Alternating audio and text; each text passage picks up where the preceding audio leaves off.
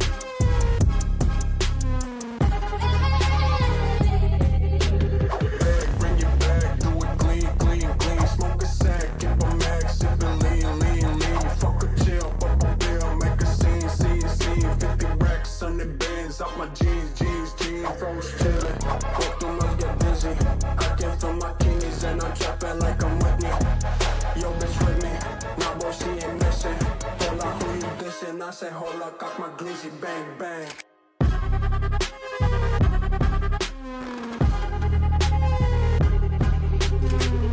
I say hold up, cock my glizzy, bang bang.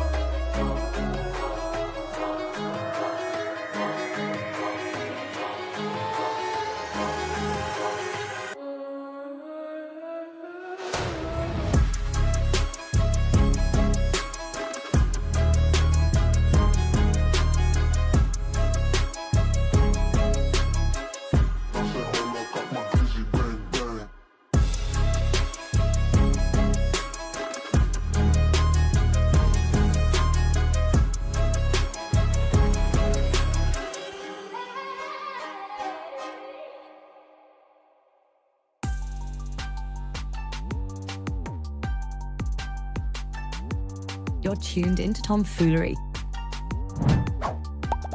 Make sure to hit the thumbs up button and subscribe.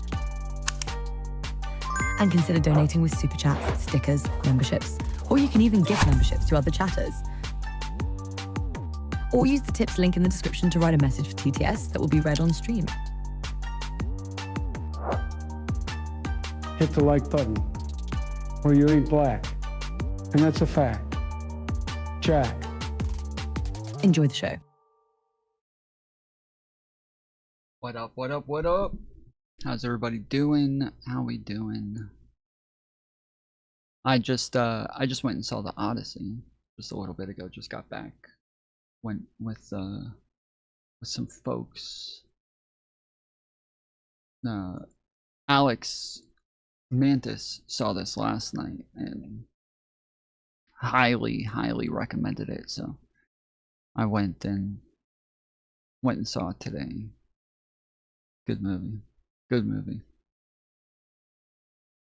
Friday, and I decided I need a new phone. Yeah, I decided I need a new phone today as well. I've been looking into what the best like IRL streaming phones are, and apparently it is like the phone that I have, just the upgraded version, the Ultra 26 or 27, I think it is, Samsung Ultra 27. Because mine is very old at this point. I have talked about this a bunch, but I had like the I had like a plan where I could upgrade my phone every single time as soon as it got to like 6 months. If I wanted to, I could just go trade that phone in for the newest version. And I did that for a long time. I was always getting the newest. And then eventually I got like one small scratch on it, and they said that I couldn't trade it in. It's literally just the tiniest little fucking scratch. And they said that I couldn't trade it in because of that. So now I've had this one for 5 fucking years.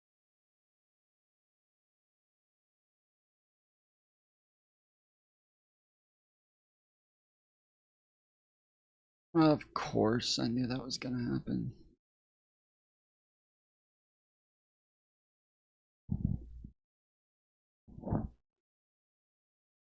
Alright. We have a debate on our hands. Oh, let me not forget this time. I gotta do the clock. I have not done the clock since the 20th. So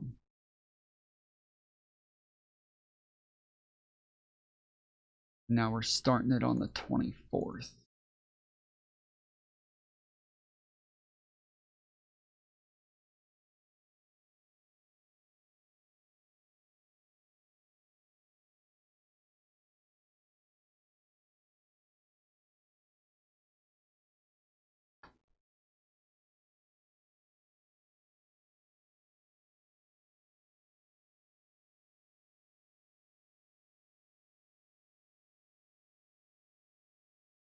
Tom didn't go to the Georgia Trump rally. I didn't even know it was happening. I literally had no idea that there was a Georgia Trump rally. I just found out about it a couple moments ago, and now I'm kind of pissed because I would have gone to that. But yeah, apparently there was a Georgia Trump rally literally right here. It was literally like 10 minutes down the road from me.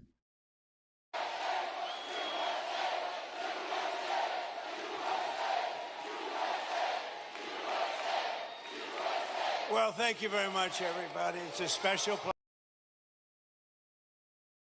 Yeah, we'll get to this later, but yeah, apparently he had a whole rally here.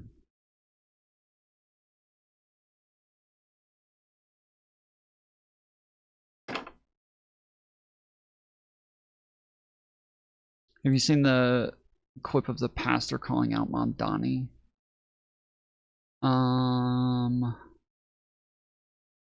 Is it this? Okay. One is about Mr. Netanyahu, and the other is about Council Secretary Amendment's criticisms on regarding your latest announcement, your video on the arrest of Mr. Netanyahu, Would you mind if I give you the mic? Thank you. Some Jewish groups have noted that in your video, you didn't include a reference to October 7th or Hamas leaders who carried out that attack. And it's not easy always to pin you down on this subject, forgive me, but because there aren't many Are there, this isn't the pastor, okay. Are there Hamas leaders that are wanted by the ICC? perfect analogies to draw. For instance, not all world leaders or alleged war criminals have ICC warrants, or they're not planning to come to the UN General Assembly, or perhaps they're dead. So my question is that, would you, if circumstances were different, would you have vowed to arrest the leaders of Hamas who perpetrated the October 7th attack if they were visiting New York? And if so, why not include something about that to show New Yorkers that, you know, you're presenting a more balanced approach? Why not include that in your video? Didn't the ICC put forward a warrant for Yahya Sinwar? I mean, I know he's dead. Yeah. Yes, but my point is that they did. And in the video, I made very clear, as I have before, that my interest in executing that warrant is not specific to Benjamin Netanyahu, but to anyone who they put a warrant towards for war crimes and crimes against humanity. Okay, based. That's a good answer. That's a good answer. I mean, I obviously we've talked about this a ton of times. Like the ICC and the ICJ, these are really like good concepts that I think are great ideas and could be really beneficial. But currently, unless the United States especially signs on. Without the United States signing on, it's not really a it doesn't really have a whole lot of authority. That's not a good answer. Why is that not a good answer?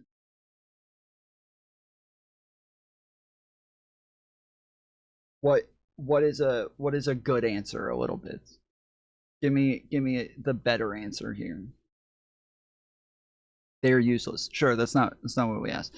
If he's saying that he wants to arrest somebody because there's an ICC warrant, and they're saying, hey, would you be consistent with that and also arrest Hamas leaders? And he's saying, yes, of course.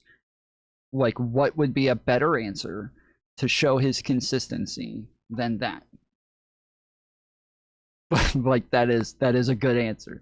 It doesn't matter if you don't respect the ICC. It doesn't matter. They're useless in the United States. Sure, that's because we haven't signed on to it. But in other countries where they have signed on to the ICC and they are capable of making arrests on behalf of the ICC, they're not useless. They're capable of making arrests. Now, whether or not their jurisdiction is respected is kind of up to the rest of the world, but I think they ought to be.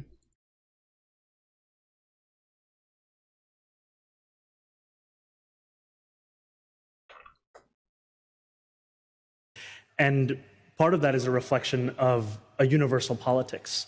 And it is from a universal politics that I can look on October 7th and describe it for what it is, which is a horrific war crime. And I can also look at Benjamin Netanyahu and see the way that he has orchestrated this genocide and also deem him to similarly be a war criminal. And I think especially at a time when there are those in Washington who are discussing measures to take apart the International Criminal Court, what so many are looking for is a sense that there is in fact a rule of law across the world where there are crimes that are so grave that they offend all of humanity.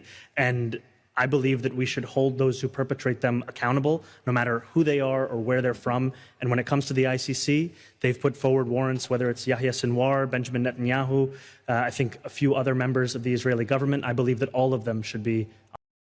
So he can just arrest anyone he wants from any institution that decides to put out an arrest order. Well, first off, he can't arrest on behalf of the ICC. I don't know what you're talking about, but he can't arrest the ICC or on behalf of the ICC. He stated he cannot arrest Netanyahu. That's why they're asking him this question, because he came out and said he cannot make an arrest on behalf of the ICC. He doesn't have the authority, and he's that they're not legally allowed to. So I don't know where you got this. So he can arrest any? No, he can't. He's literally stated as much. He cannot arrest Netanyahu. He's not able to. He doesn't have the authority to do so. That was after he said he would. Yeah, sure, but he's not able to. But also to say that the ICC has no authority is obviously incorrect. I mean, they have convicted people. They have a number of convictions.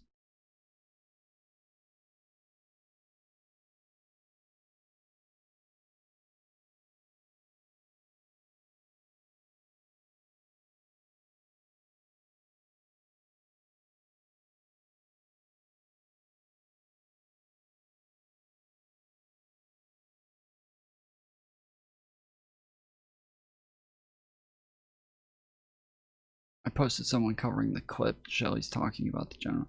You don't have the actual clip?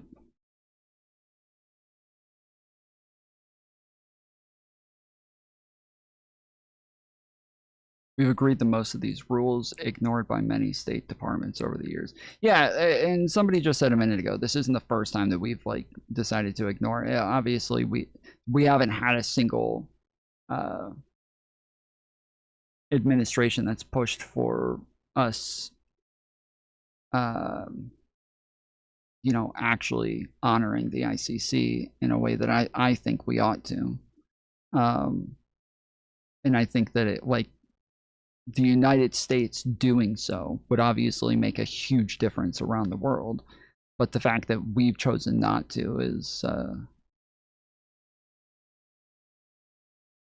kind of damning. Mostly from African countries, yeah. Mostly been like Africa and Middle East. Like ISIS people are have a bunch of warrants out for them. Yes, Shelley, we get it. That's not what he said originally. We get it. That's, of course, initially he said he would, and now he said he can't. Honored. Thank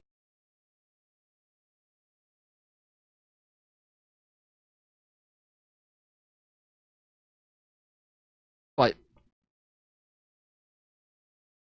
yeah, I mean, I think we should work with the ICC, and I think we should arrest people. But I wasn't talking yet. Okay.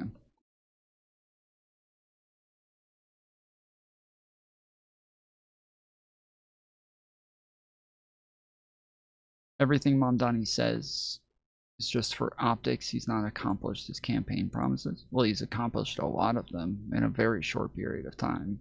Not all of them, but he has done a lot of them. Whether or not it's going to work out in the long run, I think it's unlikely. I mean, I think it's more likely that New York's going to go fucking bankrupt pretty soon, but we'll see.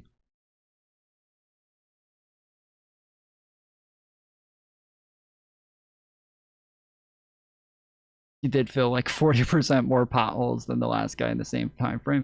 Yeah, I mean, on top of that, I think it is actually like a really big W for him that the crime rates have dropped drastically. I couldn't figure out whether I want to say dramatically or drastically. They have dropped dramatically in New York, and you know, that I think was one of the biggest worries for somebody like me. I was, wondering if he was gonna go the full-on crazy woke direction and want to just let everybody out and try to go for like rehabilitation bullshit, but no, they've done a pretty good job. He seems fine. I don't get the hate or the glaze. It's crazy. Well, it's the fact that he is part of the DSA and that he actually represents the DSA and that he actually shills for the DSA and that he's actually pushed numerous other DSA candidates. That's really a big negative. Like, that's really a massive negative. If he was just like pushing for his policies and the things that he wants to do, that would be fine. But because he doesn't just advocate for his policies, but is also promoting the DSA at the same time, this is where he starts to become somewhat of a problem. Because even if he is a fine candidate by himself, the problem is that those are the candidates that are going to win early. It's going to be more moderate types of candidates, and even they are not moderate compared to the rest of the Democrat Party, right? They're not moderate, but for the DSA, they are the moderate candidates. They are the most moderate candidates. Somebody like Mamdani is as moderate as it can get. And then you have all of these like Daria Shayla Vela or whatever her name is, and all of these other people. Those are their moderate candidates. Those are the people that they're putting forward, early, so that they can kind of warm everybody up to the DSA. So his job has nothing to do with foreign policy. Well, I think the only reason that I think it matters at all is because I do think New York has, let's see.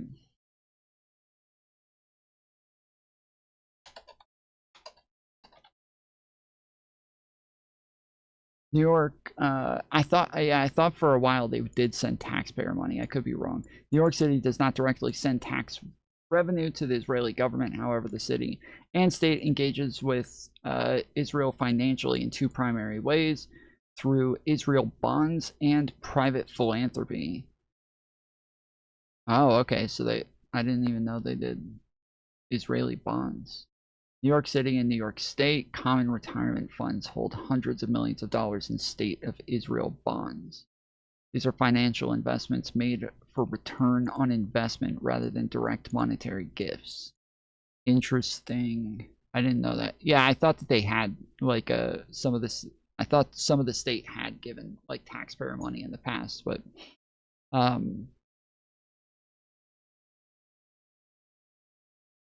obviously when it comes to like, you know, trying to influence politics that's above your pay grade, that's not rare for somebody who's the mayor of New York City.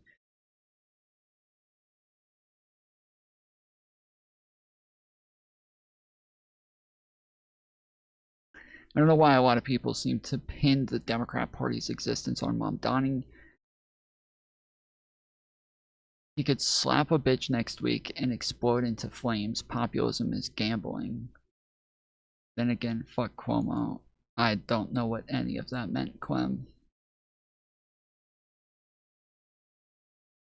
Like, when you say the Democrat Party's existence, again, we're putting the existence on the DSA and Mamdani's ability to make the DSA seem like something more moderate, make it seem like something a bit more pragmatic than it actually is. And so when Mamdani, somebody who is very extreme compared to the Democrat Party, when he is the moderate candidate, I don't like that they're I don't like that they're I wasn't calling you an idiot. I don't know if you thought I wasn't calling you an idiot, Clem. But yeah, the sentence was a bit confusing to me.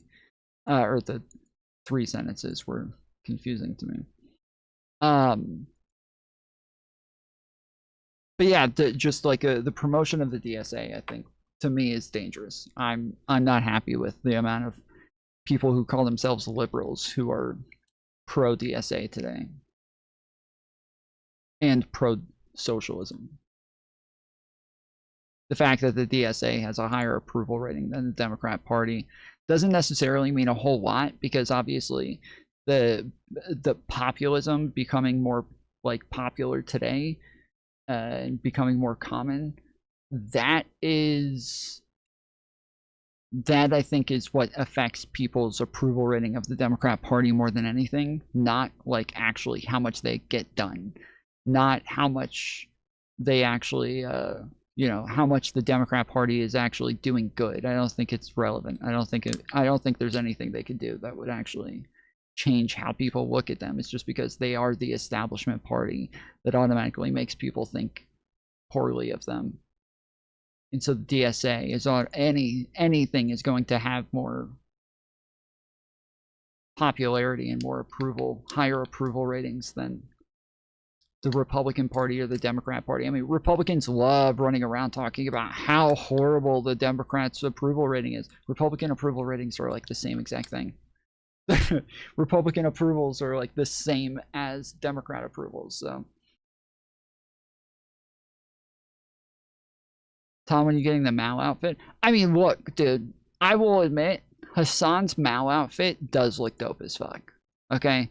It's a bad look because he's a fucking communist, but his outfit, it does look dope as fuck, dude. I think that outfit looked slick as hell. No, it doesn't. Yes, it did, dude. That Mao outfit was fucking slick as fuck, bruh. You guys are just fucking haters.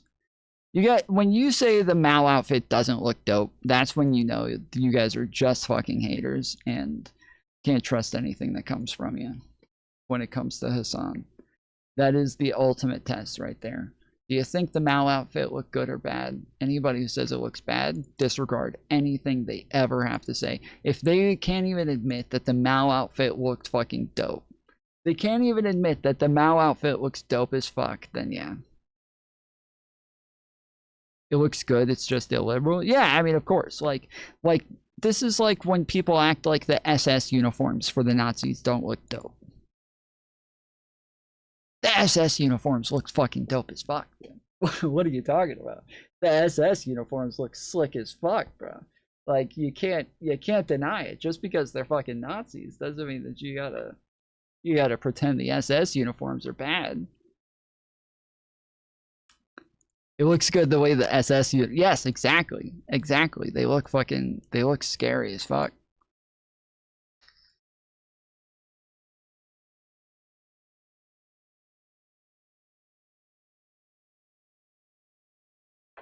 Those were designed by Hugo Boss. Yes, they were.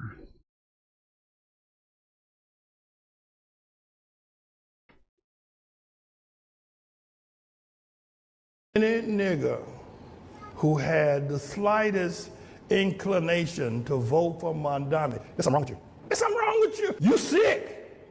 Mondami had a celebration down at City Hall of all the. Bro, all these people who can't even say his fucking name right. Momdami. They all want to call him their mom. These are people with mom problems. They all want to call him Momdami. They all want to be dominated by their mom. That's what you should get from that. Anybody who ever calls him Momdami, that's somebody who wants to be dominated by their mom.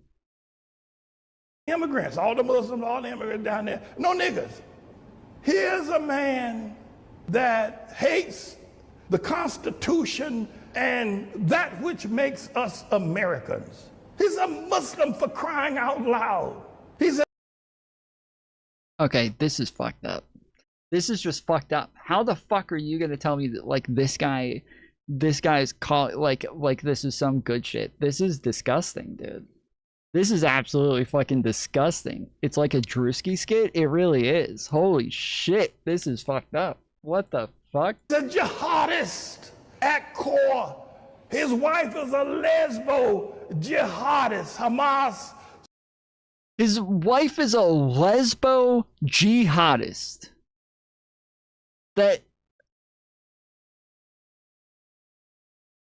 That's not a thing, dude. That's not a thing. This guy he's got like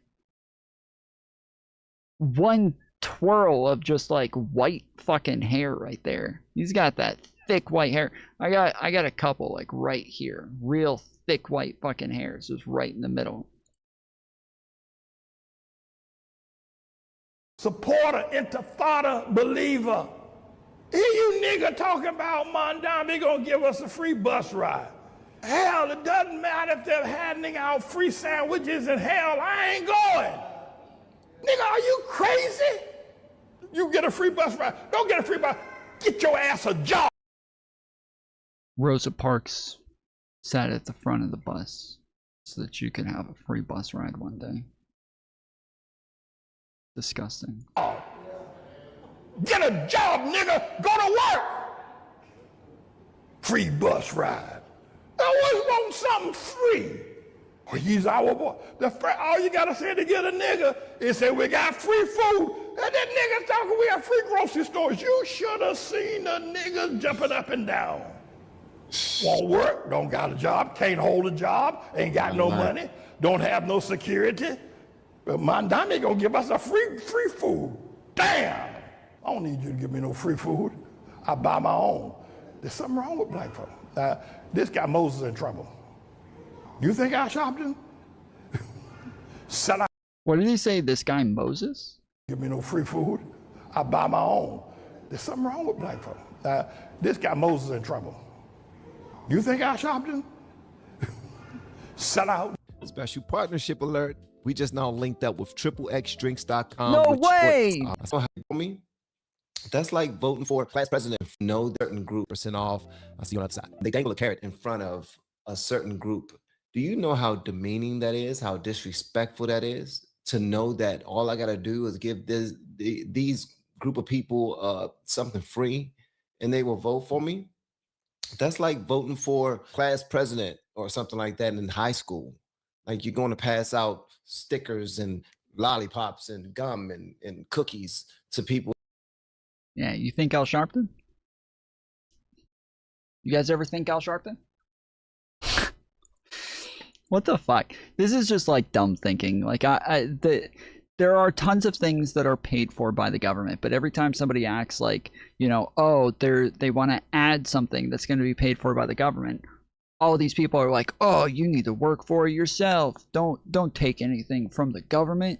You can't. This is like free pizza every day for class president. Like, no, it's not, dude. There's tons of things that are already paid for by the fucking government, but it's not like, it's funny because the Republican Party will go back and forth. The right wingers will go back and forth on this shit, right? In one moment, they'll say they're just trying to give you free stuff. They're just trying to give you free stuff. That's it. You're just falling for free shit. That's all it is. You just want free stuff. And then, like, a couple moments later, they'll be like, it's not even free, dude. It's not even free. It's paid for by taxpayers, you fucking idiots. Like, Democrats are never the ones who are actually, like, calling these things free. Outside, like, they might call it free healthcare or something like that, right? But everybody understands, like, when they say that. We all understand that it's paid for through taxes. Whereas these guys, like, they start off being like, oh, you guys just want free stuff, and then somebody finally tells them, like, it's not free, it's paid for by taxes, and they're like, oh, all these people, they're so dumb, they thought it was free. they figured out, the fucking Republican figures out all of a sudden that it's not really free. It's not actually free. They think everybody else was just as confused as they are. They're like, guys, I gotta tell you something. When they say free healthcare, it's not actually free. Somebody pays for it. Well, if they vote for you, you know what I mean? And that's what they're doing. They're dangling carrots at people. We're going to give you free bus rides. We're going to give you free grocery stores. We're going to give you free healthcare. We're going to give you free. And we all know that there's absolutely nothing free. Somebody's going to be paying for it, and that lie cannot be upheld. It can't be backed up. That lie, they literally say that Mom Donnie literally says he's going to raise taxes on the wealthy. He literally says he's going to raise taxes on the wealthy, and these dumb fucks. This is what I'm talking about. They literally just found out. They just found out that it's not free, and they're like, yeah, they were lying to you guys. We all knew that. We were never fucking stupid enough to think that it was actually free. We were never dumb enough to think that they would just make it to where there was no money involved. So at the end of the day, he's going to come out looking like a liar, but he's going to spend up a whole bunch of taxpayers' money before he does. And he's going to make so many promises, and it's going to come off the backs of people who actually did it the right way. So then when you grow up and you start trying to hustle, try to make things happen for you and your family, and you see how difficult it is to do things the right way, and you notice that someone else has done things and are doing things the right way, but yet they're being attacked because they were successful, that kind of rubs you the wrong way. Like who? Paul's no Diddy. But he's absolutely right. Why is it someone can buy our vote by just giving us a bus ride or free groceries? Why is... Bro, I hate this when I wear long sleeves under a long sleeve thing. If they're both like, this is tight, and I have a long sleeve shirt on under that's also kind of tight, and then the long sleeve shirt under gets just like a little turn sideways, and then I can't get it straight afterwards, and it drives me fucking crazy. I'm gonna have to just take this off in a minute. It's driving me nuts. Does that ever happen to you guys? Is it just me, or is it like the sleeve just turns a little bit sideways and you can feel it now, like in the crease under your pit? Is it that he can pledge in as a Muslim? He can represent Islam more than he represents America. He can do that. But guess what? Nobody will look into the Islamic culture, the Islamic practices. Look. What are they talking about, dude? What are they even talking about? Into radical Islams as well, Islamists as well. Even if you don't look into radical Islamists, look in the into the Quran. You want to take the easy way out? Go to any AI on social media or any app and ask them to give you the highlights of the worst parts or the best parts of the Quran. Is it true that they say that anyone who does not give their life over to Allah should be slain and unalived? Is it true that The Bible says that anybody who does not give their life over to Jesus will burn for eternity in hell. Are Christians included in that group? Am I a Christian? So if Sharia law does end up happening around this country, because we look at the population, guys. Come on now. It's like, and I want to say this to y'all, man. Americans, we need to stop fighting each other, period. We need to stop fighting each other because we are becoming the minority. I'm talking to Americans. If you're American, Did he just start playing music in the background? Like he's given like he's got the piano player going up on stage real quick to play a nice soft song while he gives everybody an invitation to come forward and give their life to Christ. Did he just start playing music? Guys, come on now. It's like, and I want to say this to y'all, man. Americans. Yeah. I want to say this to y'all, man. What the fuck? We need to stop fighting each other, period. We need to stop fighting each other because we are becoming the minority. I'm talking to Americans. If you're American, I'm talking to you. If you're Republican, Democrat, black, white, it don't matter. I'm talking to you and only you. We are being surpassed. We are being surpassed. So think about that. First and second generation. If I wear long sleeves over long sleeves, I always keep them both sleeves. That's what I got, and it's still fucking killing me. I think maybe the problem is because I don't feel it on this side, but I feel like maybe the problem is that the pit on the shirt is a bit baggier on the shirt underneath. And so I feel like maybe it drops down more. And because this is a bit tighter and a bit more like seamed in on the pit, I feel like maybe it's just like pushing up on the shirt where it's baggier. I don't know. It feels like it's like.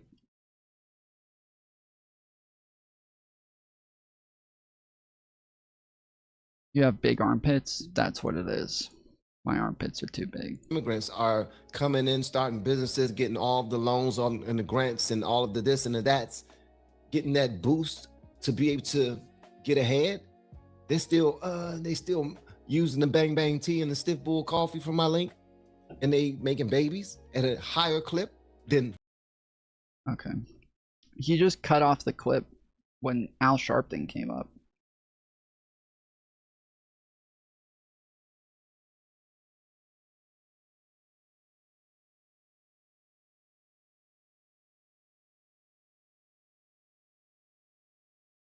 What do you think about the new mayor of New York City, Mamdani? There are a number of people who feel that Mamdani is perhaps one of the poorest managers that New York City has ever had. And we've had some poor ones, by the way. I call him Mamdani. New York has begun. No, you don't. You call him Mamdani. Quit lying. We watched the video yesterday going over like all the things that he's already achieved. And it is impressive for somebody to do all of that. But that's why I'm saying I'm waiting to see if they go bankrupt soon, because it just seems like, yeah, they are spending a lot of money and taking revenue away. And this is kind of Trump's problem, right? Trump is always he's always spending way more money than anybody else. But then he's also removing revenue by like getting rid of, taxes, cutting taxes for the rich over and over, and even cutting taxes for middle class. And he just keeps cutting revenue that's coming in, and then turning around and spending way more. And so I'm wondering if the same thing's going to happen for Mamdani, but Mamdani says he's going to raise taxes for the rich, and so maybe that'll make up for it. I don't know. And it beginning to stick. I would assume he's not dumb enough to not have done the math ahead of time. So, all right.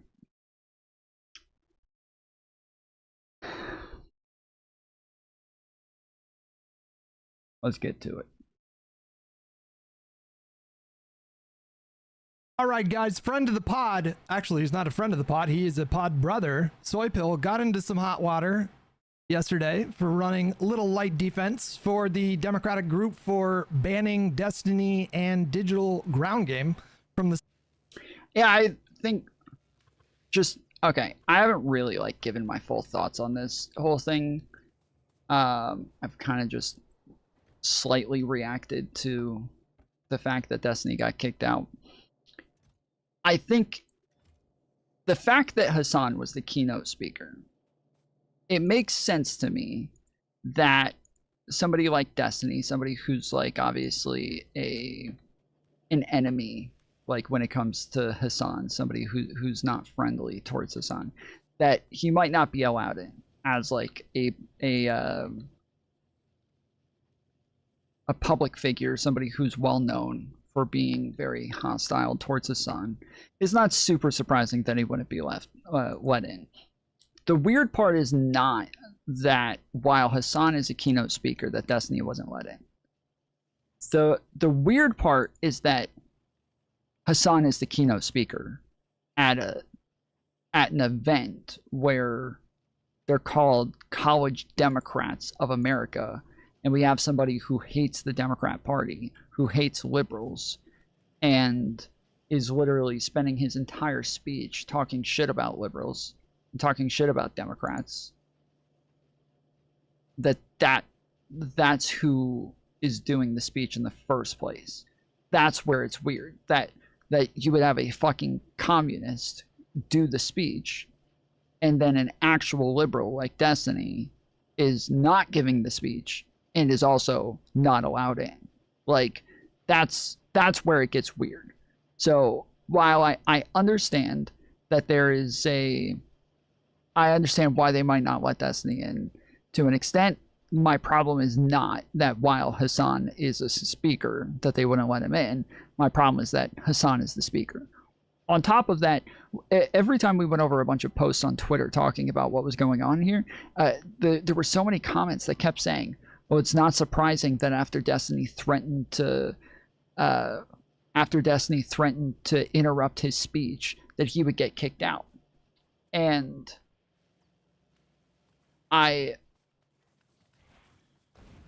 oh shit. That was way too powerful. Fuck. Just blew up all my shit. Fuck.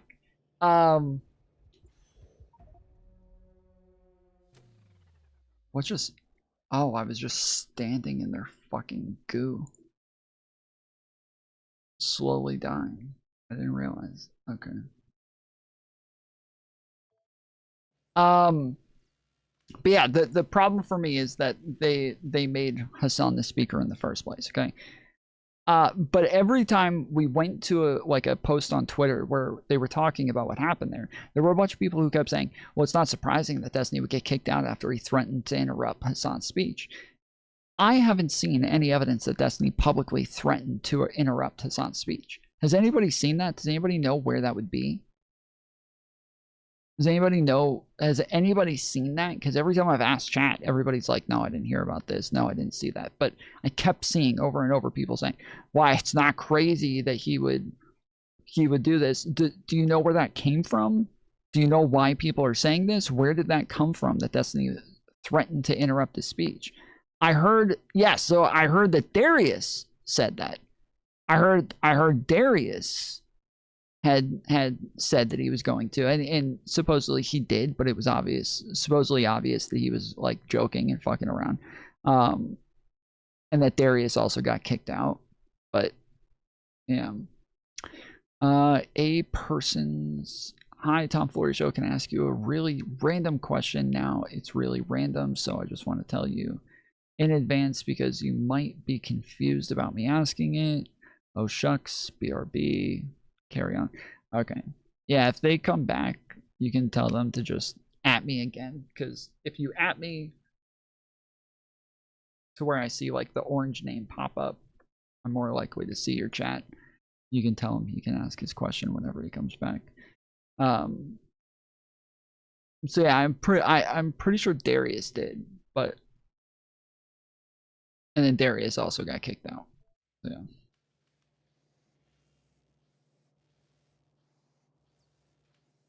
But yeah, that's my thoughts on it. No, it's not crazy that, you know, they would be a bit defensive of their keynote speaker. It's crazy that he would be the keynote speaker. That's the fucking crazy part. Same event that Hasan was at. Him and Whick got into a little back and forth on Twitter. I invited them both onto my stream to talk it out, and here are the results of that. If you guys enjoy this video, click like. If you guys enjoy the channel, consider hitting subscribe and the bell notification. All right, SoyPill wants to have a conversation. Let's go. It's obvious Destiny would do something. Yeah, of course. Of course. That's what he does. That's what he does. Everybody knows. Destiny goes to events and starts screaming in the middle of them to interrupt. That's his thing. That's his whole thing. I'm not going to lie to you guys. I don't know how to use Discord. Okay, so I think I just search. Oh, SoyPill. There we go. Hey, buddy, can you hear me? Yeah, what up, dog? Am I legible or am I audible? I'm on my phone making some delicious Beyond vegan sausages. I'm really soying it up this morning. When did you switch to the vegan stuff? Are you doing vegan or vegetarian? I'm going full vegan. Well, I have a bunch of whey products. Wait, am I? Oh, we're live right now? I'm live, yeah. Okay, cool. I'm going vegan soon, but I did like a little vegetarian transition here where I have all my whey products I got to eat through, but I'm not buying new ones because that would be unethical and evil. Gotcha.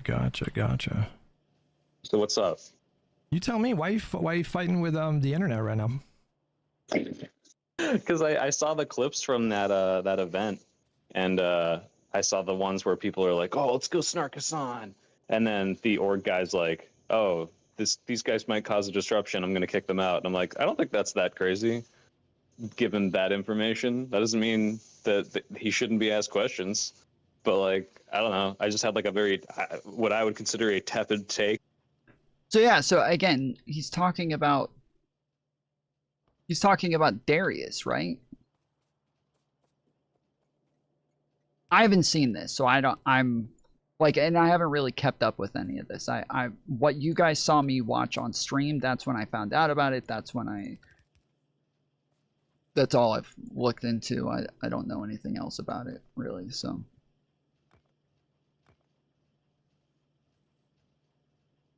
On like, given the information, I don't think this guy is like crazy. I don't know. What did you see that I haven't seen? I didn't even see the clips that you're talking about. So like that was my question that I asked immediately. Like, well, what did these people say that made them cautious? And I didn't get the rest of this is all scattered information, right? I've seen random clips of my timeline of like this Darius character hanging out with I met North. North was at LibCon, and they're talking about like, oh, you know, like let's snark, let's ask about shocking his dog, and I'm like, okay, like if this is like what the clips this guy's getting are, and I don't know if there's even a Q&A, and these people are like, you know, oh, let's go in here and get this guy. I can reasonably say that him seeing that and going, oh, maybe we shouldn't let these guys into the venue here is not like the most ridiculous decision in the world. Chat's saying, by the way, the people who said let's go snark Hasan made it in. It wasn't. It was like Destiny was banned, but those people actually got in. Oh, they weren't all in a group. Yeah. Wait, Whick is. Yeah. So that's what I was wondering, is if maybe like was Destiny on camera with them when they were saying this shit, or fuck, why does this happen, dude? It won't let me move. I fucking hate this. Why won't it let me move? This used to happen all the time when I played this game initially. But it only happens like at random. It's super random. It's like, it feels like my keyboard doesn't connect when I play this game, but if it's not even, so it's not super random. It's like every time I stop for a little bit and don't use my keyboard for a minute. But if I'm using my keyboard the whole time and pressing buttons, then it works the whole fucking time. But all of a sudden, yeah, if I stop for a minute just to do something, then yeah, it doesn't. It starts fucking up. Let me see if I just like X out of some shit. That.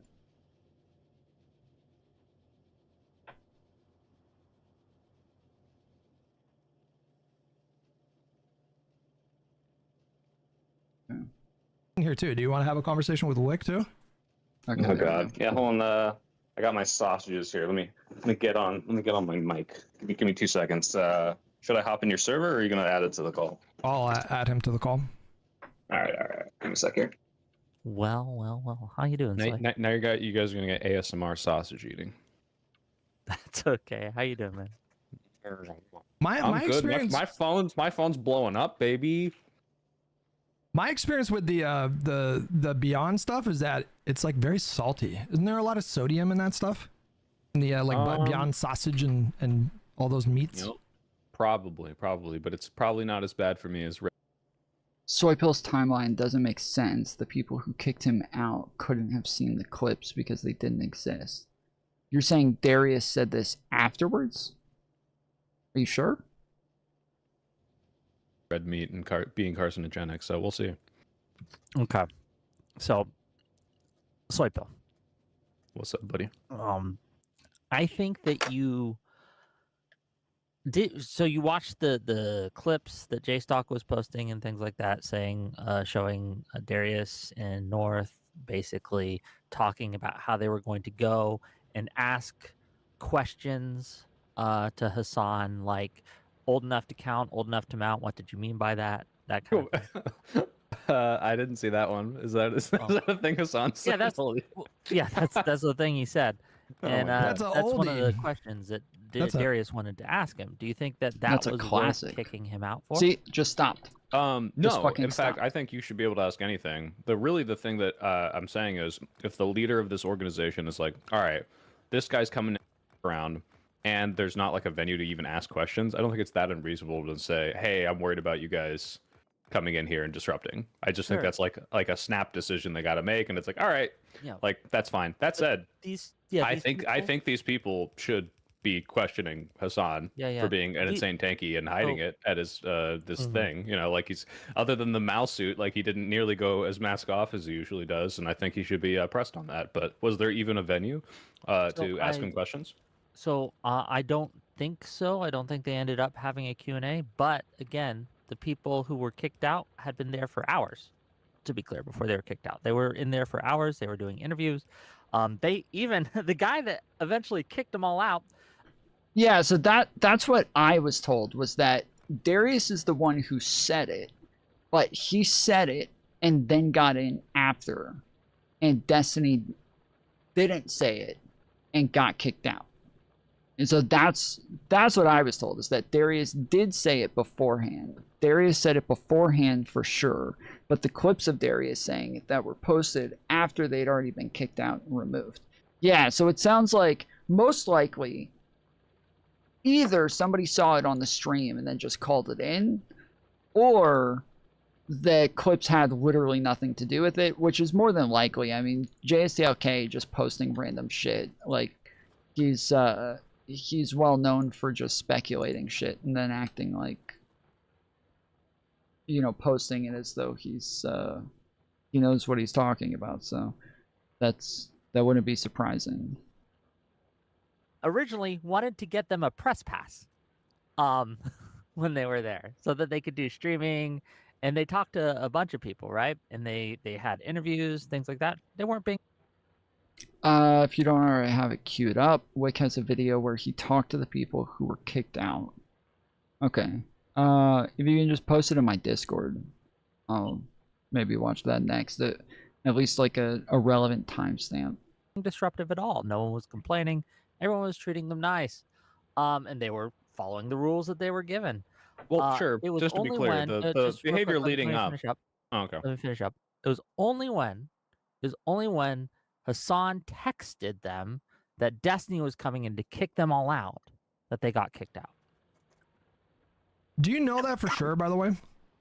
That's what Mook said. Mook said that she saw the text. She was shown the text from the person, and the text saying Hasan is saying that these people are I forget the exact words of word, but it was clear that there was a direct communication with Hasan. Yes. Who's Mook? Mooks is one of the girls who was kicked out with them. She's a, I don't know. She was just kind of one of the people there. Gotcha. What I was going to say was them being not disruptive up to that point doesn't really matter if the guy's worried about them disrupting with a specific person. Yeah. I mean, obviously, if they. Yeah, it doesn't matter if they weren't disruptive so far. They're obviously the concern is about them being disruptive in the future. So that's obviously were disruptive before, that would be more indication they should kick them out. And I'm not saying they should be kicked out. I'm saying it's not unreasonable for him to think, oh, maybe this will be a bad thing. That's literally all I'm saying. Yeah, I mean, that's kind of what I'm saying. Regardless of whether or not Destiny or Darius did say these things, I don't think it's crazy that they would get kicked out. When Hasan is the keynote speaker again. Like, I don't think that's fucking ridiculous. It's just ridiculous that Hasan would be the keynote speaker. And it's weird that a communist is the person who's giving the speech at a Democrat event, and then an actual liberal is getting kicked out. Like, that's the part that's just mind-blowing to me. Especially if they don't have a Q&A, which, I mean, yeah, you know, a big pussy probably didn't want a Q&A, right? All the other events had a Q&A, apparently, because he had other speakers. And I don't know, again, I don't know if Hasan was originally supposed to have a Q&A or not going to have a Q&A. I don't know, but I don't think whether or not there was going to be a Q&A isn't what matters, especially since no one knew whether there's going to be a Q&A. Like, why would you assume, or why would anyone assume that these people would be disruptive when there's really no evidence that they saw that they were going to be? The only thing that happened, the only thing that they saw, they didn't see any of these clips. They didn't see anything like that. The only thing that these people saw. How do you know that, Whick? How do you know that they didn't see clips of I'm just trying to steal man as much as possible? Like, sure, I guess I don't know for certain, but I have seen no evidence that they have. And the clips that came out, right, from JStock were posted after the incident, right? Were posted after they got kicked out. Yeah, but the clips were posted after. The live stream, from my understanding, Darius did say these things on the live stream beforehand. So it doesn't, I don't know. I've even seen a couple of people say that in chat. They're like, well, the clips weren't even clipped yet. It's like, it doesn't mean anything. Who cares? Like, it happened on a fucking live stream. Does that make sense? Well, I don't know if they saw. I don't know if the org guy is a snarker and like follows Justilk or whatever. I guess it's. But like the stream possible. was before, right? That's what I'm saying. Yes, it's possible. I just don't think it likely. I mean, my position is this: if Hasan is just tweeting at this org guy and like, I don't like Destiny, don't let him in, that's bullshit, right? Because it's just like, all right, you are just using your favors to have someone kicked out that has no reason to be kicked out. My understanding is that this guy might have had word that these people were, you know, planning to go be disruptive, and that's why he made that call. I don't think that's crazy. That's it. I just don't understand, like, and I genuinely don't understand why we're giving so much charity to the people who have demonstrated. I mean, it's just Occam's razor here. It's much more likely. Okay. I don't like the. Like, why would we give charity to people who have demonstrated that they're bad faith, or, you know, that they... That doesn't... I'm assuming that's what he was going to say, but you can't... I don't think that you can just, like, generalize to that degree, right? Like, obviously, Hasan is a fucking pussy, and it wouldn't be surprising. I think more so, when I think about it, I think about the fact that, like, Hasan just seems to truly be terrified of Destiny. Like, that's what I think about. I think, like, he truly seems to just be absolutely terrified of Destiny. And that's why, to me, it wouldn't be surprising at all if he tried to get Destiny kicked out, right? That's the thing for me that I think about. It's just like, yeah, he seems to be absolutely terrified of him, and wants to make sure that he stays as far away from him as possible. But like whether or not somebody's, you know, bad faith or they're it's somebody that lies a lot or is dishonest or, you know, whatever, those things, you can't generalize it to that degree to be like, I don't know. Does that make sense? Like it just doesn't seem specific enough to apply. I posted a link in content suggestions, but I don't have a timestamp. The video itself is clipped out of the original stream. Okay. That Hasan was texted because we saw Thank this you, on his stream, right? That someone messaged him that Darius and Destiny were thinking of going. He got pressed by that, right? And we know he sent texts to some of the organizers saying that these people needed to be removed, and then they were removed. These people, again, to be clear, most of them had not said anything on stream, right? They hadn't even joked about snarking, right? We had Mooks removed, we had Persec removed, we had Radiant removed. There was a whole group of them who hadn't done anything. Peaches was removed. Like a lot of people who hadn't said shit, right? And again, other than maybe Darius, none of these people have a record of disrupting events. Like Destiny has been to plenty of hostile events, conventions. He's never disrupted at all. He's never been kicked out at all. You're laying out a reasonable argument for like what would be like the you know, Whick panel debate on whether or not this was a reasonable decision, and not this person had a limited amount of information and saw that people might be disrupting and said, okay, I'm kicking your whole group out just in case. Which is why I'm like, yeah, that kind of makes sense. I don't think that's that crazy. But if he had no indication that any of that was going to happen, if it was literally a top-down call, Hasan guest says, hey, kick this guy out for me. Well, I don't know if that's true, but if it is, I think that's bullshit. Yeah. Okay. Well, you're saying it's more likely. Sure I haven't seen that, and if that's the only thing that happened, then yeah, it's just like, okay, so at the behest of one of your guests, you just kicked out other people that had paid tickets because he doesn't like them. Yeah, it's bullshit. Yeah. I mean, they said that they were going to return those people's, that they were going to refund them, right? Do you guys know that they actually did that? Because I saw a clip of them standing outside of the building saying that they still didn't get their refunds.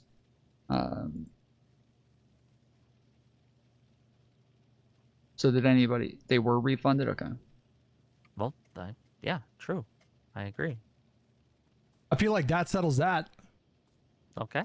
To a certain extent, right? Like, what else is there to talk about? I do have one more thing for you, SoyPill, if you don't mind. You made a tweet at me. Oh yeah, you're retweeting Fox News, buddy. Come on, you're lost. You're lost. Look, so hold on, I just want to make this really clear. So you will vote for people who come in your family to win, but you draw the line at retweeting Fox News in order to win. I'd vote for you still after you doing that.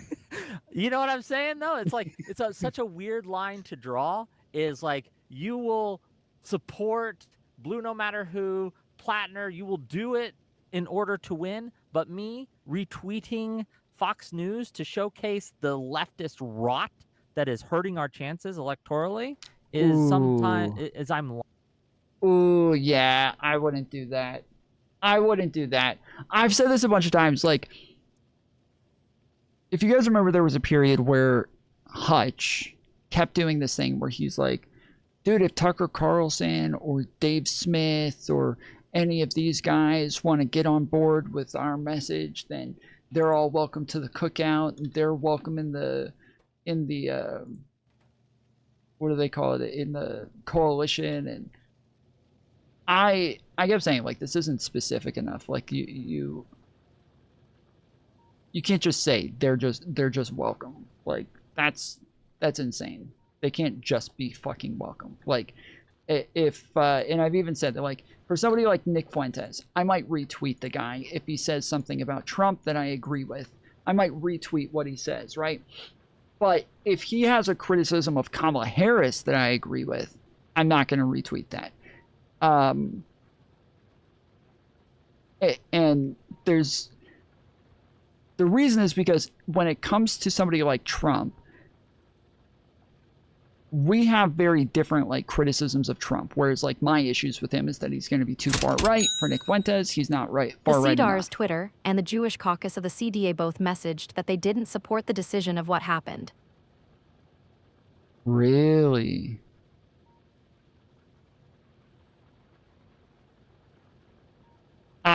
Did they? So I saw them saying, you know, random people do not represent the entire organization or something like that. But the guy said he was literally the fucking president of the organization, so it wasn't a random person. But you're saying they didn't just say that, they actually said that they didn't support the decision.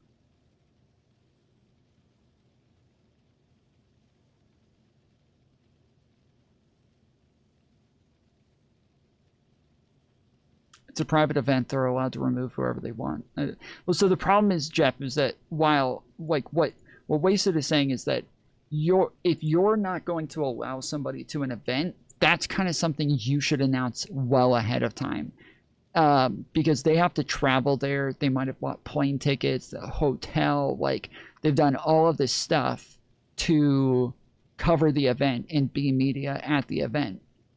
And if they buy their tickets ahead of time, then they would expect that they're going to be able to get in unless told otherwise. But if they buy their tickets ahead of time and then they're not told ahead of time that they're not allowed in, that is really fucked up. Like that is you're really putting somebody in an ultra fucked up position there. Like that's the whole point of buying the tickets ahead of time. To me, that's them saying they don't support the decision. Okay, I disagree with that. I understand that like that is a way that you could interpret it, but that's not the same thing necessarily. Especially when the guy who did it, again, is the president of the fucking organization. So I don't think that they recognize that the president, like, you know, he said he was, or at least the vice president or something like that. But then on top of that, he said that he already, like, his boss agreed with him on this decision. So there's no way that you can look at it that way when, according to him, he says that like the lady above him agrees with him on this decision. Like, no, it's that they don't, that does not seem to be the case.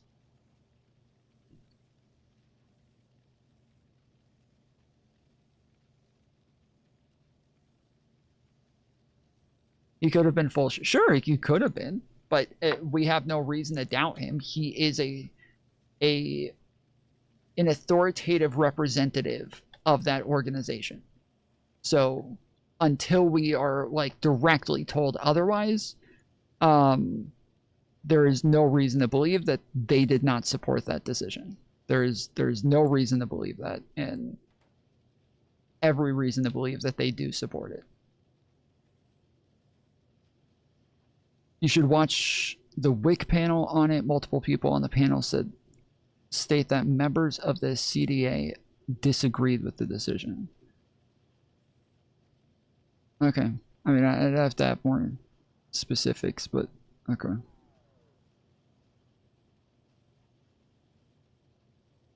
I know we don't have a reason to doubt, but we also know how people get power. Yeah, sure. Again, like there's all sorts of things that are possible as far as like why they would be incorrect here. Sure.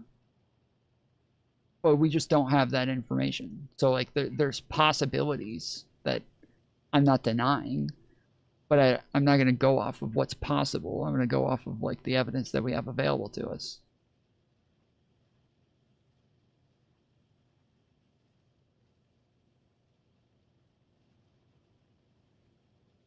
Apparently, they also overrode the internal voting process to pick Hasan as speaker. CDA were supposed to have a vote, but didn't. The leadership just did it.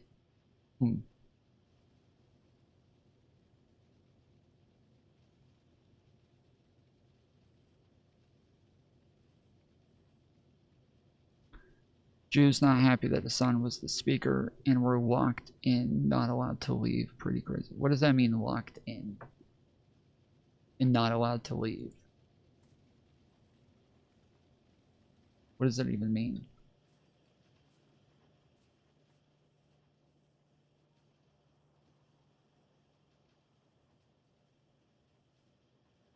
They weren't allowed to leave the event.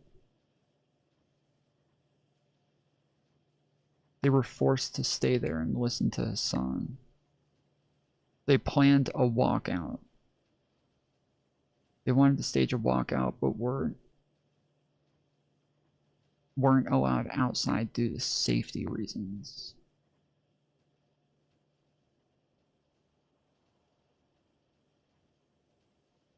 Pretty sure the Jewish caucus disavowed Hasan being there. The Jewish caucus of what? Of the CDA? Or just a Jewish caucus somewhere? Because the guy who kicked him out was wearing a shawl and a yarmulke. So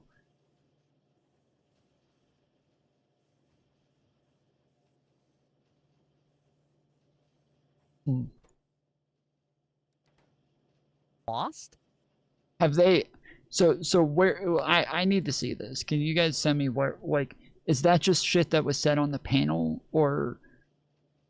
Because honestly, like the stuff about like the girl seeing the text message and all of this, like I take a lot of that with like a grain of salt. Are there any people who have actually come out and talked about this publicly? Like, Yeah, what do you think Here's beating the MAGA thing. It's like, meant? Vibes, papers, essays? Like, this means doing what is necessary to get rid of the bad actors within our party so that we can eventually win the election against MAGA. I think it's easy to criticize the bad. He wasn't wearing a yarmulke? Oh, okay. I thought he was. Maybe I'm wrong. Actors in our party. He just looked like a Jew. Yeah, I thought he was wearing Jewish garb. Am I crazy? Hold on. Let me pull this back up. I could have sworn that he had on.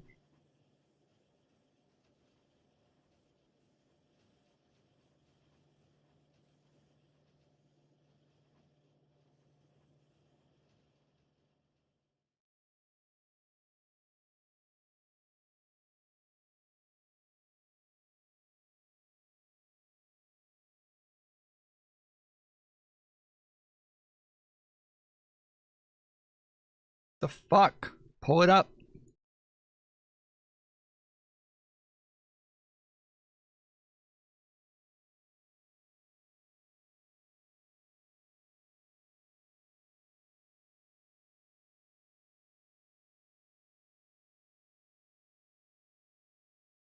Oh yeah, he doesn't. Okay, I thought he had a yarmulke there. His hair is just really dark in the corner.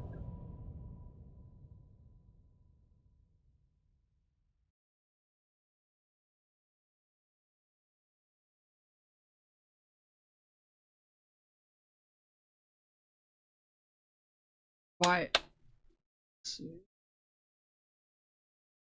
Have it on. Why can't you just send shit on Discord like a normal terminally online person?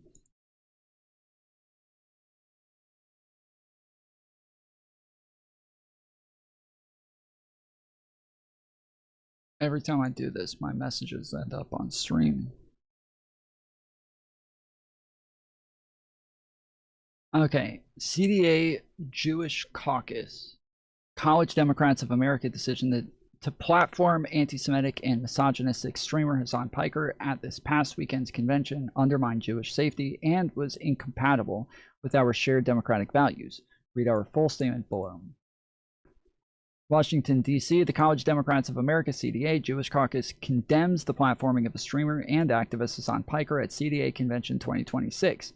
Piker has a long-standing history of anti-Semitic rhetoric, including maligning Orthodox Jews as inbred, referring to a Jewish man as a bloodthirsty pig dog, and dismissing allegations of sexual violence committed by Hamas on October 7th as rape fantasies. Piker also has a record of misogynistic and anti-American statements, including claiming that America deserved 9/11 and joking about date rape on college campuses. The normalization of Piker and his rhetoric in CDA-sanctioned programming is a direct threat to Jewish safety and inclusion within the College Democrats community, applying a double standard to the safety and representation of Jewish students is a manifestation of anti-Semitism, and is inconsistent with our shared democratic values of inclusion, respect for diverse communities, and concern for the safety and belonging of all members.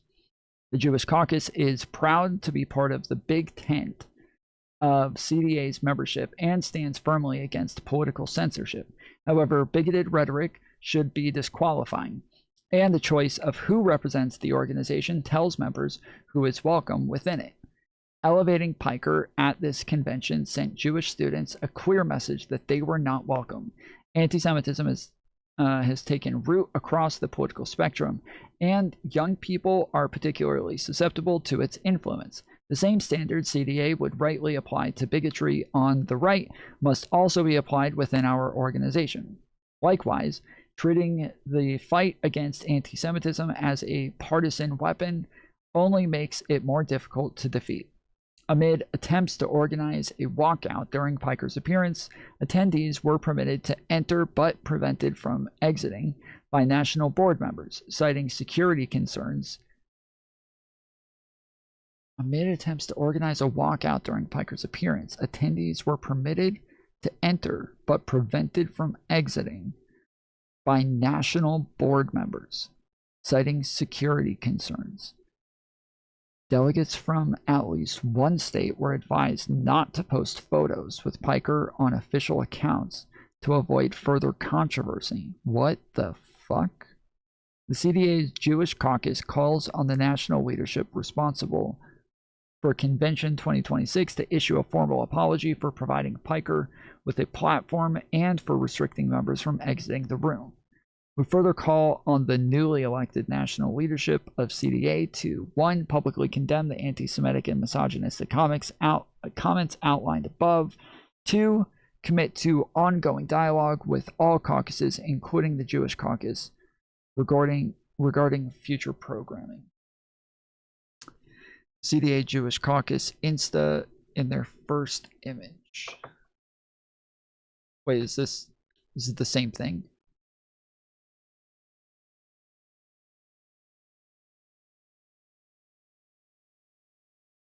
Foolery show, either they thought Destiny was that big of a threat or it's just a bullshit excuse. I mean, I don't know. Maybe they thought that Hasan Piker fans were there and therefore they were going to beat up on all the Jewish people. Maybe they were like, yeah, we invited a really anti-Semitic dude here and his anti-Semitic audience is going to come in and beat up all the fucking Jewish people with clubs. You know? Maybe that was their thought process.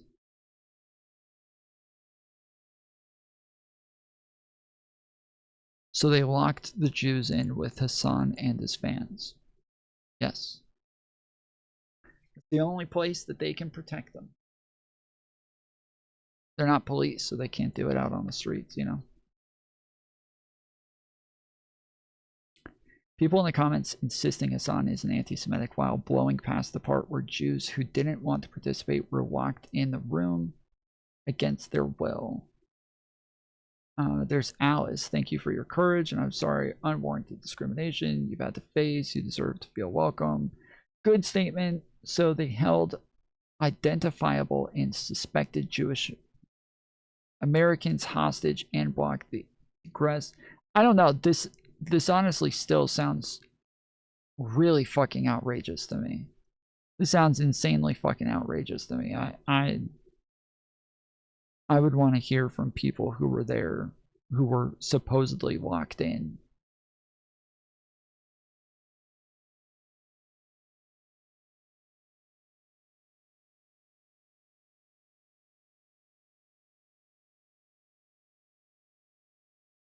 Because Hasan is in no way anti-Semitic. Criticizing Israel is not anti-Semitic. That's crazy. At no point in their message did they say anything about criticizing Israel.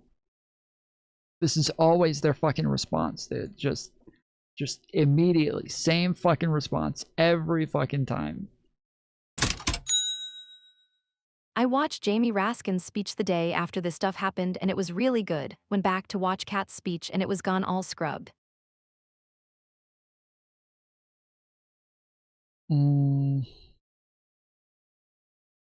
Yeah, I don't know who Cat is.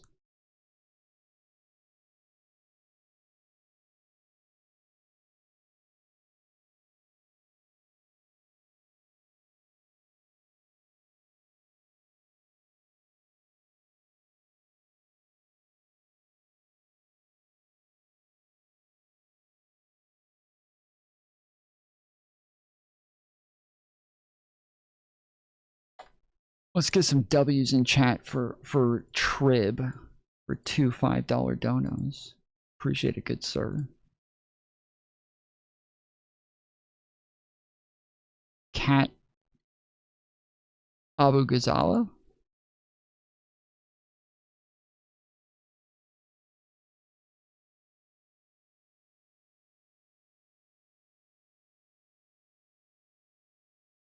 Her speech where?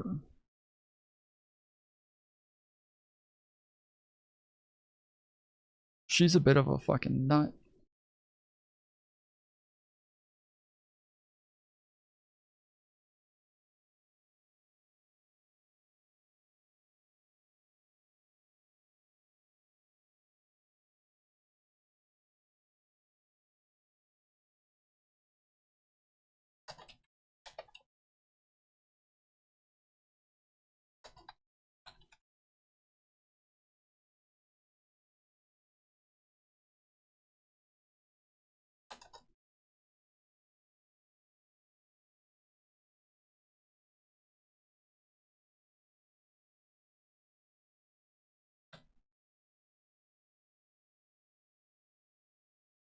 I do this every fucking time.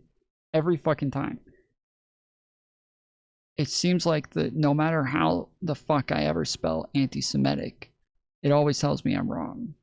And then I start to forget what's the right fucking way because it keeps, no matter how I ever fucking spell it, everything says it's wrong. Yes, it's Semitism.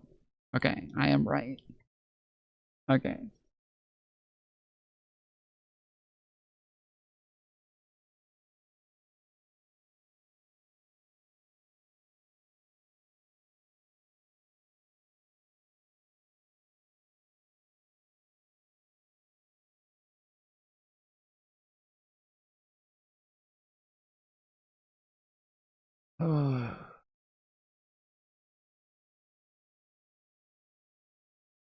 Party without resorting to Fox News bullshit when you like are retweeting an article where it's the panel that I was part of, by the way. And this isn't why. I didn't even realize it was that panel. But I remember this panel after looking into what they're criticizing. And it's like Kyle Kalinske calling Nazis, and it's like he's calling Nazis who want to like institute the Fourth Reich. And so you're Was he only talking about MAGA though, or was he talking about the United States broadly? Talking about them all. I mean, I'm sure he was absolutely doing and the Dems are complicit insofar as they're not stopping this. Sure. Yeah, I don't think it's just calling. There. Yeah, that's the rhetoric they're focusing on. The Fox News doesn't give a shit if Kyle Kalinske says Dems aren't helping us win. But when people click on the link and they, yeah, I don't think it's a good idea to post the like retweet Fox News. As I was saying back a while ago, that's not a good idea. I would not do that. I would not retweet Fox News criticizing Democrats in that way. I wouldn't do it. and they watch the clip and it's obvious that they're talking about like just the government, Democrats, Republicans, all of it, right? Yeah, I was saying earlier, a while ago, Hutch was doing this whole thing of like, it will allow in Tucker Carlson and all of these fucks if they want to criticize the Trump administration, like they're part of the coalition, blah, blah, blah. And I remember saying, I would never like be in coalition with these fucks.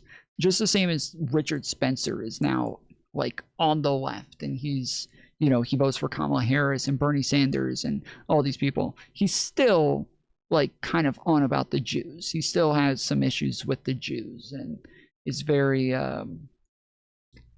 very suspect in those areas. So I would not, like, I would never be in coalition with somebody like Richard Spencer. Now, if Nick Fuentes is criticizing Trump, then yeah, like I'll get on board and use his words as a weapon against my enemies. But I wouldn't do that with somebody like Kamala Harris, even if I have the same criticisms of Kamala Harris. If Nick Fuentes posts those criticisms, I'm not fucking retweeting that shit. I'm not supporting him in that way. And again, I would never support Nick Fuentes, even if he's like, fully against Trump and is like, I'm voting for Democrats, which he has said. I'm still not going to support Nick Fuentes. I'm still never going to act as though Nick Fuentes is part of the coalition. But I will use his words, his message sometimes as a weapon, but I would never use him, if that makes sense. I would never use Whick. Wick. I would never use Nick Fuentes. I was reading a fucking chat right here that said Wick on it, and it fucked me up. I would never use Nick Fuentes as a weapon, but I'll use his words once in a while. His rhetoric, I'll use that. Like, to just retweet Fox News criticizing somebody on the left, nah. If they criticize Trump, sure. No problem. This turns people off from voting to us. And as we are connected to this shit, it's Wait. insane. Clicking that and reading that turns people off from voting for us? Do you think if Destiny called in and said a bunch of Hasan fans were going to disrupt the event, do you think that they would have kicked out all the Hasan fans? Like, wait, what? Hold on. Are we talking about the Fox News thing? No, not the Fox News thing. I want to talk. We're going back to okay. Hold on. One more. Yeah, that I was confused as well. I was like, wait, what does that have to do with the Fox News thing about the kick out, right? If again, Destiny had called in and say, "Hey, I'm coming to this event. There are a lot of Hasan fans there, and I know they don't like me, and they're going to disrupt and they're going to cause a problem, and I think you should remove them." Do you think that the organizers would have removed them? The organizers of the same event, like if it was the roles were flipped, I don't know. If the guy's wearing a keffiyeh, probably not. I bet they're more amicable to the Hasan crowd than the Destiny crowd, considering who was the speaker there. Right? That's the point, right? That they were willing to listen to Hasan and just without evidence, just because again Hasan says it, no evidence presented. And again, is that what happened? Evidence that these people were not being disruptive, and that evidence was that they were in the event for hours, interacting with people, Hasan fans too, and not disrupting. Yeah, but is that what happened? It's not proof that they're never going to disrupt, true, but it is evidence. It's I'm just saying, obviously, if they're being disruptive already, this is clearly an indicator they're going to. But if they're like, oh, these people want to be disruptive to this specific person, that's what they're worried about. Yeah, this is a bad argument from Wick. Like, this is just, you're just saying, okay, well, it moves this a little bit on the spectrum in one direction, but okay, like it doesn't really change much though. A different story. I don't know, man. It's just like you came at me pretty hard last night for retweeting Fox, and that was not pretty hard. I'm just saying that was going pretty hard. It's hard enough. Hold on, it's not like super hard, but it's like I said buddy. All right, that's like the N-word for white people. Okay, like if a white guy calls you buddy, you know some shit's about to go down. It's true. That's dude. I used to say this all the fucking time. I used to say this all the time. I hate it when somebody calls me buddy. Like, it's like sunning you. It's like that. I called my little brother when he was like 7 years old. I called him buddy all the time, right? I always called him buddy. Or if there's a little kid that I talk to that I think is cool, I'll call him little buddy. But if I call somebody buddy, I am talking down to him for sure. Okay, pal. Pal's probably yes. Is pal worse than buddy? Is buddy worse than pal? Listen here, Bucko. Where do you get off? Yeah. No, look. I think that if we're going to be fighting against, like, I remember when Dara Lisa won, right? And there's all these Fox News articles being like, crazy she is, saying this. She is crazy. Yeah, no, she is. But like, we can do that and point out that the person that wants to abolish prisons is absolutely not going to be making our party look good without like promoting Fox News narratives that embellish and make it even worse. That's what I think is like. I don't think that the article I tweeted, and I have to look, I don't think it embellished things. I think it was just repeating what was said. Can I jump in real quick? Like, I think. Yeah, to me, it doesn't matter whether or not they embellish it. Like, so generally, I do think the Fox News articles are fairly good. Generally, I think that they have fairly okay, like, journalism. Like, on the spectrum, as far as mainstream media goes, they're, like, one of the worst, you know, among them. But for mainstream media is pretty much always better than any fucking Substack you're going to read or anything on Twitter or, you know, just about any independent journalism you're going to get from just about anybody. So Fox News is still going to be 100 times better than those people. One of the problems, though, is that when it comes to somebody like Darlisa, there aren't a whole lot of mainstream articles that are critical of her in the way that I think a lot of liberals are right now. Like CNN and all these other groups are kind of afraid of being critical of any DSA people right now. And, you know, you can see even the way that, what's his name? Van Jones just got ripped on by all of the lefties for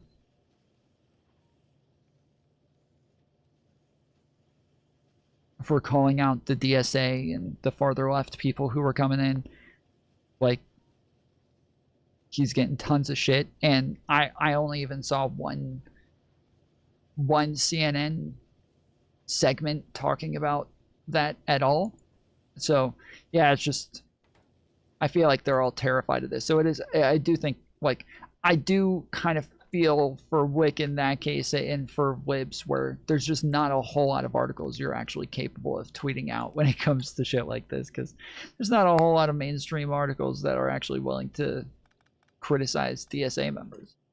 SoyPill, it sounds like your show jumping in. Hutch, what are you doing? Okay, sorry. Go ahead. It sounds like you're making like an optics argument, which is fine because, you know, I make optics arguments sometimes, and that's valid. But I feel like Whick is also making an optics argument because it's almost like you're missing the forest for the trees a little bit by complaining about the source, because I think the point is like the optics of Daria Lisa winning that primary are really bad for Democrats because it gives platforms like Fox News valid ammunition. Yeah, you know, no, wait. I made this. Yeah. I made the same argument when it happened. Well, if that's what Whick said, if Whick had quote tweeted it and said, like, look, now even right wingers have good complaints about the Dems now, or, you know, right wing, like, the sad part is that the right is actually making good criticisms of us for once. Like, if that's what you're saying, then that, you know, fair enough. Like, that makes sense. But you have to kind of add that context in. They said that he just retweeted Fox News. You're preaching to the choir here. What I'm saying is, like, let's say, okay, you know when Hasan like like Nick Fuentes or Groypers to like get at Destiny or like get at liberals, like don't you think that's kind of like losing the plot? Yeah, like JSTLK. Where it's like you are literally siding with to like win this fight. Like maybe you can make these points without aligning with these certain people. Maybe you've like become a little brain poisoned by some of this stuff to the point where you're retweeting like some of the worst, like biggest propaganda outlets on the planet that are sued to the tunes of hundreds of millions of dollars for lying. No. But I'm saying, like, what if Wick's point was like, when you're giving Fox News like very valid ammunition, and doing that, you're not endorsing. Wick, but that he just retweeted it. You can't say, what if his point was this thing that he didn't, a point that he never made. Tom Foolery Stardust is talking to JSDLK on her stream live right now. Right now? I heard that she was talking to him like 2 hours ago, 3 hours ago. Are they still fucking talking? Correct me if I'm wrong, Wick. Your point was, maybe you could make that point. I know you think that, but your tweet was, the Democrats, or sorry, Kyle Kulinski and the Progressive Victory people are working hand in hand with Trump to destroy the Democratic Party. That was your tweet. I understood what Wick was doing, but I can also understand why some people might misunderstand his point. Wait, hold on. What Hutch just said was not his point. If all he did was retweet them, that was not his point. If all he did is just retweet out a fucking article, like if he has a header above it, then that makes sense. Like if he says, if he captions it with that statement, then sure, that makes sense. But if all he did is just post the fucking article, then no, you can't be like, oh, I understand what he was doing. Well, no, it sounds like what he was doing was just agreeing with Fox News and just promoting their narratives about things. General, I think I said they, right? And the Yeah, they being. but and in making this point, you are working hand in hand with Fox News. That's my like. I would come rather on, man. work hand in hand with Fox News than hand in hand with Trump. Yes, but I think that look. But what if we work? That's not much of a difference. That's kind of the fucking point. That's kind of the point. Is that if you're working hand in hand with Fox News, you kind of are working hand in hand with Trump. That's the whole fucking point. What do you mean? With what do you mean?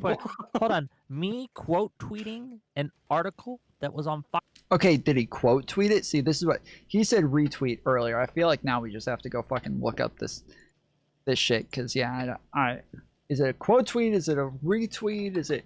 I was gonna go to Wick's page, but this motherfucker doesn't he tweet like 50 times a day?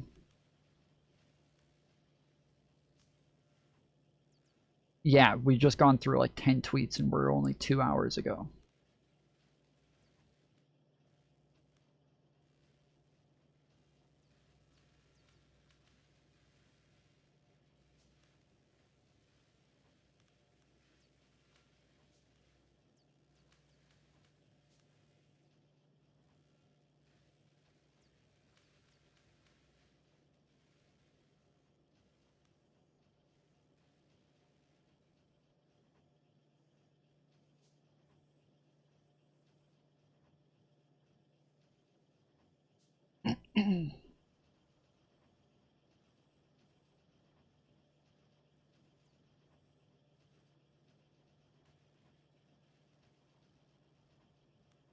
Not gonna lie, I don't know the difference.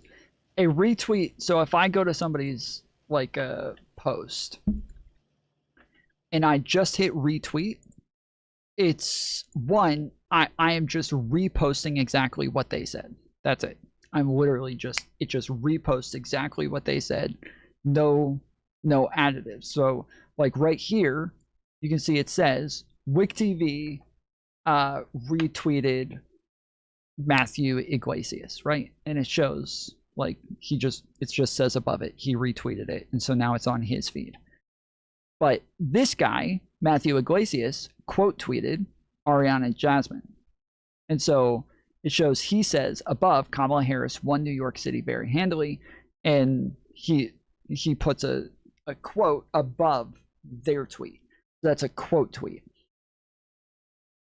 If you retweet what somebody said, you're literally like lots of times right-wingers will do this thing where they'll put in their profile. It's so stupid. They put this thing in their profile pretty consistently where they say a retweet is not a what is it? A retweet is not me condoning a tweet or the message.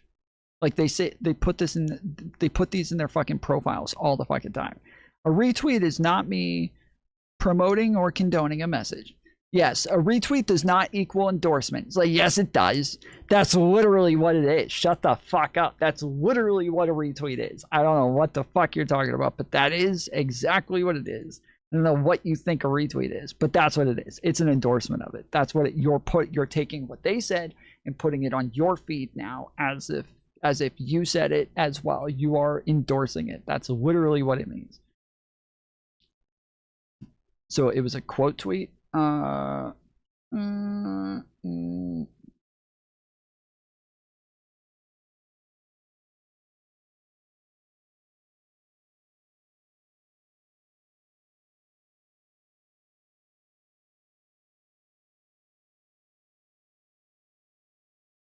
Okay, yeah, well, I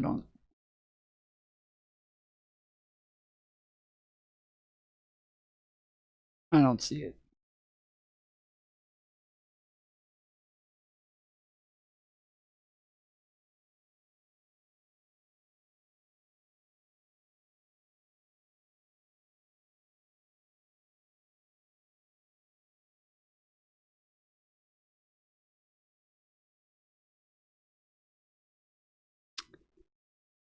Canadian Immigration Patrol said, name a better political streamer than Hasan. Whick said, Hutch, IRI, Destiny, Pondering Politics, Pisco, SoyPill, Adam Mockler, Hunter Kozak, Stardust, Alice, Tom Foolery Show, and Dev. Let's go. We made the fucking list. Use search function. Well, this is the thing. If I use search function, like, I don't know if all I type in is like Fox, if it'll pop up with a link. If that's what he did, if he posted a link, or if he posted a quote tweet, like, that's my problem, is that depending on how he did it, I don't know. It'll only pop up with some of these, but not others.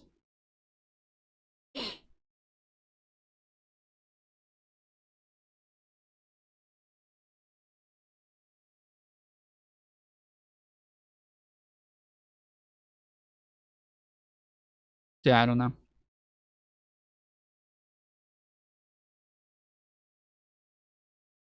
Okay.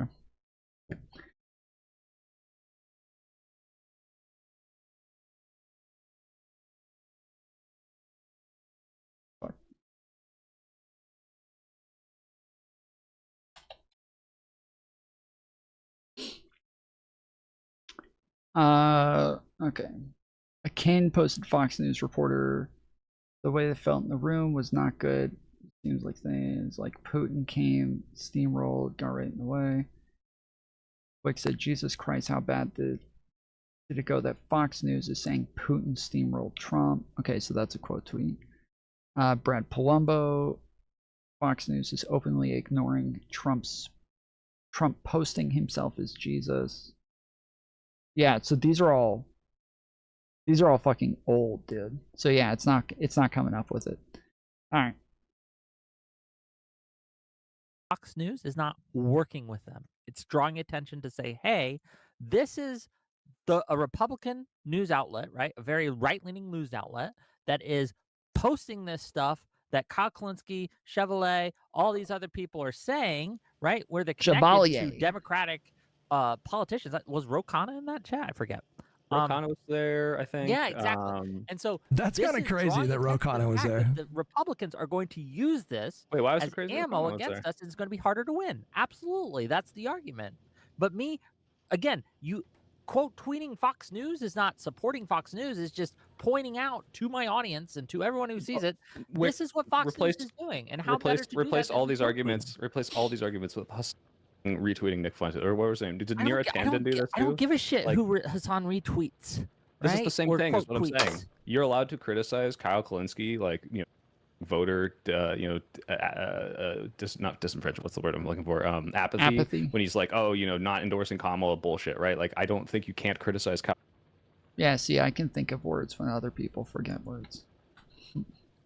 Kalinske. I think using Fox News and like these like drawn up narratives of, oh my God, like the left is calling, and you look and it's like, oh, Kyle Kalinske saying that like MAGA, insane fascist regime, which they are. He wasn't just saying MAGA. He was saying the government in general. Democrats are complicit. And Chevrolet has said shit like that before too. You have to look at the context, right? You have to look at what these people have said in the past.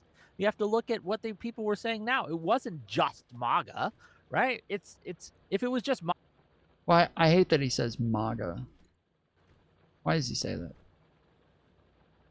MAGA ever, right? But they're going on everyone. These people are absolutely the people who say there is no difference or too little difference between the right and the left. Democrats are complicit. The establishment is basically cucked to MAGA, right? It's I think Kyle Kalinske for sure would include like the Biden administration in that rhetoric. He's definitely say Biden. We called him like he Joe, right? Yes. They all did, yeah, obviously. Yep. Yeah. So yeah, like one of my issues with you, SoyPill, is you strawman a lot. One of my issues. Yes, I have a couple. Okay, first of Oh, all, by the way, I have to go in you're 8 just minutes. too By the way, to handsome, go see man. the It's Odyssey. crazy. Just FYI. What's up? What I a gotta go in 8 fucking minutes. I got loser. tickets to the Oh, Odyssey. sure. I'll be quick. Typical then we'll stick SoyPill to one. running when he gets an ounce of accountability.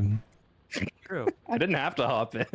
Running like he always does. This guy. But let me get this point out, is that you often will rephrase people's statements and arguments in a way that it's not what's being said, and you do it to either run cover or sweep for bad actors, or you do it to attack people who are just being reasonable. And in this case, you are, I feel, sweeping for Kyle Kalinske, Chevrolet, and all these leftist illiberal arsonists by really just reframing what they actually said to be much more palatable. And I don't like that. It's annoying.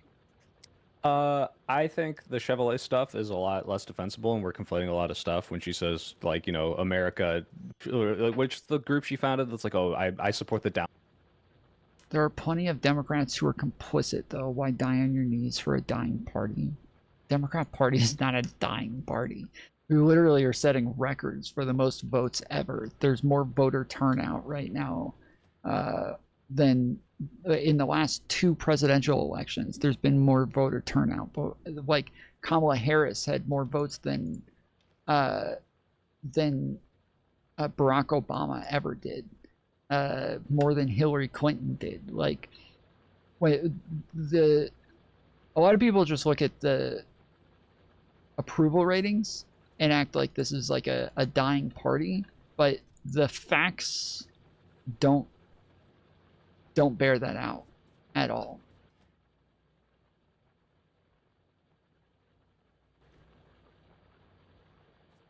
Downfall of Western civilization. Like, you have to twist yourself into pretzels to see that as anything other than like what it really is, which is, I want so much radical change that isn't going to happen that maybe I'm calling for some sort of revolution, right? Versus Kyle Kalinske saying, oh, MAGA's full and fascist. I'm rock hard. Let's stop these people. I don't think it's sweeping to say that Kyle will go so far as to say Democrats enable this if they vote for, I don't know, the war, or if they fail to stop it. I don't think he's calling. I think that's silly. And I think Fox News is He said that America is becoming the Fourth Reich. I mean that's pretty. I think you're doing the thing right now that Whick is complaining about, where you're kind of sanitizing what he said. He thinks America is coming to the Fourth Reich. You don't think he's specifically referencing Trump and his, like, that's the shit I say. I don't think I think he's including like in his mind establishment Democrats in that. But I'd have to watch the full thing. I had it queued up. I haven't watched it, but just from that clip, it didn't seem like it was surgically targeted at Trump. Yeah, and to be clear, I only saw the clip, and I quote tweeted it. Right? I didn't think it was going to be that big of a deal, but in that clip, that being played around, absolutely, it sounds like he's just everyone's included in that. America in general. He doesn't say MAGA. I don't think Kyle's everyone in America and the American regime. I think he's talking about MAGA. But hey, look, I'm open to being wrong. It's been a while since I saw the panel. So if you show me a clip and I'm like, all right, this seems a little more like upplaying like how bad Democrats are to, like, make people hate Democrats. I'm open to this. I'll be back in 3.5 hours after this Nolan. Are you seeing it in IMAX or no? What Rich Hutch? You know how much I donate to you. Yeah, I saw that apparently IMAX is completely sold out in my entire state for like an entire month for this movie. It's a 0% chance that anybody's going to see that shit in IMAX. I can't afford IMAX. Wait, are you, bro? Look at your YouTube channel. You're doing fine. You're getting those sponsored. You're getting those sponsored deals. Are you really not seeing it in IMAX? Nah. You got to book like so far ahead of time for that. I should have booked Dune tickets like 2 months ago. That's crazy. I wouldn't do that. Yeah, I would refund the ticket and get an IMAX ticket. Yes, I would. It's fine. I'll watch Tom Holland's neck. That's all I need to see. Yeah. Oh no. Find me the clip play it for me, and I'll let's see if I change my mind. Hold on, I got the clip queued up here, before actually. You came at my neck. All right, guys, we are now joined. I remember the clip. I remember the clip, and I think even given all the rhetoric, still the promoting of the Fox News thing is like you can do this without promoting Fox News, or at least being a little more careful with how you're promoting Fox News. The tweet police are here. Okay, ACAB includes the tweet police. That's all I'm saying. Okay. This is the logic, though. This is the logic of saying, like, you know who criticizes me as well? Like groypers. Do you want to be seen as like aligning with the gripe? It's like too optics pilled for me. It's like the worst kind of argument that you can make. You know, the fact that Fox News tweeted something, that alone, like quote retweeting what they said, that's not the issue. Like the issue would be if they said something that was incorrect. But in that Fox News post, what they said was correct, and so I think it's dishonestly framed. America bashed this disgusting fascist regime. True, America right now is a disgusting fascist regime. I agree with this, but they're using it to condemn Saeed and Cory Bush. The Trump administration is crazy, but to say that America is wrong, and it's harmful, and it's going to cost us votes. Whick, who's running America? But you don't understand. If you conflate America with the current administration running it. So this is literally the argument that Whick is making right now. That like, even though that's not what Kyle Kowinski said, he didn't say Democrats, right? He said America, and that like you might think, well, Trump is the president, so he's just talking about Trump and the Trump presidency. The subtext, because of who Kyle Kowinski is that he is including Democrats in that criticism. Literally the same logic applies to Fox News, where just because they're just, you know, tweeting out something that you might find to be correct, it's the subtext is that they're saying, yeah, see guys, like this guy thinks that Democrats are fucking fascist, or, you know, there's too much subtext there to just ignore it completely. And I agree with SoyPill here. I disagree with Whick and Hutch. I think that you can't just ignore that. You can't just you can't just pretend like that doesn't exist. It does a lot of harm to America. America will exist long after the Trump administration's in the dirt. I agree that we're better than this rhetoric helps, but the idea that like saying, oh my God, we're being run by a bloodthirsty fascist regime right now, and conflating it with the country that is doing the actions because we voted for it and these people are in power, I don't think this is like the tone policing that we need right now. It's not. Hold on. Whoa, you coming at me for tone policing? Retweeting, like, tone policing me? Retweets? What's going on? I'm saying it's America. It's like, well, actually, it's just the current America is tone policing, and I'm saying now you're amplifying like Fox News aggressive spins on what I would consider a more reasonable thing to say. Go see your movie. Enjoy your Odyssey. Okay. Does he make it? No spoilers. All right, boys. Good job.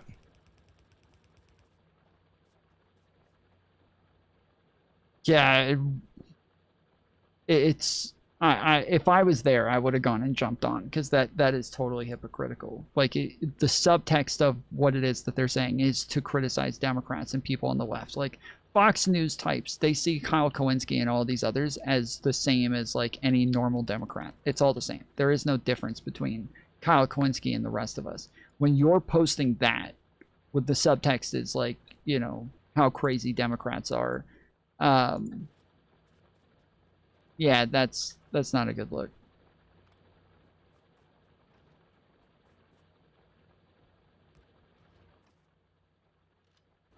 They don't see a difference between the DSA candidates and Nancy Pelosi.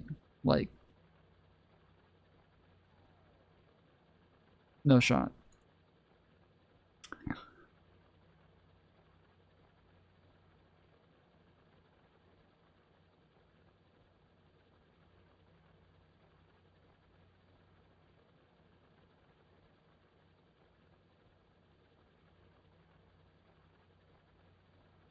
thinking. You think it's about something else? I don't know what it is. Well, we can ask. I don't have a timestamp. He clipped out this part of the stream where he interviewed them, but it's over an hour. Well, fuck. So you don't have anything specific? Directly. How you doing, man? Yeah. He's talking to you, man. I'm man. I don't have a name. Oh, Steven, how are you? Yeah, it's over an hour and a half. Thank you. I'm doing okay. Sorry, I was just being, I didn't know we were gonna be so formal today. Okay. More of a casual get together. Beer together and have a longer chat. But I'm an important, busy man. I was working. That would have Hasan coming to speak, and we are like, you know what? Let's just go. Maybe we can go see it. We can go talk to Hasan, ask him some like hot questions because we don't really like Hasan very much, and we think his politics are very corrosive to at least like the current state of American politics. And yeah, and also while we're there, we could also like do some like political outreach and all that. Mainly just like to talk to people and get to know politicians and all that. So no intent to harass Hasan or disrupt the event? No, not really. Like, because I'm the one. Darius always yells at me for like for being too careful about things. But I really don't like the idea of just like crashing things and kind of ruining. Because even though we're not associated with digital ground game, there are people on the internet that will associate us with it anyway because they don't really think things too hard. And so like I try to play it safe and like, guys, we can't really do anything here because like Gotcha. Okay. Well, we'll get into it as we go. Persec, is that how you say your name? I don't actually know. Yeah, that works. Parsec. It works. Okay, it works. Why were you there? First of all, are you affiliated with DGG in any capacity? Not digital ground game. No, no affiliation. I'm a fan of what they do. I think there's some cool guys, but I don't have any affiliation with them. No. Don't work with them. Nothing. Nope. Okay. Why were you at the CDA thing? So I was woken up and I had no idea that this shit was going on, but I figured out that Hasan was speaking at a Democratic place, a Democratic convention. He's not a Democrat, he's a liberal. I don't like Hasan and I don't like his politics. So we went out there, we wanted to go ask him some questions about the things that he said publicly. And that's what we tried to do, and then we got kicked out. What was the reason that you were given for why you were kicked out? So me and Darius went around the corner for a quick drink. We came back, and then we just weren't allowed to re-enter the building. We got right up to the security, and then they identified us as the guys who were streaming. And then they said to us, myself and Darius, as we tried to get back in, that they were informed that we were there to disrupt and that we were there to harass the attendees, which we absolutely weren't. And we didn't. It was all recorded live. There was no harassing. We asked some super easy questions to the people that were there. We were trying to kind of suss out like how they felt about Hasan being at the convention, and it was a lot of fun, and there was some cool people there. But then, yeah, before you were being kicked out, was anyone like side-eyeing you, or anyone you interact with like yelling at you, or trying to cause a scene, or arguing with you, anything like that? No, not really. Like there were some people there that like I think they kind of figured out who Darius was at a certain point, but that was like pretty late on. And that was, like, I can add like way more. I can add way more detail to that because I believe at that moment I think Parsec and Darius stepped out for an hour to go like I think get something from the car and like get a drink or something. But basically it was me, North, and Mooks, another person that was with us, or the girl on the stream if you guys have seen any clips of it. And we were kind of just like doing our thing. We're just like interviewing people, whoever wants to be interviewed. Like we would tell them, hey guys, like we're streaming this thing. If you wanted to like expose, I guess like your profile to a large audience, and talk about your politics and what you do here, and and all that. Like we'd love to ask you some questions. People were generally very excited to do that.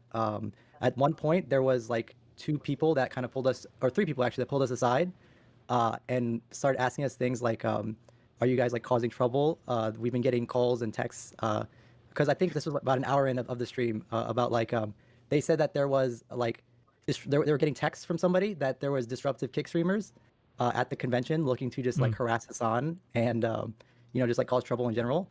And then the guy, like there was another guy, I think he might have been like the head of security or something. He like showed me his phone and there was a bunch of texts from I think it's either somebody from Hasan's camp or Hasan himself saying like there's this guy named Darius IRL like at your convention like actively looking for Hasan and just like causing a bunch of drama and like harassing the guests there. But oh my goodness. I talked to them and like I told them like we'd already cleared this like stream up with a communications person. Is that true? Had you talked to a communications person? Yes, I think Parsec can actually probably tell more about that because I wasn't like next to them when that happened. But I think you want to talk about like how they gave you the press badge, or they said that you can have the press badge and stuff like that, and they gave you a press badge? I did not know this. They wanted to. They just said no. They didn't.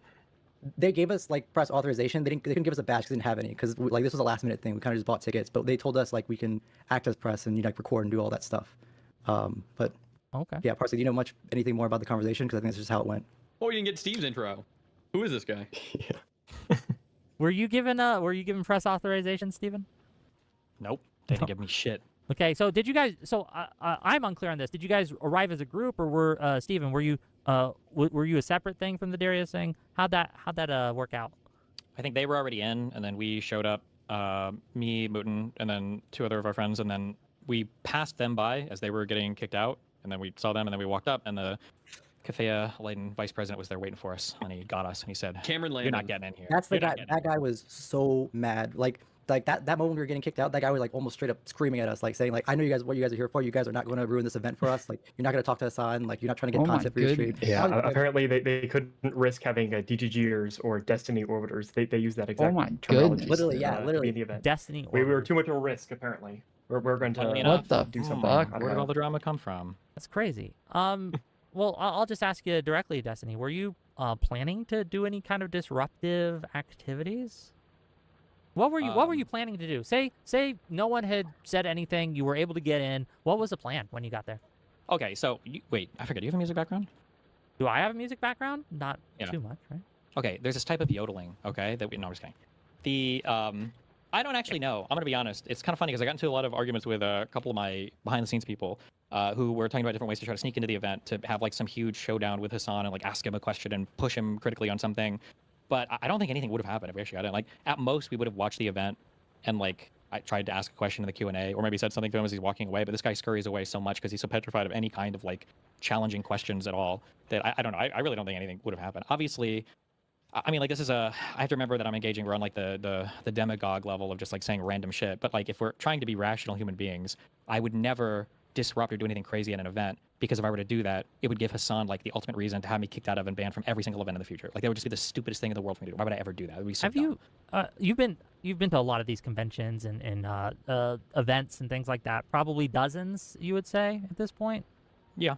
Yeah. Have you ever disrupted one of them? Do you have any history of doing anything, of getting kicked out from any of these events or disrupting or being a nuisance or anything like that? One time, a long time ago, me and a friend, it was a big West Side Creighton Prep football game, and we wandered into enemy territory after Prep won the game, and the West Side kids wanted to kill us, and they escorted us out, and we almost got detentions for being on the other side of the bleachers. Okay, but other than that, I have never been removed from anything in my entire life. So in high school, basically? Yeah. That's insane. So they had, I guess, what was the basis of saying you were going to disrupt then? Like, what was there? Did they tell you why they thought that you were going to be a nuisance or being disruptive? Nope. Did they give you any reason? Nope. He says that he's not having that discussion with me. So, did anyone reach out? He refused to talk about it, and then he said, "You need to leave." And then he started debating Steve, and then he yelled for security. Well, not really. He didn't even debate me, right? He just said, "I'm not having this discussion with you." Yeah, he said he didn't debate him. He straight up said, can't really have a discussion about this," and then just called for security. Somebody above him, and he said, "Well, she agrees with all my decisions," and then it's like, okay. So one of the things I figured out while I was researching for this stream. Oh wait, hold on. Somebody said, "Were you not removed from Charlie Kirk events too?" I don't believe I was. We snuck into that event, and then I had 2 debates. I believe one was with a really weird dude, and another one was with Myron Gaines. Sean Kelly hosted both of these, I believe. And after that, their head of security approached me because he recognized me because he was a big guy at the event and he knew who I was. And he kind of approached me and he chatted with me a little bit. The way that a lot of the conservatives work, Charlie Kirk especially, and Charlie Kirk security included, was they want to be on friendly terms with everybody. And so I don't believe he ever kicked me out. At first he approached me and he chatted with me and he said, "Hey, here's my number if you need anything, blah, blah, blah." I'm trying to remember if they might have kicked me out after my 2 shows though, but I don't think he did, but originally he didn't. Yeah, that's my recollection. Fair and enough. that was the thing we actually snuck into and weren't supposed to be at all. So, But to your knowledge, never kicked out, never removed for being a disruption, except for once in high school. Okay, got you. Well, first of all, hello, Mooks. Is that how you say your name? Hello. Yes. Hi. You were also kicked out of the event. Well, Same. sort of. Sort of. Well, elaborate Yes. then, perhaps. I was the last person in our group who was left inside, and I was getting spam phone calls saying that they got kicked out. I was left with Darius's streaming setup, so I did not know what to do at that point. So I just reconnected with my group. Okay, so you weren't actually kicked out of the event. You were still behind the scenes, and you just decided to join them. Interesting. I wish I stayed behind in retrospect, but yeah. How did you avoid capture, I guess? Oh my god, sorry. My camera shut off. Nobody was bothered by me at all. I was just being nice, interviewing people. I don't know. I just didn't cause a ruckus. I just walked out because I Did wanted the to. other guys around you cause a ruckus? No, nobody did. Nobody in our group did at all. There I can was tell you what there were no issues. Okay, if you So could tell me what happened, because I'm just wondering why she wasn't kicked out, but the rest of you were. Yeah. Okay, no, it's really silly. Okay. So basically, Hold on, Radiant. You got to do better at summarizing shit because you're the king of irrelevant details. Okay. It's So not irrelevant. summarize. Okay, it's not irrelevant. It's all relevant. It's all relevant. It's all very relevant. Okay, basically, me and North. This is around the time when Destiny was on his way in. We're hearing chatter about him coming into the building. So I told North, can you go look for Destiny at the front?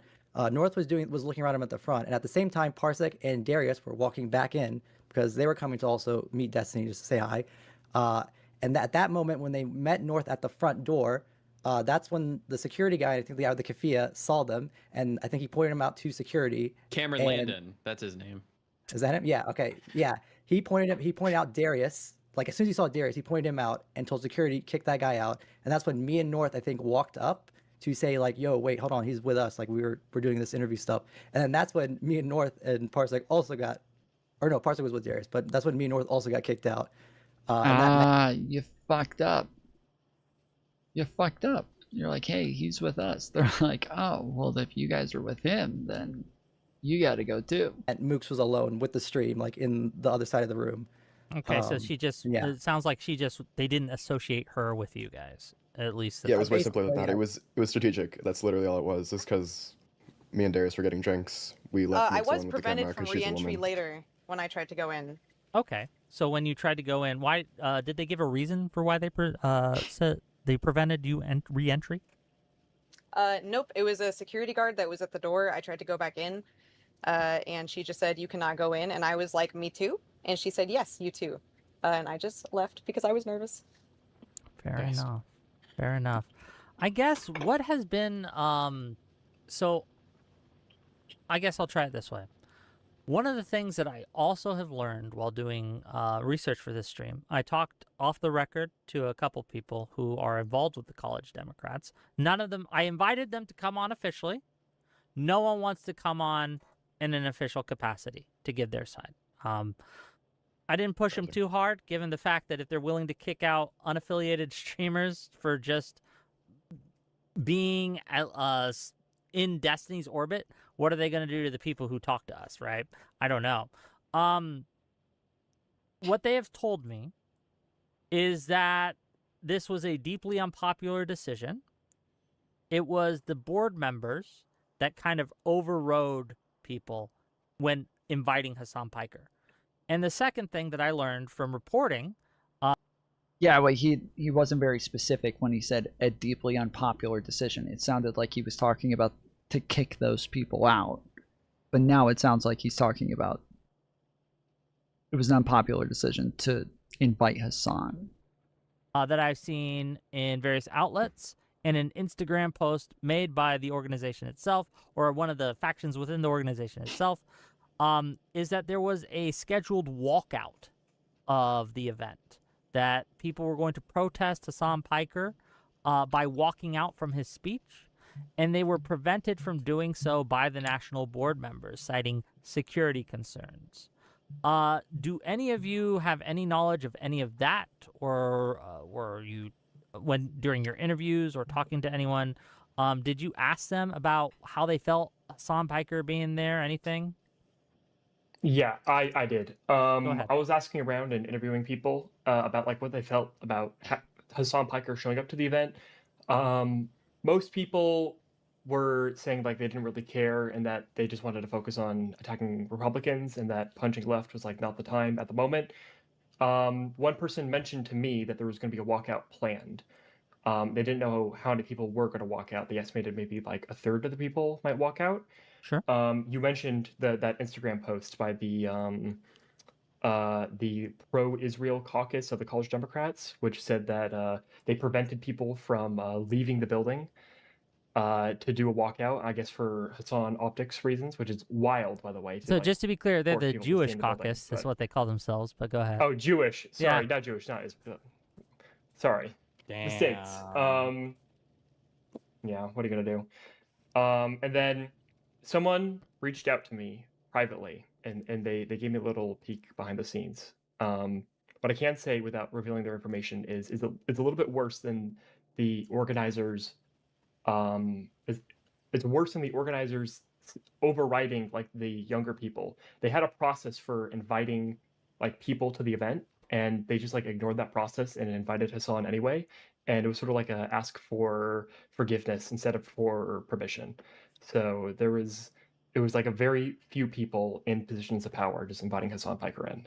So I guess, and this is a question more for. Wait. Can I ask a question on that? Because yeah, I go haven't for it, heard go for it. much. Sure.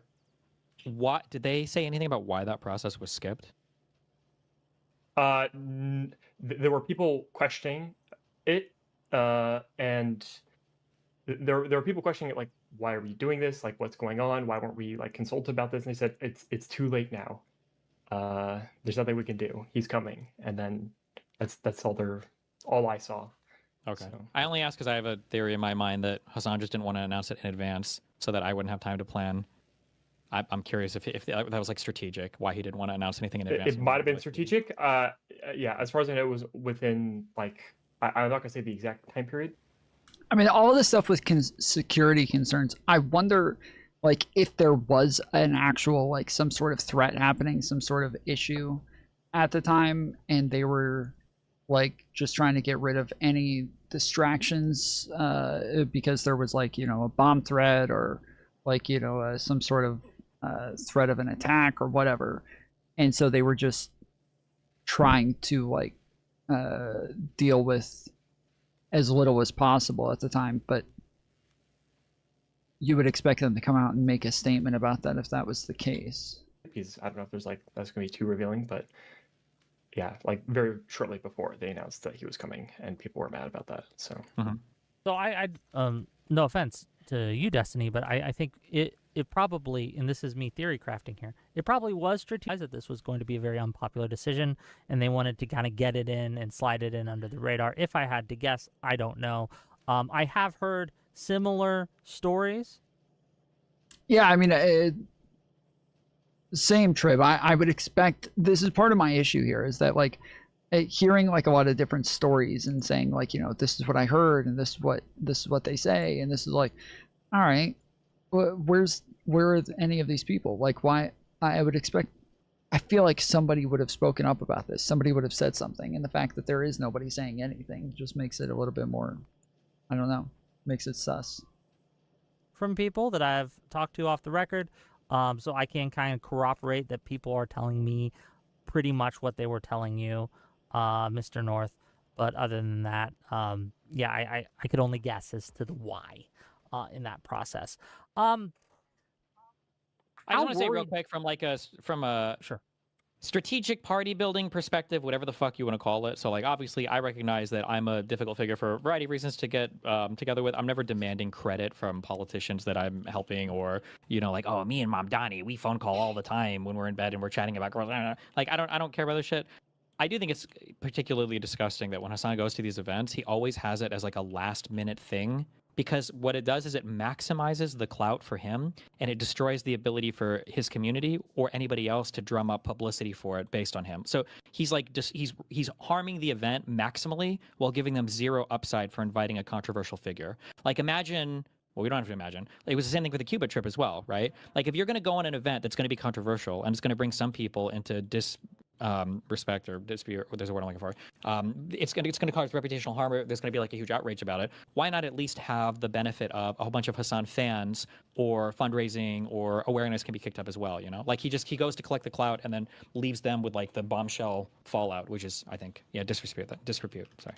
No, that makes sense. I think one of the things that we have to understand is this whole incident was anti-democracy, right? This wasn't just an attack on Steven, an attack on Destiny and his orbiters and all these things, but this was overriding the will of the members of the organization and having their elites basically decide for them and in a way and in a manner, as you said, that was last minute, that maximizes his clout, but means that he can't really be questioned. People can't plan to attend to protest or anything like that, and it's a problem. It's a problem. How do we deal with that? Is there any what's the solution to that? No solutions. The solution is you have to climb. I'm working. I'm just very far behind on this now because it's taking me so long to do it. But you have to play the politics game in the background, and you have to climb the ranks socially in order to make the connections to get people to listen to you. But I mean, that's really it. Like Hasan, authoritarian types everywhere they go will always try to maximally exercise their power to disallow oppositional speech. That's just definitional. That's how the authoritarian movements, including leftist movements, have worked in the past. What authoritarians and it's do. how they function currently. So if Hasan has the ability to cut you from an event, he will do it if he thinks that you're going to be a threat to him, of course. So, but all you can do is try to signal as hard as you can on the other side and build the connections on the ground to get people to listen to you. And yeah, that's it. Whick, Darius is in the background. I just hit the thing. It's unless he's on a different account. He's on Darius' iPhone. Yeah, he's on okay, the different account. second account. Okay, well, we can ask him directly because there's been some questions the audience has had. Hello. You're muted on your end, sir. Hello. Nigga, are you talking to me? Yes. Yeah, well, my fucking family's cuz, like, damn, someone just messaged me and said I need to make sure I'm in here. Give me like 1 sec. Okay, well, wonderful, great. We have Darius with us, gang, and a lot of you have had questions. Kind of. And who better to ask than the man himself? In the meantime, while he gets ready, I guess for Mooks, for North, for Radiant, for Persec, does this make you want to get more involved or less involved with the political process, being treated like you were? Oh, more involved for sure. Yeah, tell me why. Elaborate. I'm very oppositional, I guess. Like when people say don't do this thing, I kind of want to do it. And like it feels let's very go. weird to like be told to like stop. I guess like we weren't really doing anything like crazy. Like we were literally just going up to people and asking them if they want to like give them free publicity to talk about like their platforms and politics and all that. My kind of guy. And they really loved it. So it feels really weird that they're stopping us from doing that. That's why I want to keep doing it. Fair enough. Anything else from Persec, Mooks, or North? Yeah, I've been radicalized. I'm really not. Sorry, you go. I'm really not happy. Sorry, I was trying to finish my sentence and then Radiant cut me off. So, yes, piece of I am shit. really happy to be a liberal in liberal spaces, and the more liberals that we can get in liberal spaces, the better. And liberals being kicked out of liberal spaces should only make you, as a liberal, feel more encouraged to get involved in politics. You absolutely should, because it's not cool. It's not cool, and it's really scary. We're in a really scary spot. We gotta lock in. Gotcha. Sorry, go ahead. Nick. This has been a bit of a radicalizing moment for me in like two directions. One, like I did sort of let myself get a little bit mindfucked by this is something that conservatives usually. I clicked on this live because I think it's more left wing. Is this true? I have to be on 10 right wing lives. Is left wing lives so far. I've been on 4 right and 5 left. I am on the left. I don't know about more left wing. I'm what you would call a liberal, not a progressive, not a leftist. But I'm definitely not a conservative. That's for sure. Really say a lot that like, oh, there's communists infiltrating institutions in society in order to like take over everything.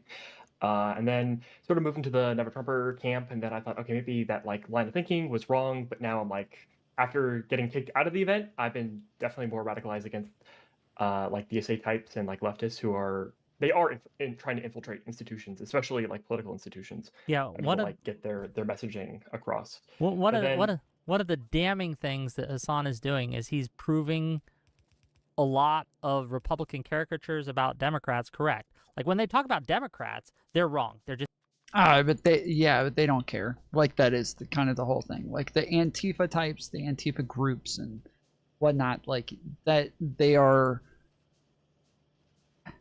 it's not an accident that they end up doing like very authoritarian like things. It's not an accident that that's how they act, and that's how they literally argue for these things, which is why even so you guys remember we watched a guy the other day debate a fuck, what is his name? He debated the January 6th guy on the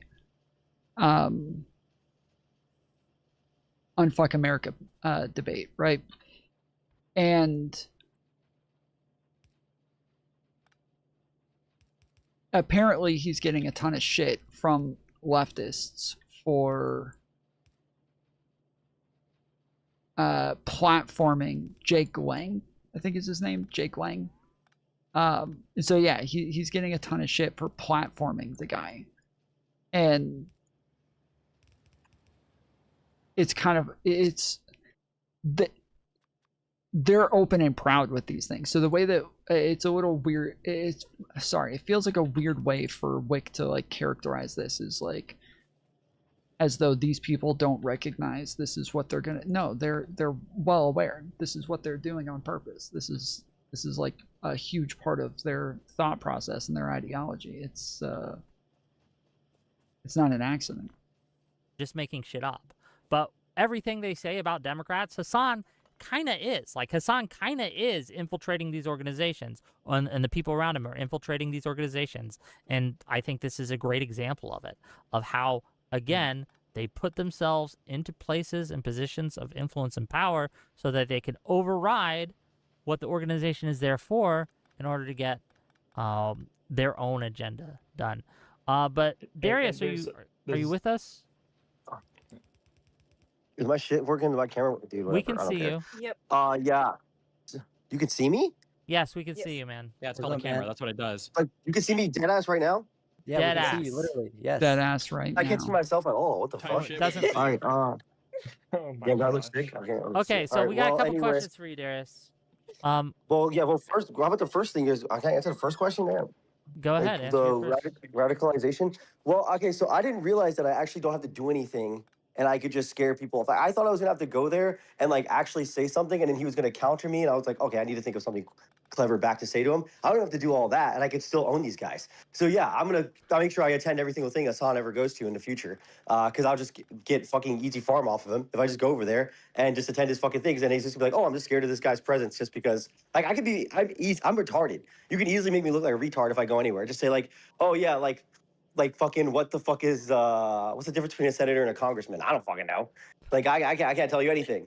But they don't want to fucking do that. So honestly, if I just know I could just fucking troll these people just by existing, I'll just keep existing. Oh, are you a Good job. I guess Good I'll job, ask buddy. this.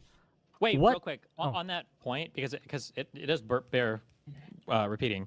I've said this a lot too, that there are certain ways that you act when you know that people are like marks.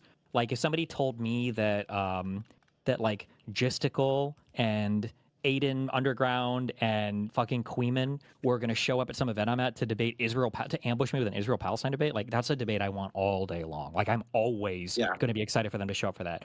It should say something when the go-to strategy is to ban people from even being able to attend and speak. And it should even say something more when they're doing it preemptively. Again, if Hasan is so committed to this idea that we're going to disrupt, and if his audience really thinks that, then let us go and disrupt. And then all we have to do is we disrupt one time, and then you kick us out, and then boom, like now we've given you a reason to exclude us from every single event in the future. To preemptively do it when not only when nothing has happened, but when these guys were already in the convention and streaming and interviewing people, and there's like video footage of all of it, and nothing bad was happening. It makes you look so scared.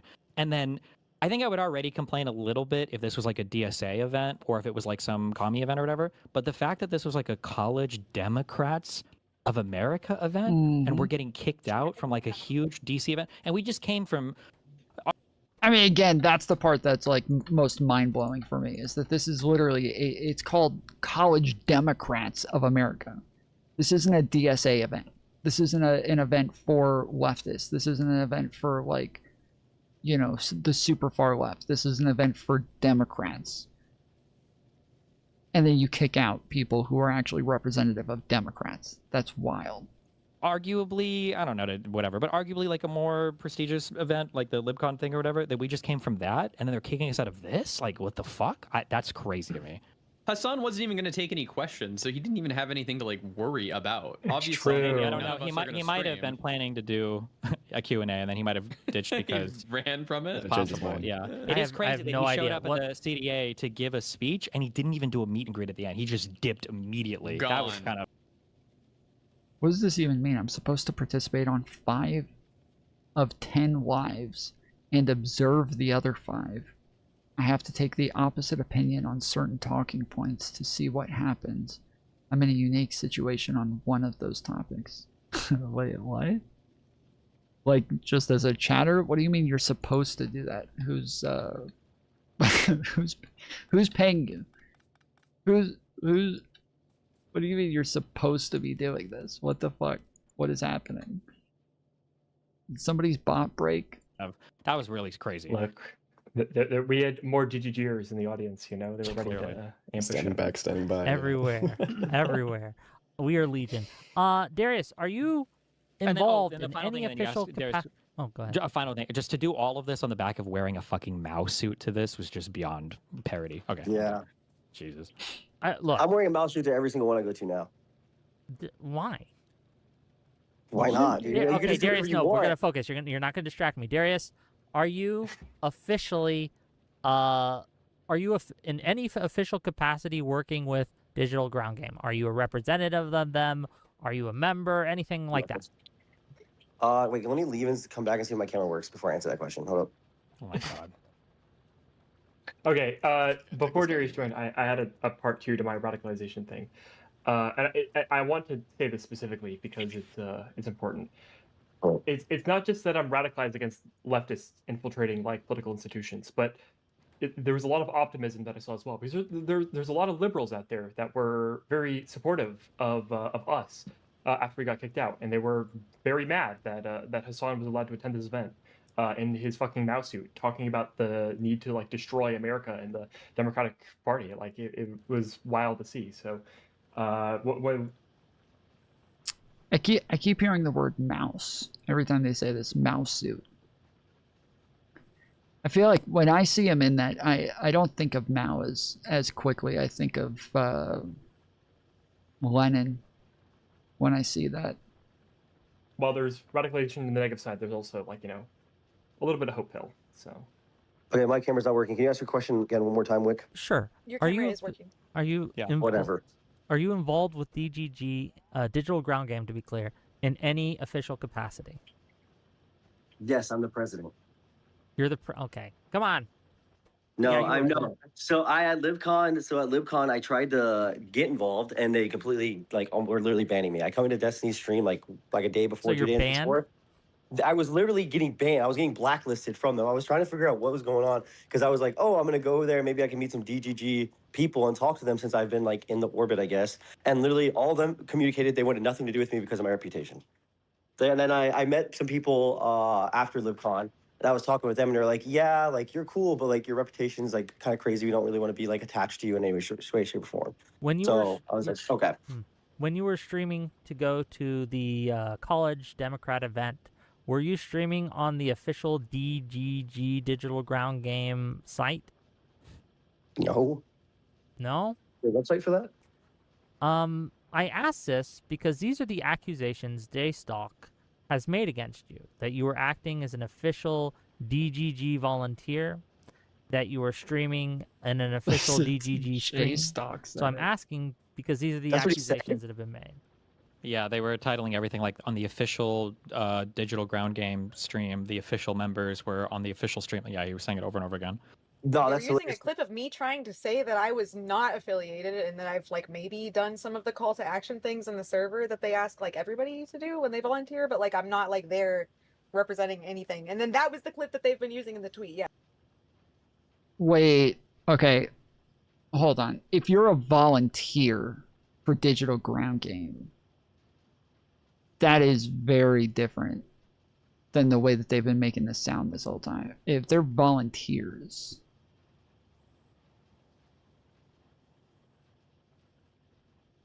Yes.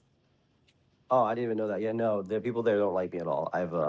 tried multiple times to engage myself with them because I'm like, oh, okay, I think I can do pretty good content. But every time I've interacted with them, they've pretty much been like, hey, go do your own thing. And then, if you can fix your public image, we can maybe think about interacting with you. Okay, I just want to make sure that that was clear, and that people understood that the people, and I want to make this clear, there has been a huge amount of spin and propaganda done by certain individuals, J-Stock being one of them, but also Hasan and a lot of his lackeys, to paint you out as an official DGG spokesperson or volunteer that was going to go there for the purpose of harassing Hasan and his community. And I wanted to just clear the air and give you a chance to address those allegations directly, Darius. Yeah, no. When I went over there, we talked to some delegates for UNCG College, and we kind of just talked to them. I talked to them about the school I'm from because I'm from North Carolina. They promoted their school, whatever the hell they were doing. We talked to people, and it seemed like we weren't trying to troll. I mean, I would probably if Hasan was up there and he did Q&A, I'd probably say like a troll question, but I definitely wasn't there to troll anybody. I wasn't there like making fun of anyone. You did watched say the videos. I know.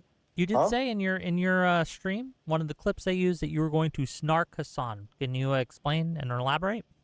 I was probably just gonna ask him, old enough to count, old enough to mount, and that was probably gonna be the whole, thing. I really didn't have any other plans outside of that.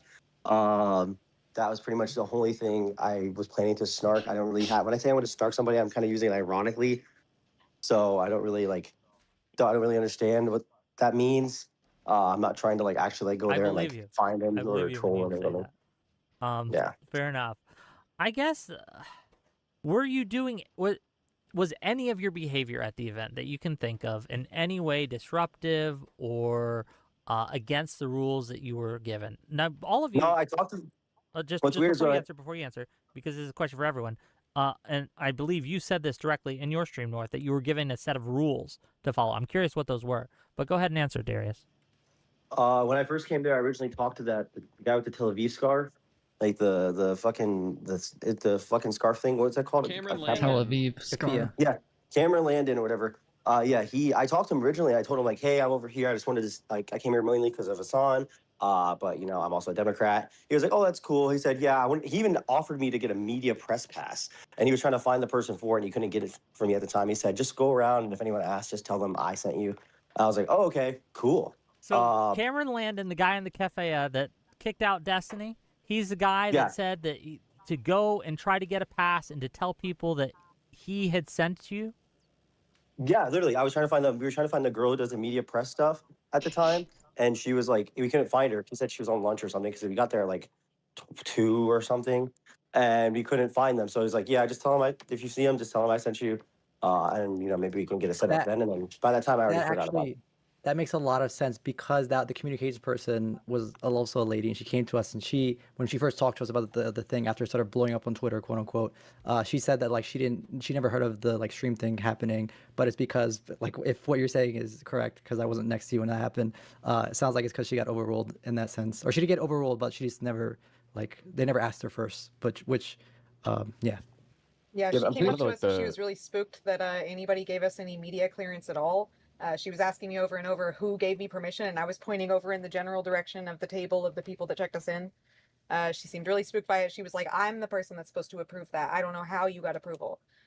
She ended up letting us go. What the fuck? Hold on. So I have... This all sounds like so wild and disorganized and just... It sounds like maybe the Kafea guy was on a bit of a power trip as well.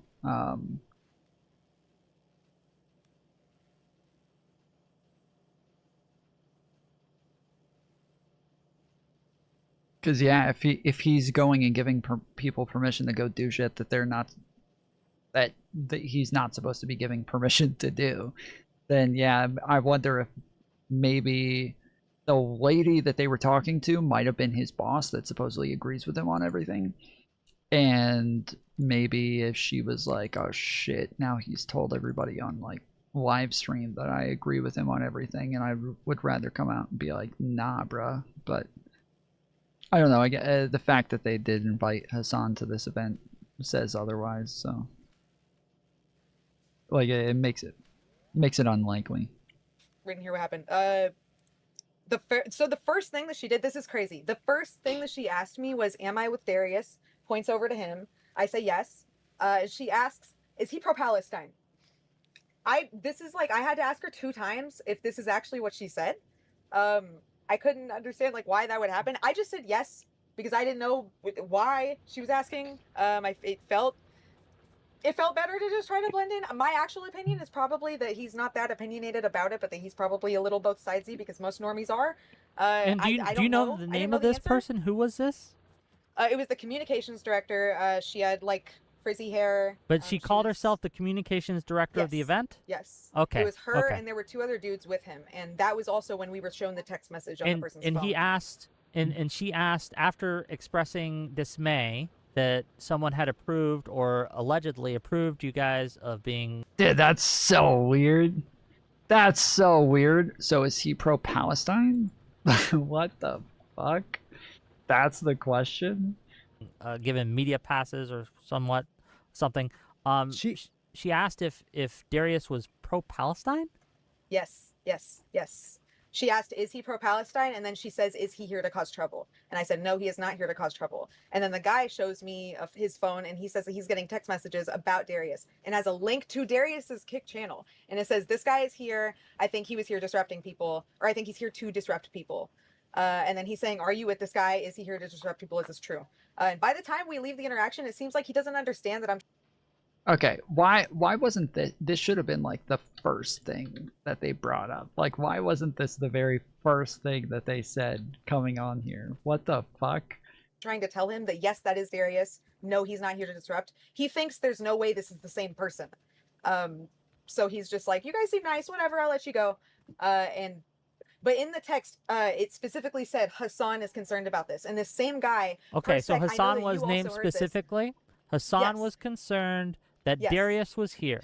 So one of the things that I've heard from people is there any evidence that Hasan himself got you guys kicked out? That this was just like a decision made by the leadership of the college Democrats that happened to be there. But it sounds to me, if you're correct, that the tweets you saw were that Hasan had expressed concern that Darius was here to cause trouble or disrupt. It was text from somebody that said they were in communications with Hasan. I also don't know why this guy was even showing me this text if he was suspicious of us. I don't. Yeah. But anyways, the phone. Yeah, that sounds weird that he would be showing you the phone. Maybe he was hoping that they would know who he was talking about or some shit. It said that he's worried about Darius, and then I explain that Darius is not here to cause trouble. And then this is the same guy that an hour before we overheard saying that he was going to pick Hasan up from the hotel or the airport. Per sec, I know you heard that part. This was the same dude. Well, yeah, one of the weirdest things to me was like the discrepancy between like the dude when we came in versus the dude when we were getting kicked out. Because the same dude was like 2 completely different people, and the only thing that I can possibly think, like the only thing that I think could have possibly happened was that he was informed that we were there to disrupt, or that like it was a boss call from Hasan. That's the only thing I can think of, because he was so nice. He was so nice. He was welcoming to us. He like wanted to give us a press pass to stream the event. He was happy that we had eyes on the convention. And then whenever we got kicked out, it was like really weird energy, and it was like, I know what you guys are here to do. You guys are like, yeah, you guys are agitators. You guys are trying to yell at Hasan, ask him weird shit, and like, we weren't, but the energy was completely different from when we came in. And well, I mean, obviously, Darius was.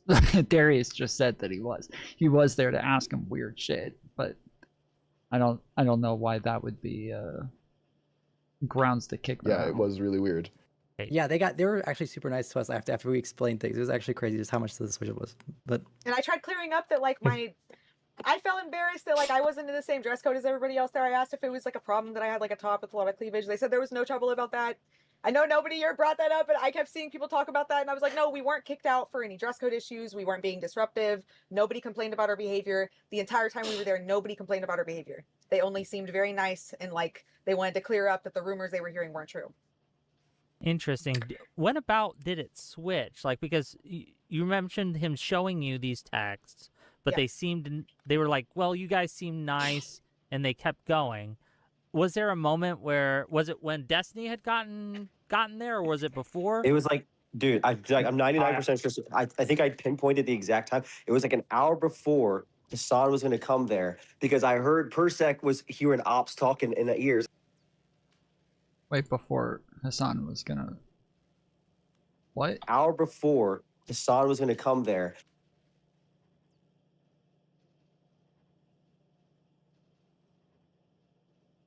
Do not come.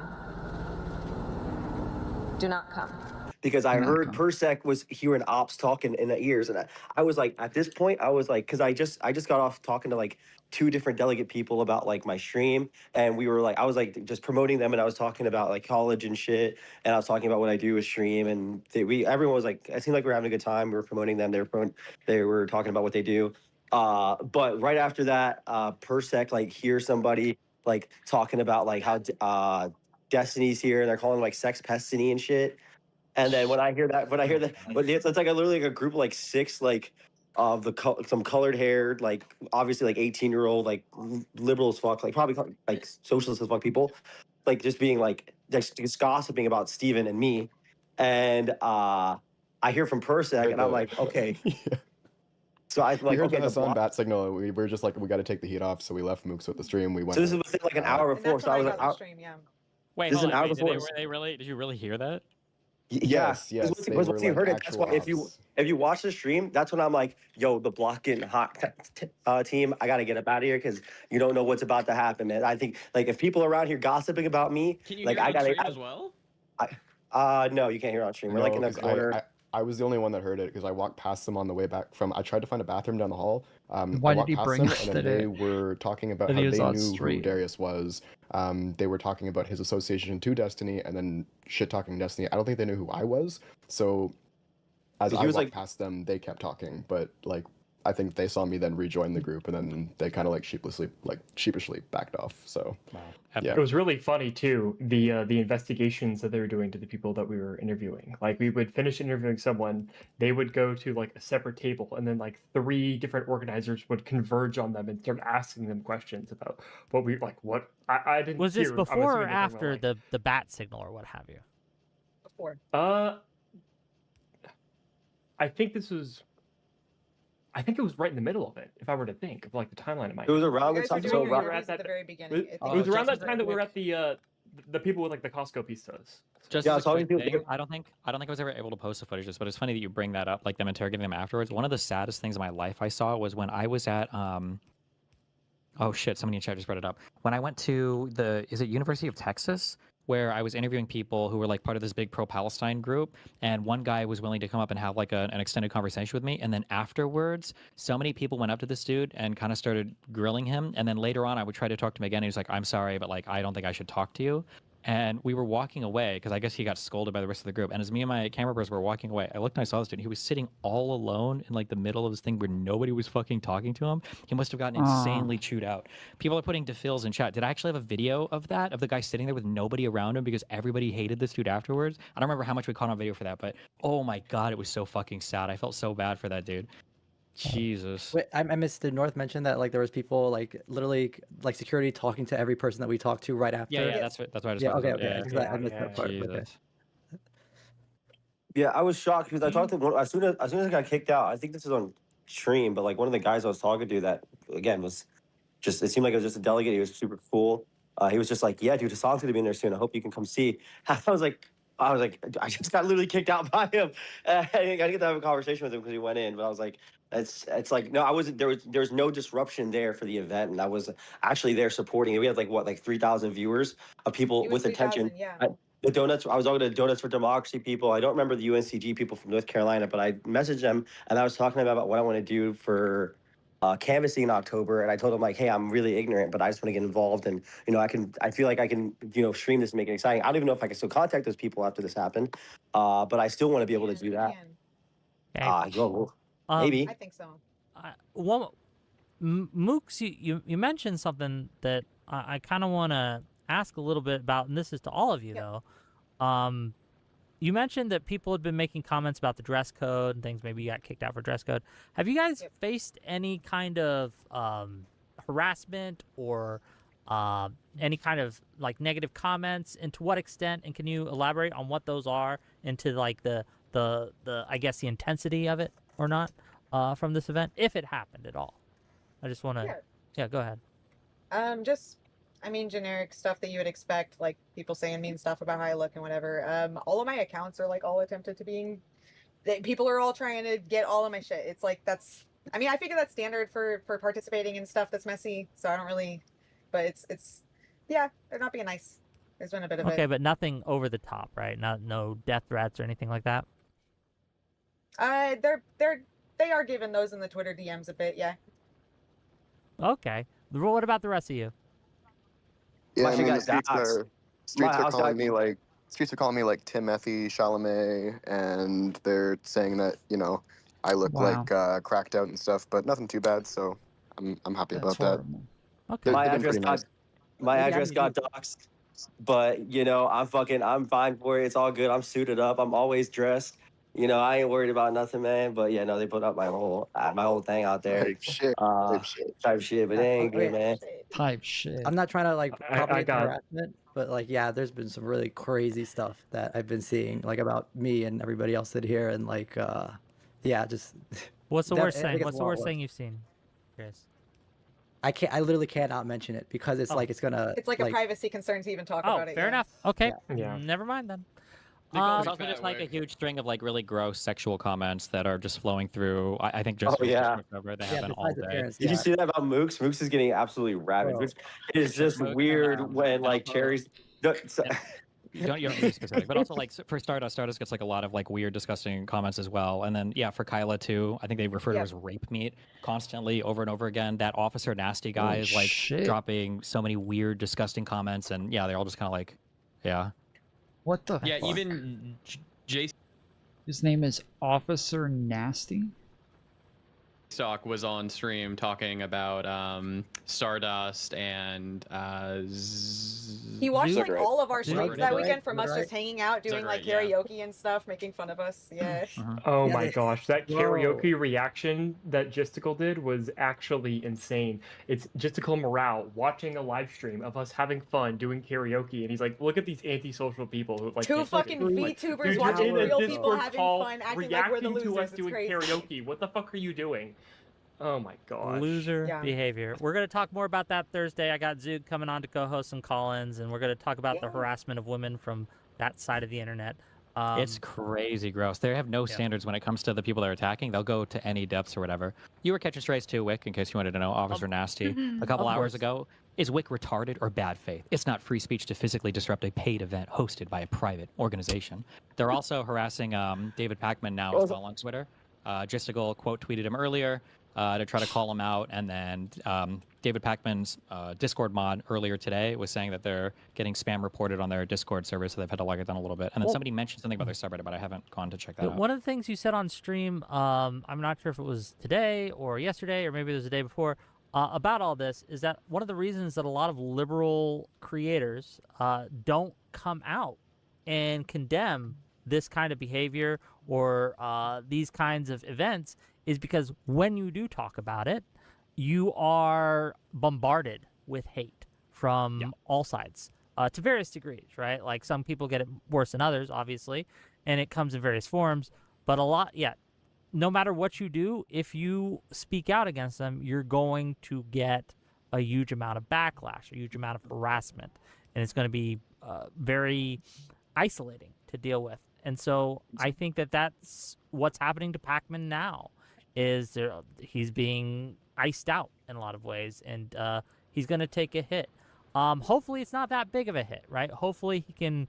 He's a very large channel, right? And he's a very large creator, and hopefully. I'm honest, Pacman even said anything because he's going to get massively harassed now, but I think it's really good that he did. And I think we Did he say, I'm honest? Pacman said anything? I'm honest, Pacman even said anything. Very large channel, right? And he's a very large creator, and hopefully. I'm honest, Pacman even said anything. He's honest. But Pacman said anything. Okay. That's good. Because he's going to Good to get know. massively harassed now, but I think it's really good that he did, and I think we should support absolutely. him through it. That should be praised, right? Yes, if you're out here and you have the opportunity, or like you know how to, get in the comments, like shit, support David Pacman for doing that shit. We need it can't just be like the negative comments against those who are out there trying to, tear us down. We have to also build up people who actually say the right things. So. Pichachu, hello. Hi. Hi. You. Hey, wait. Never mind. I guess it doesn't matter. But like, I saw that someone just said the Kansas University thing. They said they didn't know that Hasan was going there. I'm pretty sure I did talk to. Maybe it was Kentucky. Maybe I'm getting too confused. But it seemed like everyone there knew that Hasan was coming, and they all seemed pretty ecstatic of it. I don't think anybody there. I'm sorry. I don't think you can disavow Hasan being there. And I heard who was the fucking person here north? Was you who talked about the fucking walkout they were doing? I didn't see that. I was the one that talked about the walkout. Who's the guy who said that? Because how the fuck are they able to this Kansas University thing where they did a statement or whatever? How are you allowed to do that when you didn't do anything about it? It seemed like everyone there knew about it. At least when I was talking to people, I was like, yeah, I'm excited to see Hasan. Yeah, Hasan's gonna be here. Everyone was like, yeah, dude, I love Hasan. The staff there was like, I love Hasan. He's awesome. How is anyone there allowed to now after backlash say yeah, it sucked? Well, we don't just to be support that. clear, from what I heard, when the announcement was made that Hasan was going to be there, there was a large amount of pushback, right, from people within positions, right, that they were like, wait, who's coming? We don't like this. We object to this. And there was a walkout planned, but they were prevented from doing the walkout. Now, again, to the extent of how many people are going to be involved in the walkout, I don't know. But this is not even allowed to walk North, anymore. Hearing this from on-the-ground sources, as well as the announcement from the Jewish Coalition's Instagram and people I've talked to specifically who aren't going on the record. So it's not just out of our ass here, right? Yeah, you also got to keep in mind, it's probably a bit by design that everything was announced at the last minute, because it probably does make it hard to organize or stage some type of walkout or protest or whatever, because now who knows what you're going to do. Their leadership might not be on the ground, and this speaker is coming on in an hour or less, or who knows. Or no, it was probably a couple hours, but you just don't really have time to effectively organize, and they probably don't even have those organizing bodies. Why would you have a sub-organized thing in the DCA event to protest inside the DCA event? You just wouldn't even have the coordination level for that. It would be difficult to do, I think. Absolutely. Pichachu, Bro, they have really fucking limited the amount of stone that I get here. This one has 95k in the entire batch. And then the only other one anywhere near has 340k. And then the next closest one is all the way out here with 1.5 million. All the way fucking out here. What the fuck? How do they expect me to do anything? can you give us your perspective? You were there when all this went down? Oh, yes, I was. Tell us about it from your perspective. Were you kicked out? When were you kicked out? When did you? Yeah. Were you? Yeah, go ahead. I was kicked out with the boys with Moot and Steve.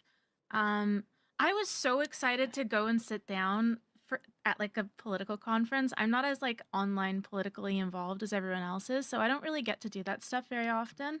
And I was excited to sit down and learn stuff. And then we got to the front, and everything went really well through security, and we were having a good time talking to the security guard. Everyone was so friendly. And then when it was time to give the name and the tickets, they were like, "What's your name?" And then Steven said, "I'm Steven." And then this guy's face just got really serious, and he's like, "Okay, wait a minute." And then he looked down at his phone and he started fucking texting someone hardcore, and that's when I was like, "Okay, this is gonna be a problem, isn't it?" And then they told us to leave. Were you? That was the video. You were there videotaping, right? Were they? Were you planning to do anything disruptive there? Well, what was your plan when you got there? You said you wanted to sit down and learn and just kind of attend the. I'm honest. Tom lacks minerals. Sad to see. Yeah. I'm honest. This game is doing this to me. Conference. Yeah, I was excited to sit there and see what I agreed with and disagreed with. I was there as a supple young mind ready to be molded. Supple. And I was excited to see if I disagreed with stuff, maybe like chuckle to she freshly 18 or some shit? Myself here, there. I think I would have probably agreed with because it's like liberal, and I'm a liberal, so I probably would have agreed with like most of the stuff that they said. But even if I disagreed with something, I don't know, like. And you were I kicked wouldn't out with the rest of them. Did they give you a reason why they were kicking you specifically out? No, no. But they were really. Everyone was being so calm. It was just us. But they called security on us, so I was just like, okay. Cameron Landon called for security. Yeah. Yeah, no. True. Security. Security. He was really scared, man. I wasn't planning on recording anything. I just the way that he like responded to Steven, he was like, "Steven?" And then the way that he went on his phone, I was like, okay, some shit's about to go down. Man. And content brain. How come you guys were able to stay in? Like literally all of us, we got escorted out the building, and security was just standing at the door, staring at us, making sure we don't come back in. Like it was so Well, weird. we didn't even get badges or anything to go in at all. So I mean, maybe Okay. that's why, because they figured we wouldn't be able Yeah, you guys actually made it in. to get in anywhere. I mean, we did. We paid for our tickets. That's the crazy thing. Did too, you is we all guys- paid like $60 Did for any it, of you and get your money back yet? We did not get our money back. So We did not get our money No, back. hold on. Official disclaimer. I did get an email from the College of Immigrants of America. My ticket and Darius's ticket, because I paid for him, were refunded to me. Now, I don't know about anyone else, but I also got an email, and I got that some of the pressure. I got 3 of the tickets refunded, and I think that's what I purchased. Okay, well, that I think that's, one I of think those that's all was of mine. them. Yeah. Okay. Yeah. Okay, so we did. Fair enough. So you at least that's true. Steven, did you get your tickets refunded? Yeah. Good. At least they did that. Good stuff. Good stuff. Let's read a few of these super chats for you guys. $10 from It's Vishy. Destiny. Would you consider doing a call-in stream or something with the many college Dems who wanted to see you or condemned leadership's protection of Hasan? The Kansas University College Dems already condemned Hasan. I mean, if any of them wanted to, yeah, sure. I think I put out feelers through the DGG poll guys to see what the appetite was for something like that. But also, yeah, maybe, yeah. Sure. $2 from Linus Clark. Please have IRI on these panels. I love you, Whick. If IRI wants to come on a show, I'd be happy to have him. Yeah, just he has to hit me up and tell me a time and what he wants to talk about, and we'll make it happen. €5, I should say, from Rex Gardner. Hasan kicking Destiny and any in his orbit proved everything Destiny said about Hasan. Destiny did more for Democrats. Hasan is a clown. Thank you for the $5. $5 from Mr. Chris Bennett. Unfortunately, this shit won't change unless more voices speak out. Where was Mockler's condemnation? Where was Brian Tyler Cohen's condemnation? And I'm just curious, like you're I don't know if I want to say friends, but you're associates with Mockler, and you've worked with all these people in the past. Have they reached out privately to you at all to ask about this situation, Destiny? I mean, I think at this point, Pac-Man did say something. I think in the video that I watched, I think he mentions it, just kind of like in passing. No, but I also probably was a little aggressive over the past few days, so I wouldn't expect them to. But the consensus behind the scenes is basically it's free money to just kind of like bash Trump all day, and attacking the left doesn't do as well for your viewership metrics, and it also invites a lot of like critical blowback because some of these people will either stop watching you or they'll start harassing you or they'll, like start shitting up your comment section. So it's just not worth it for a lot of it. These are the topics that I'm using for the paper: the vax, abortion, immigration, and Second Amendment taxation, income tax, but focusing on property taxes and the First Amendment, working title, censorship in America, right versus left.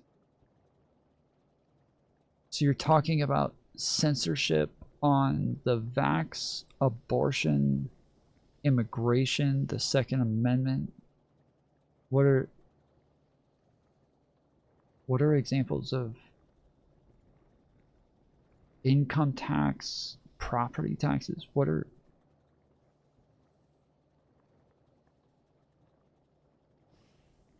How are those related to censorship? Them, unfortunately. I say not worth it. I mean, I would argue it should be worth it if you're embarked on a political project and not just trying to like maximize the money you're making. But well, because there is a argument that I have heard, and I don't know how to kind of convince people that this isn't true, but the argument is that we need to focus on Trump now. That all this talk about interfaction fighting is a distraction. It makes us look weak, and it makes it harder for us. Yeah, it's not a distraction.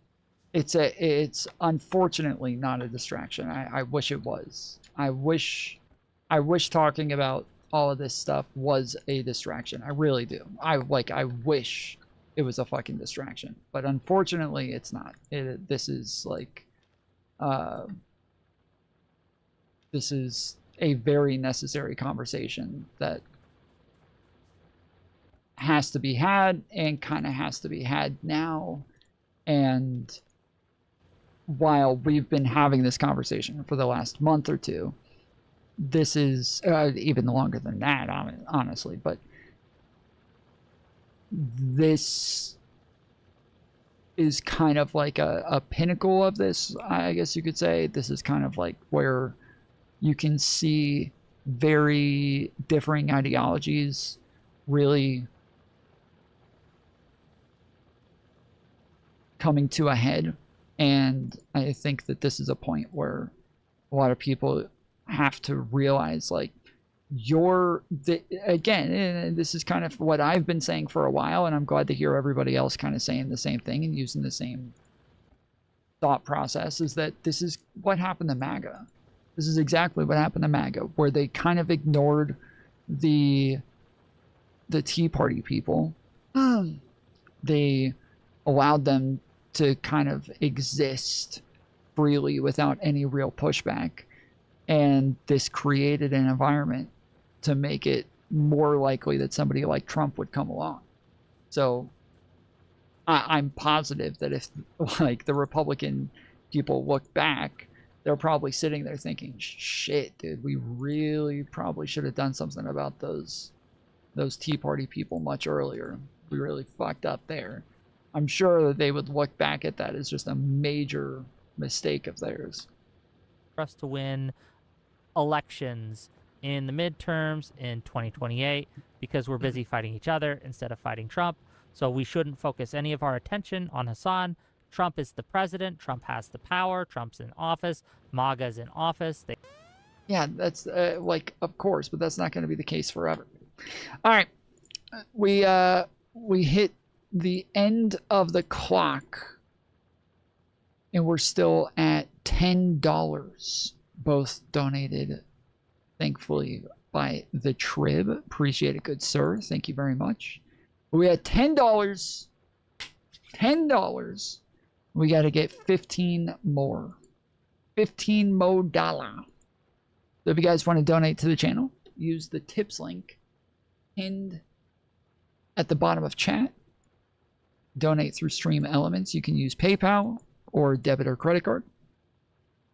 Any and all donations are much appreciated. But if we don't hit the goals, I end up getting off stream. So, I don't want that. You don't want that. Nobody wants that. That would be horrible. That is a terrifying prospect, and I don't even want to think about it. So let's hit those goals. They have executive power and congressional control. So why should we do anything about Hasan right now? Because Trump is the main target. Yeah, I agree. I don't know why they can't do that. I don't know why Hasan feels the need to call me a rapist, pedophile every single day, or why the only people these guys seem to have any heat for are other Democrats. As soon as they start focusing more on real politics, like being substantive in their critique of. Yeah, I mean, this is this is the direction that I don't really take it as well. Where, like, every time somebody's like, why would we even fight with them? Why are we fighting other people on the left? It's like, well, we didn't pick this fight, dude. Like, they're the ones who picked the fucking fight. They're the ones who keep coming after Democrats. They're the ones who keep coming after liberals nonstop. Like, it's not liberals who are, like, super worried about them nonstop. It's them who are super worried about us nonstop. Other people's political positions, like mine, or as soon as they start attacking MAGA and not just constantly going after moderate Dems or attacking the entirety of the United States and trying to raise up the reputation of fucking Stalin and Mao, then yeah, I think that'd be good. But in the meantime, you know, if they're going to be a cancer inside the party, you have to address it. It's pretty much take the opposite stance, argue a logical point, and see if you get censored. Then take that data and figure out why you were censored. What is the psychology behind the censorship? Oh, okay. I mean, as a streamer, I can just go ahead and tell you what it is. Like, it's very simple. It's tribalism. Like, when people are in my chat and they chat a lot, they're active, they're people who are here often. You want to kind of like mold your own community.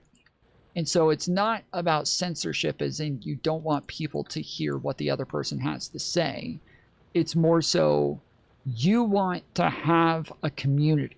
Like live chats, especially live chats that the streamer interacts with. That is like something that has to be molded, and it has to be like taken care of. It has to be directed. And you want your chat to somewhat represent you as a streamer. You want it to be, you want it to have similar values to you. You want people to come into your chat and see what people are talking about and feel like, okay, like, one of the things that, like, no offense, but one of the things that I think about a lot is that a lot of people will come into my chat and see a couple of people who like to make a really big deal about Israel-Palestine.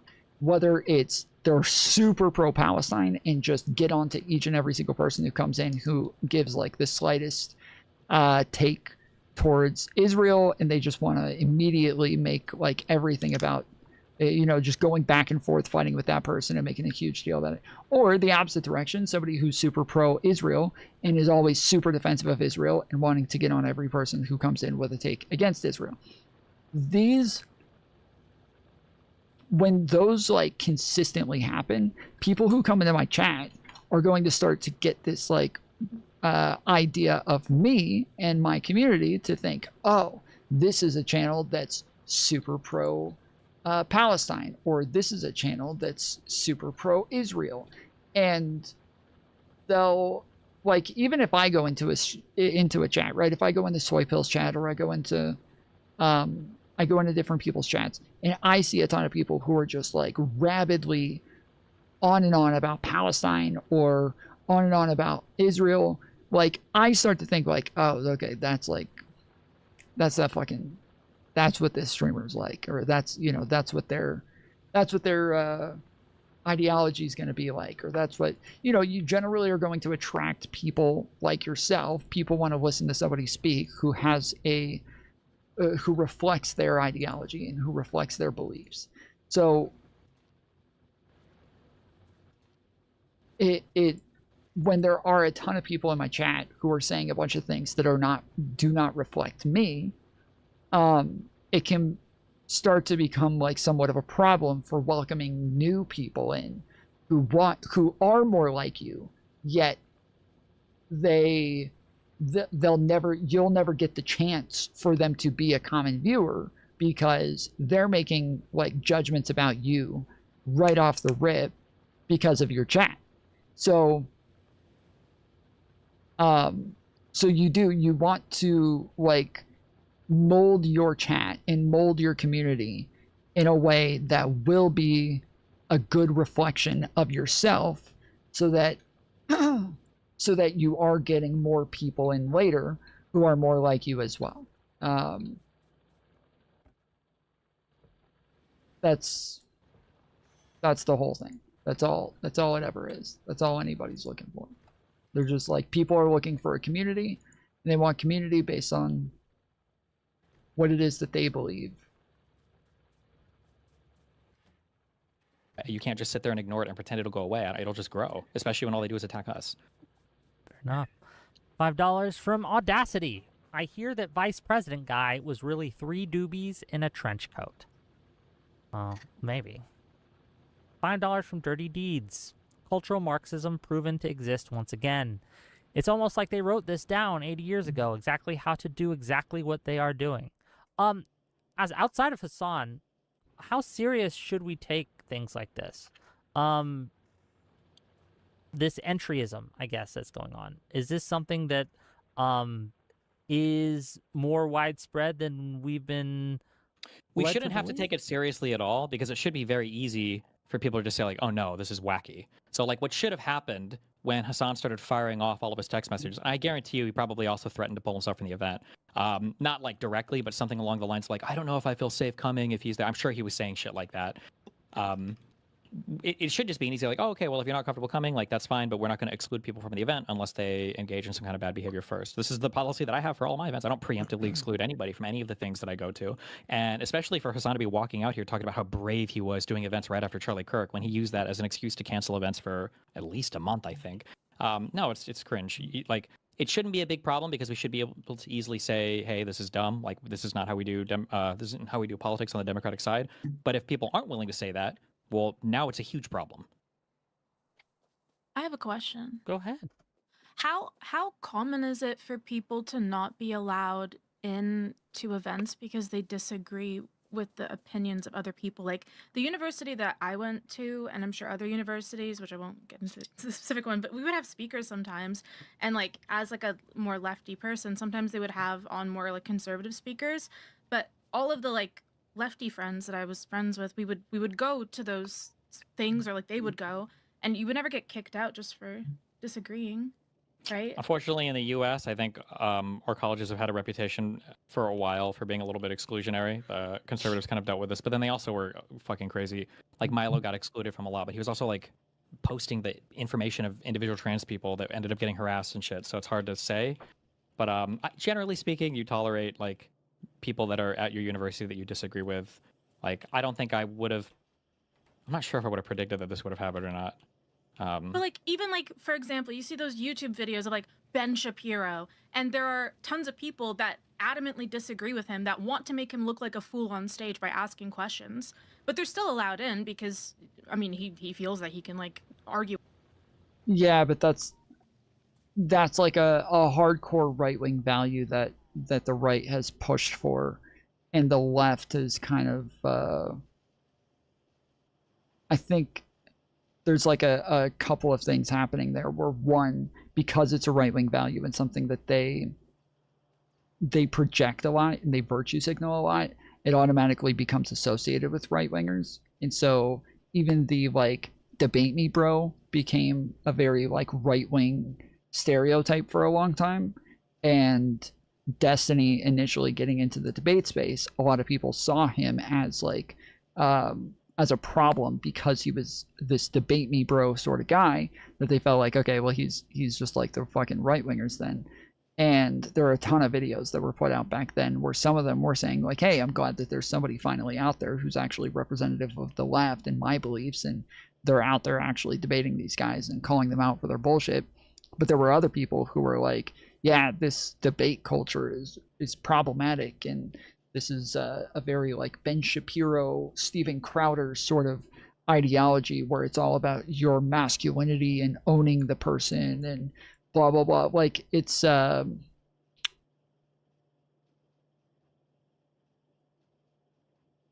it was viewed as for a long time as like a right-wing thing. And so the whole like hardcore freedom of speech, pro free speech, because this isn't actually a freedom of speech sort of issue. It's not actually about freedom of speech. Freedom of speech is a constitutional thing. Freedom of speech is about like, you know, it's about the First Amendment. It's about the government getting into your business. It's about the government being allowed to like stop you from doing things or saying things. It's about the government not being allowed to lock you up. It's about the government, like it's about the government, right? It's not about your private events where you want to decide who is or isn't there. Like it's not the same thing, but it's generally a good value to have. It's just that we don't conflate that with the First Amendment like they do. And so because they conflate it with the First Amendment, they think of like kicking somebody out of an event as this horrible atrocity where you violated the First Amendment, whereas we don't. But it should be something that's like publicly shamed. It should still be something that's It should be something that's stigmatized, and it's not as much on the left. You with them, and shouldn't we do the same thing? To just be like, Well, isn't the fundamental argue with nature of them. that like different? Well, hold on. I would say that we should be able to do that same thing, but I would argue that everybody does politics right now in the United States. Like, you see Ben Shapiro doing that. These are college events where he's going to basically smurf in like a bronze server as a grandmaster, and he won't announce where he's going until literally, well, sometimes till after Like the video's day of. posted. Yeah, there's a reason why those guys, Crowder and Ben Shapiro and Charlie Kirk, all these guys pretended that they were great debaters, but they would just ambush college kids that weren't ready to deal with them. That was their MO for sure. I So would Hasan is say- technically in line with all of the weirdo authoritarian types on the right. This is just how everybody functions. Nobody wants to actually be critically challenged on Okay, anything. but Interesting. just real quick before we go on, because I think this is worth addressing. $10 from Admiral Love. Can you ask Destiny to address that Discord screenshot floating around about how it would be justified or justifiable to kill Hasan? Oh my goodness, dude. Have you guys seen this? They've been screenshotting where Destiny says, like, he posts a tweet from Hasan and says, I think it would be totally justifiable if somebody murdered Hasan because of this tweet or something like that.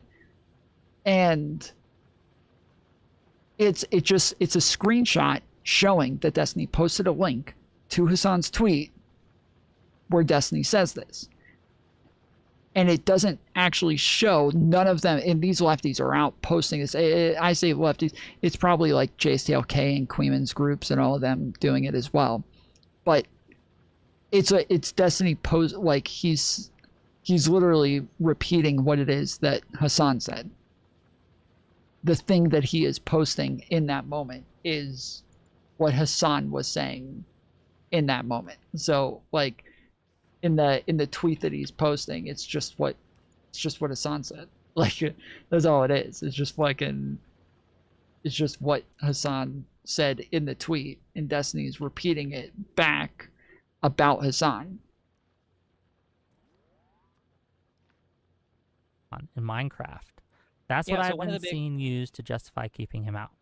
Sure. So, I mean, you can click the link beforehand. There's two ways, a precise way and a macro way that this talking about is really fucking annoying to me. So in the precise way, I'm responding particularly to a video that I've linked in there. Nobody obviously plays the video because nobody gives a fuck. But in that video, Hasan is talking about, it's just another broad justification for why you can kill essentially any Israeli citizen. And this is at a time when the harassment against Ela and Ethan Klein was at its peak, basically, after they had skulls mailed to them, CPS called on them. And Hasan goes out of his way to amplify his statement of like, this is why you can attack people who are IDFs and raiding the West Bank, even your favorite YouTuber's wife. And it was just like it was an unhinged statement to make. And then in watching that, because again, with all the harassment, I think I quoted this or I linked the VOD or whatever. And I was like, the same argument, you can justify killing Hasan, basically, is I think more or less what I said. I don't know the exact quote. Everybody's seen this message posted a million times, but it's basically essentially that. But I think it's the annoying thing. So that's on the precise thing. It's pretty obvious to see what I'm responding to, number one. But number two, the annoying thing is that, like, if there was ever a canary in the coal mine for people on the left getting murdered, I'm pretty sure it would be me. Like, I've been swatted fucking half a dozen times over the past year and a half. Like, I have so much harassment and shit that shows up. I've been demonetized on YouTube. I'm permabanned from Twitch. Like, Hasan is not, like, threatened at all. So the idea that somehow he's the one who's, like, under pressure or whatever is ridiculous. If anybody's going to get assassinated at some event, it's probably going to be me or somebody in my... Well, I imagine it would be somebody in me or my order first. That would just be my guess. It's gonna be you or Trump, yeah. Yeah, Jesus, yeah. Well, I'll make sure to sit a couple seats away from you, okay, next time we're doing an event together in real life, just in case. Okay, I don't want to get any blood on my suit or... I haven't watched, apparently I missed these, but because my editor was shouting at me. But apparently Hasan was even making statements relating to... saying that that I'm like a Democratic Jake Lang, and that he was saying things like, quote, Minnesota knew how to deal with Jake Lang, end quote. Do you have and these I'm pretty clips? sure... Can you send them to me?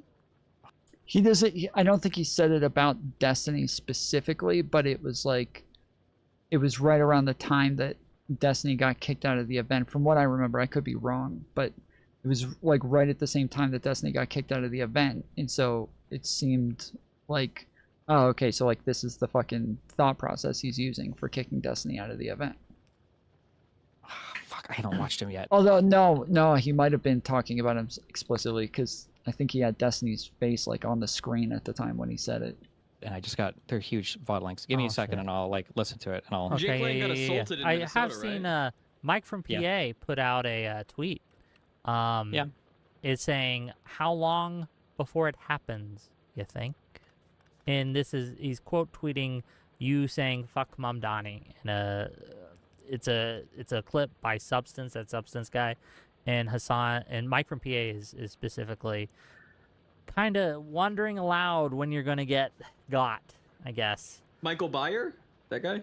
Well, it's not just that. Like, didn't Mike PA also say on stream, like, if you live in Florida, I have like $10,000 to give yes, you? that also happened. When talking And that about was a while ago. Destiny, but so I guess it's relevant. Yeah, I don't know. It does seem like there's this weird double standard here, where they can simply talk openly about you getting hurt or killed, and if you simply make any kind of sideways statement that he's going to harass us, he's going to dox us, he's going to destroy us, he's going to kill us, we need to do everything in our power to keep away from him.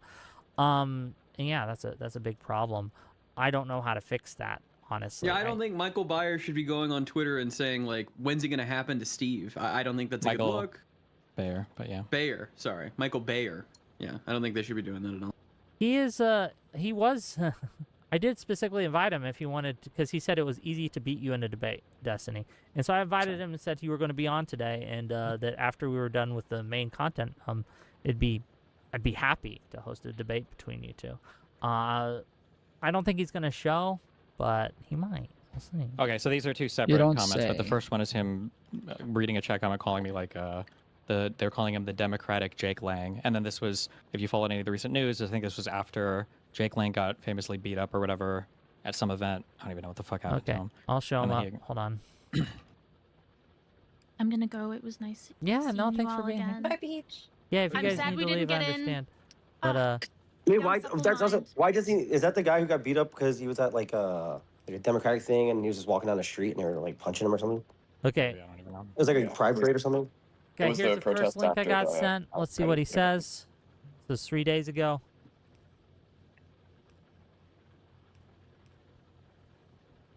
They're calling D the Dem Jake Lang. In defense of Laura, she does not have a Nazi kid, so she has spare time. Fair. Oh. Centrists are defending Pestiny too. Yeah, I saw that. Did he already say it?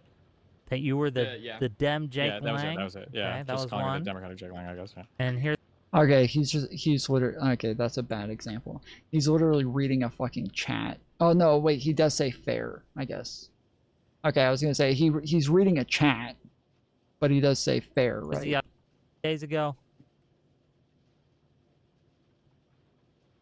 They're calling D the Dem Jake Lang. In defense of Laura, she does not have a Nazi kid, so she. Oh yeah, he literally just read a fucking chat. Okay, that's a bad example. That's okay. He didn't say fair to has that. spare time. Fair. Yeah, he said that to the other thing. All right. Centrists are defending Pestiny too. Yeah, I saw that. Did he already say it? That you were the Dem Jake Yeah, that was it. Lang? That was it. Yeah, Okay, that just was calling him one. the Democratic Jake Lang, I guess. Yeah. And here's the other one. Waiting. Give me a second. I want to make Bro, sure. that I don't outfit have is it. so like that triggers me so much. I hate the fact he wears that. Like, that's why he wears it.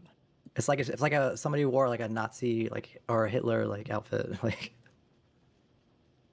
Okay, let's see what he has to say.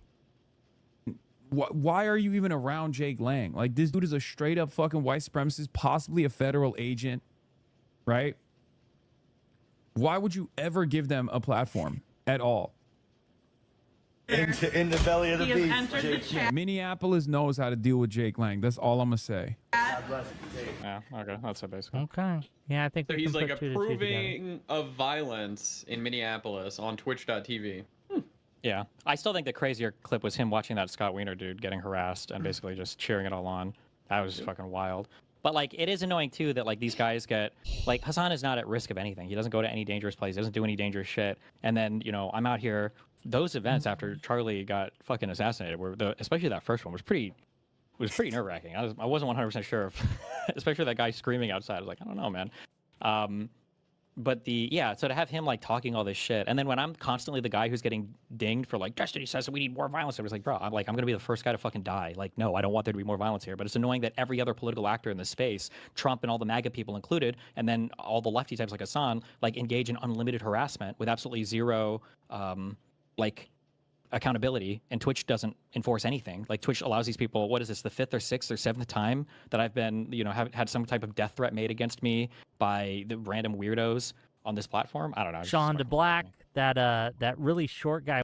Yeah, Sean the Black did say that somebody needed to do it, and then literally said that they could have achieved socialism if it wasn't for Destiny. Yeah, unironically said, Destiny is the reason they haven't achieved socialism.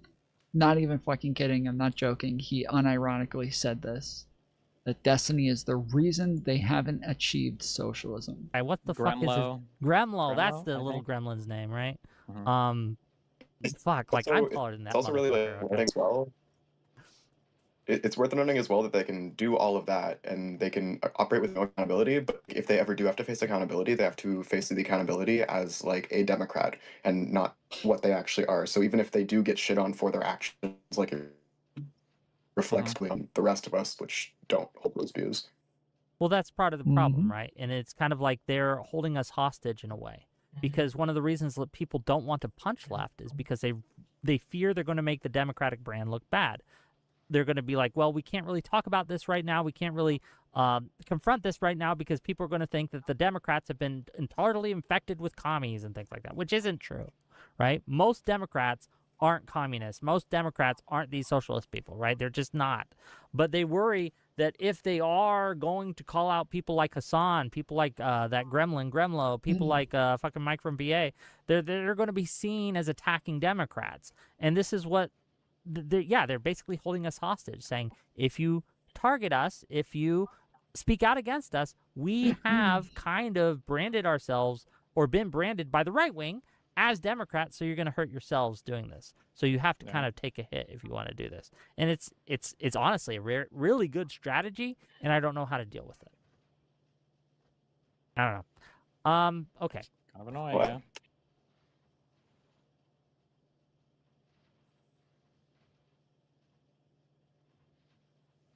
Before I give any analysis of Hasan Piker and the DSA, I have to disclose that I have a personal relationship with Hasan Piker, and let me just show you this up front. Afraid to say his name this publicly. Oh, but I feel like I feel shit if I did. PF Young, he's like he's a centrist kind of guy thing. I don't know who PF Young is. So I hate Hasan Piker, obviously.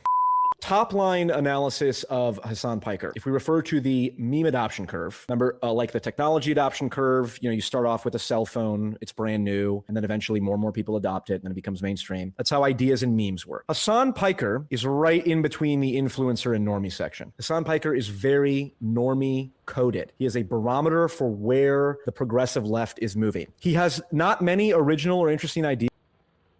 It doesn't make him normie? What? What the fuck? Which is why he's not schizo-autist, but he does take... I guess when he says normie coded, he means because he's like, he says bro and dude a lot and talks like a bro. I guess is the thought process there. Schizo-autistic ideas, niche ideas, and normalize them, like DSA stuff, Niche. which we'll look at momentarily. So here's a speech that Hasan Piker gave recently. No more to Trumpism, but no more to the Democrats who compromise, who conciliate, and who betray us. No more to the fascist reactionaries, but no more to the Democrats who will collaborate and cooperate with the fascists, who will fund ICE, who will fund Israel, who will help poison the planet, who will stiff workers and help bosses. We don't need those Democrats anymore. In fact, we have a message. We are coming. We are unbossed. We're unbought. We're unbound. And we will become undeniable. Thank you. So here's a useful look into Hasan Piker's thought process. I got stopped by a cop who thought I was like making fun of Mao Zedong, which I never would and never will. Mao Zedong is one of the great leaders of of this world, okay, a man who changed the entire universe, the entire planet. Fucking insane, dude. Okay, for real, yes. I mean, there was a lot of fucking excesses, let's be real, but... So that's Hasan Piker. And so if you can understand how, okay, well, Nick Fuentes and his... 40 million deaths. 40 million deaths. A lot of... So there was a lot of excesses, guys. Ideology and the things he says are a influencer and a barometer of where the right is moving, particularly the young people on the right, which is i.e. the future of the right. Then the same thing is true with Hasan Piker. And clearly, I would say that's at least as bad. Okay, everyone who wants to do this, well, Stalin and Mao and Pol Pot were actually not as bad as Hitler. To me, I think the reason people say that is because, well, in the case of Mao and Pol Pot, they didn't kill white people, but you know, I don't want to sound too woke here. Okay. So Hasan Piker is a big supporter of the DSA, the Democratic Socialists of America. This is their website. This is their program. Let's review. Thriving working class communities. Expand public resources to support recreation, learning, and social spaces accessible to all. Good. Establish paid family leave for workers, a 32-hour work week with full pay, living minimum wage. I could be convinced. Provide free quality public education from pre-K, based to college. Probably not. Cancel all student debt. Also probably not. Maybe cancel some of it. Guarantee universal health care at no cost to individuals, including complete access to reproductive and gender-affirming care. Now, let me ask you this, ladies and gentlemen. Why in God's name would the first line of healthcare for all specify complete access to reproductive and gender-affirming care? Anyone who tells you that the right are the ones who are obsessed with gender, it's the biggest gaslighting technique around. It is clearly the extreme progressive left that puts this forward, this ideological construct, front and center, which gets clearly in the way of actually something good, which would be... It's so weird. This is really fucking annoying with PF Young. There's been numerous people who have had conversations with him about the fact that this is not like an ideological construct, that this is just like a normal scientific thought, normal liberal thought, normal like the way that, you know, when it comes to trans people, there isn't some like gender ideology, but instead just like it's exactly what pretty much all liberals believe in or are in favor of. Like it's just normal shit. And it seems like he gets it each time. I think I've talked to him about it. I know Not So Weird, I talked to him about it. And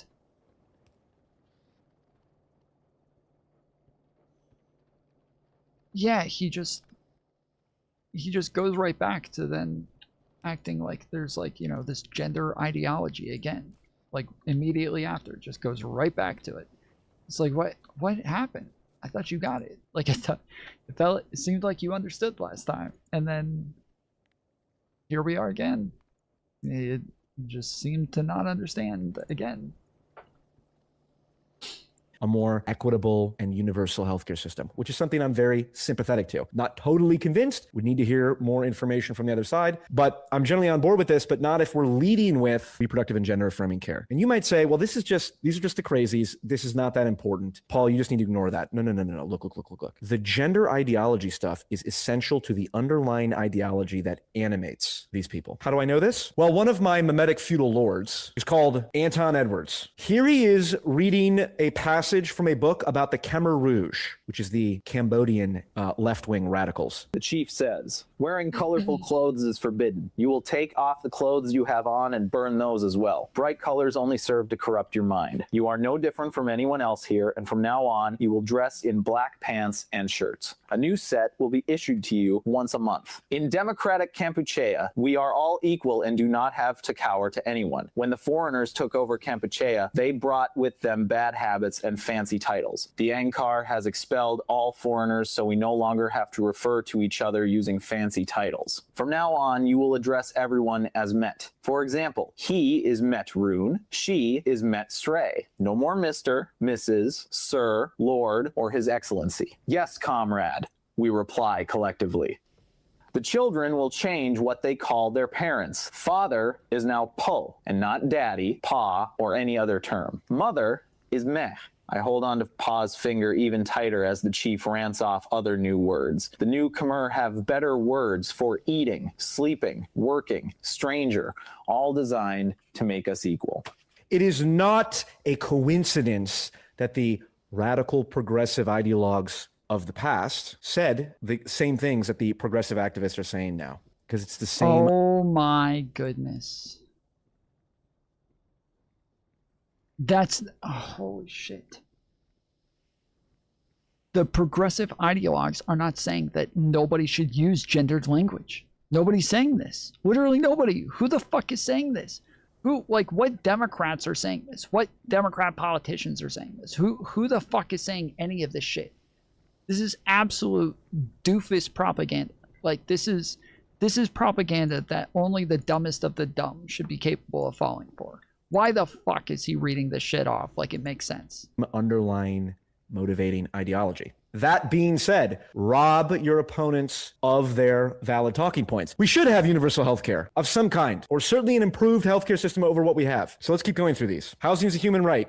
Okay, we don't need that language, but I get your point. Build new publicly owned social housing, strictly regulate investment properties, establish universal rent control, and guarantee right to counsel for all tenants. Okay, so no good points here. I mean, rent control, it's like, dude, you can't, look, if you hate libertarians, you got to give them credit, because the rent control thing is just an unarguable correct point that it's bad. Don't do it. Okay, so bad ideas here. And the legacies of slavery.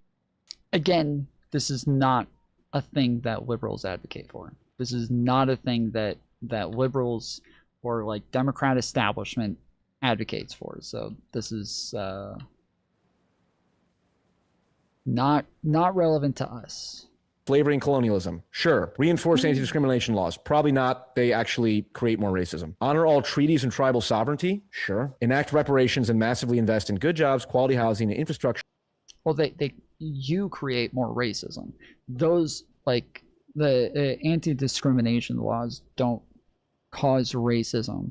It's people who go out and keep saying that this is discrimination and that this is making things worse. Those are the ones that are feeding everybody this bullshit to make them believe that things are actually worse.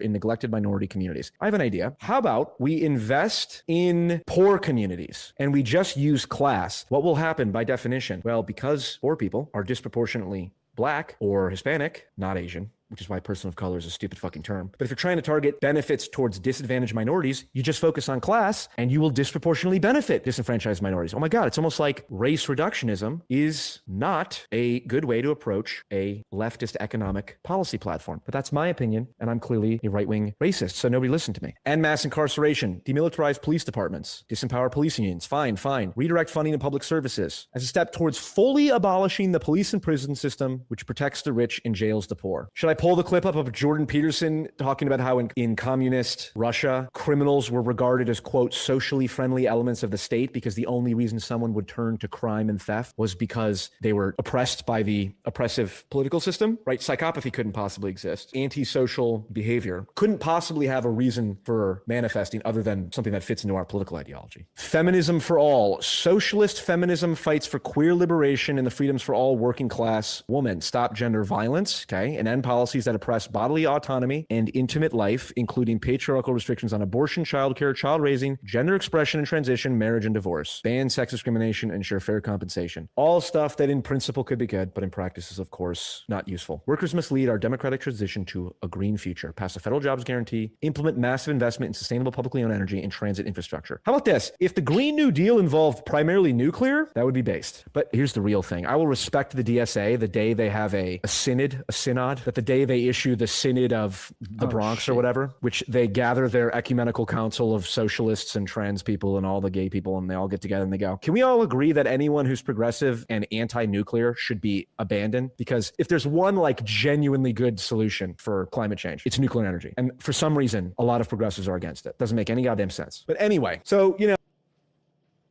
I mean, this is true. There are some weird progressives who are against nuclear. It's fucking stupid. He says a lot, like I don't know what a lot is. That's such a general statement that it doesn't really mean anything. If he had said most, I would have disagreed with him vehemently. I don't think most progressives are against nuclear, but by far the majority are in favor of nuclear. There's some good sentiment in there. And the DSA and Hasan Piker wouldn't be as popular as they are and as they're continuing to be if the moderate center, kleptocrats, actually solved the problems that the hyper-progressives are complaining about. Because the only way that extremists are empowered is by being the ones pointing to a particular problem that the moderate center refuses to address. Now, Jon Stewart. We're in that same bullshit place now where all these new ideas, suddenly the Democrats are, these democratic socialists, they're crazy. And you're like, well, but that generally their crazy ideas aren't where the energy is. The energy isn't around like, we shouldn't have prisons or borders. The energy is around a belief that they're economic populism. And when you call it socialism, I think it's a misnomer. Like in the same way that if you call Social Security socialism, that's kind of a misnomer. It's about strengthening a safety net for a country that has suffered too long, overvaluing capital and money and undervaluing labor and work. That's all. That's it. And it's Winning political message. Again, the whole why is capital gains taxed at a lower rate than labor? I'm sorry. Tucker Carlson is saying that. Bernie Sanders is saying that. Ian McGilchrist didn't say that explicitly, but in my video on economic populism, he explains his gripes with capitalism. It's just a correct point. Jon Stewart calls it economic populism. Steve Bannon calls it economic nationalism. It's the same underlying principle. Wealth inequality is getting to a point where it's really bad, and it's going to cause societal instability, as it has done in every society where it's gotten out of hand. Now, back to Hasan Piker in particular. Not to cite my own videos, which I'll actually do twice here. For those who don't know, here's the first minute of one of the highest quality pieces of art that I have produced. That kind of going off what I just said a minute ago. The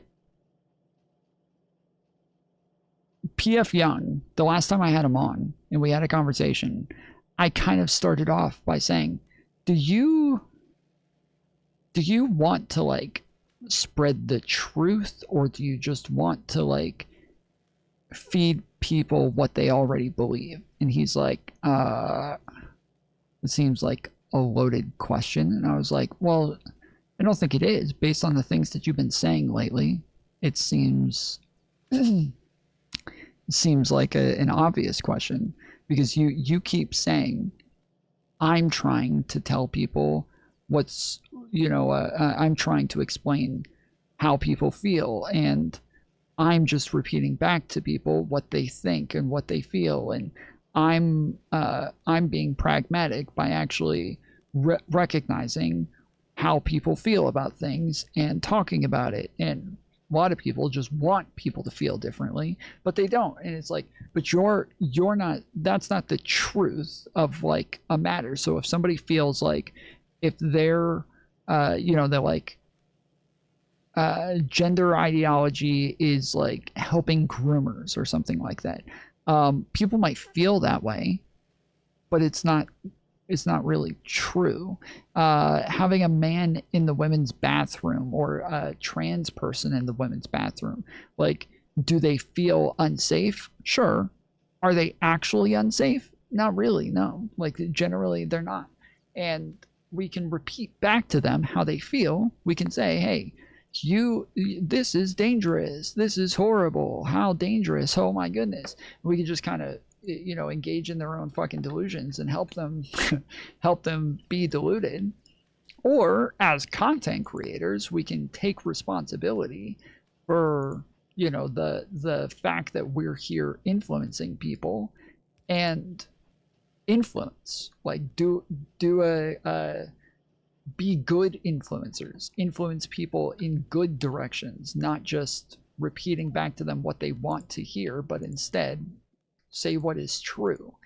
And he ended up pivoting the conversation very quickly to, he doesn't think that liberalism is good anymore, that like he thinks liberalism has kind of failed, and he's ready to just kind of call it quits on liberalism.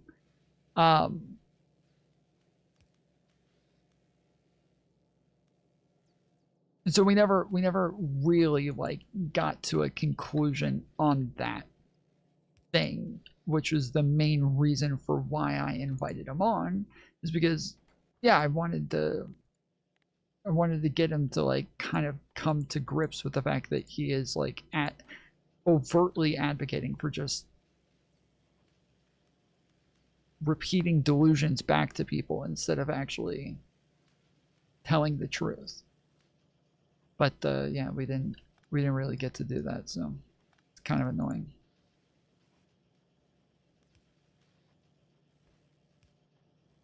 Alongside my video editor, the League of Politics champion spotlight, Hasan Piker. It gives good insight on his background, because I'm going to make a broader point that's important. Featuring Hasan Piker, the Prince of Wokeness. If you have a podcast, that shit is gay as fuck, okay? It's soy. Hasan Piker is one of the most well-known champions in League of Politics.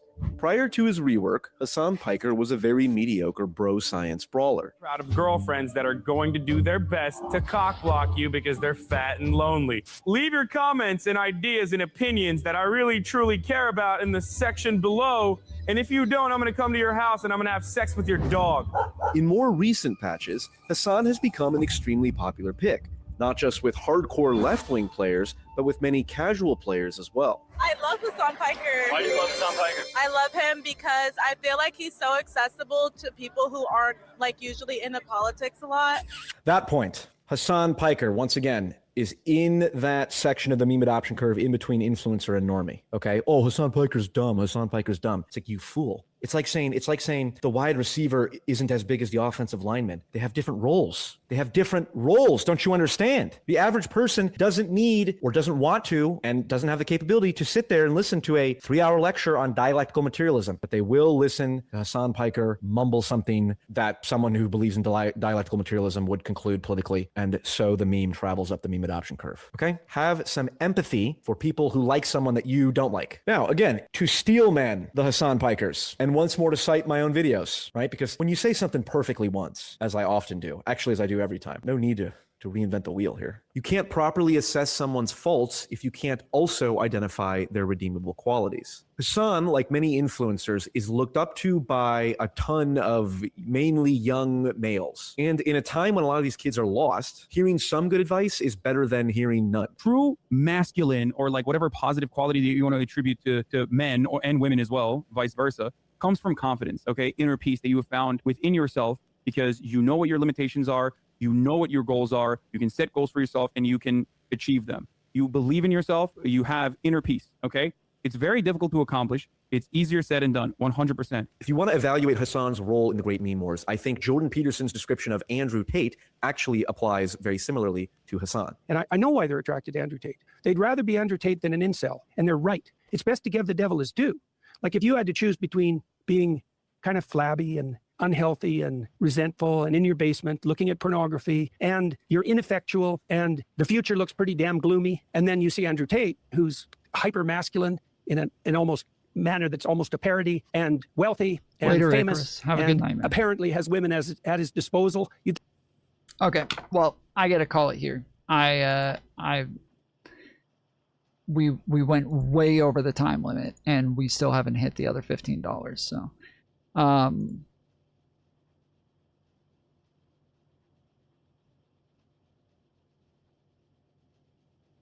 appreciate everybody coming in and hanging out tonight.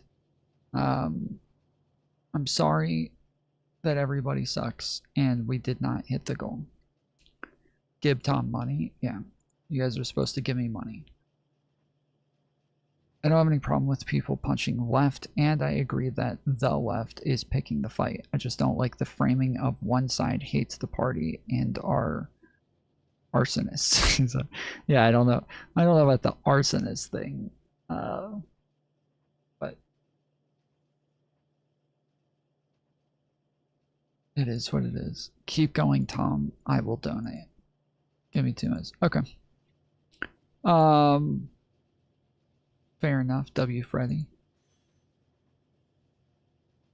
Yeah, I don't know about the arsonist thing, but I think, like, I get what they're trying to say. They're trying to say that, like, these are people who literally say that they want to, like, burn down the party, and so I think that's what he meant when he said arsonists, is that they're trying to burn down the party, not that they're literally, like, burning anything else down. I believe that's what he was saying.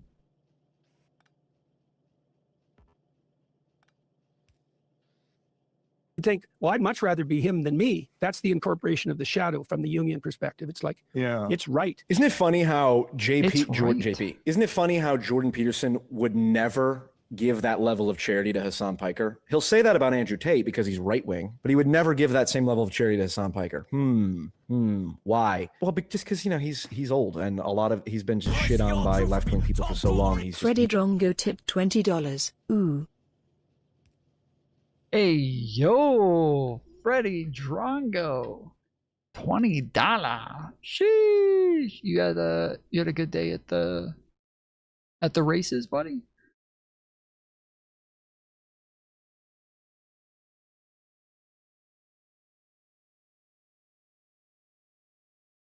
W Freddy's in chat.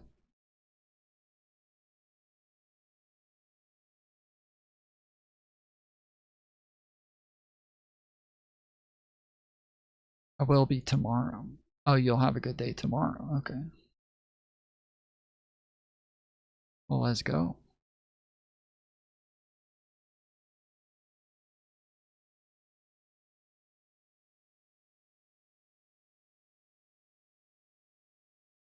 I think we're like halfway through the next. I think we're already like halfway through the next round. If I Oh no, we're not. We're only an hour in. Okay.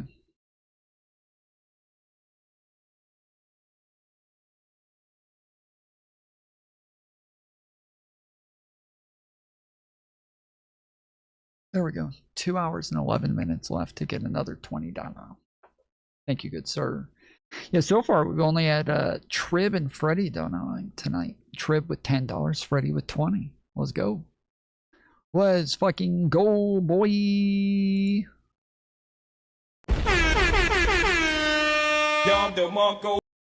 The lag really fucks that up.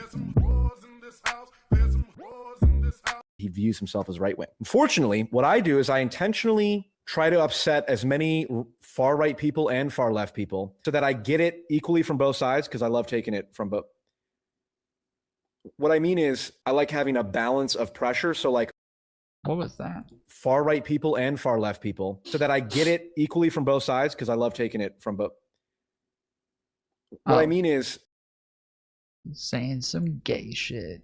Let's go. I like having a balance of pressure. So like, oh, all these Destiny fans are so fucking annoying. Then the fucking Nick Fuentes Graper fans are so fucking annoying. So, like, I don't have an option. Like, I'm not going to move right or left, right? You got to balance it out. Otherwise you end up like JP. Rescue the father from the belly of the whale. But to be fair, like Andrew Tate, Hasan has said some absolutely insane shit. In the current meta, political violence is becoming increasingly popular, and Hasan Piker is very good at adapting to this new environment. Yeah, kill them. Kill those motherfuckers and murder those motherfuckers in the street. Let the streets soak in their fucking red capitalist bloods, dude. And I also said in a video game, but to showcase the silliness of the statement of itself. Right, okay. So it's like ironic, or is it Marxist revolutionary rhetoric? But the most important thing to remember when playing Hasan Piker is that no matter what happens, he'll never fail to shock you. Kaya, please just fucking go. Get it? Shock him. I had to show the end there. Anyway, so that's the takeaway. If you want to be a useful and competent political and cultural analyst, if you want to be a effective general in the meme wars, you got to have empathy and understand why people are drawn to people and what they mean. There is a mix of this, so you do have to kind of mix different things in. You have to be able to talk about things sometimes with words that other people won't understand, so that you at least sound smart enough for them to listen to, while also generally, for the most part, saying everything in a very dude bro-y sort of way to where they at least are capable of understanding it. There has to be a mixture of the two, and that is exactly what Hasan does. That is what Destiny does, is what I try to do. Is I think that you have to be able to have a even mix of the two things so that people are actually willing to listen to you. But it is true that the majority of leftists are sitting there using all of this philosophical rhetoric that most people are not going to understand. And, you know, everything is about the dialectical, prescriptive, Marxian, like, it's always very, you know, highfalutin academic talk. that is very unattractive, and it makes it to where, yeah, most people just don't want to hear that shit. And so Hasan is somebody who doesn't talk like that much at all. He'll use the language once in a while, and that's what makes it to where, oh, he understands things that I don't really understand. It makes him sound smart enough, and then, but he speaks in a relatable way to where you're capable of listening to him for long periods of time, and you don't feel like you're too dumb to listen to him. So, yeah. And what that says about society and the problems we face. If you could get to have a discussion with either Hasan or Fuentes, who would you choose? It's a good question, but Nick Fuentes for sure.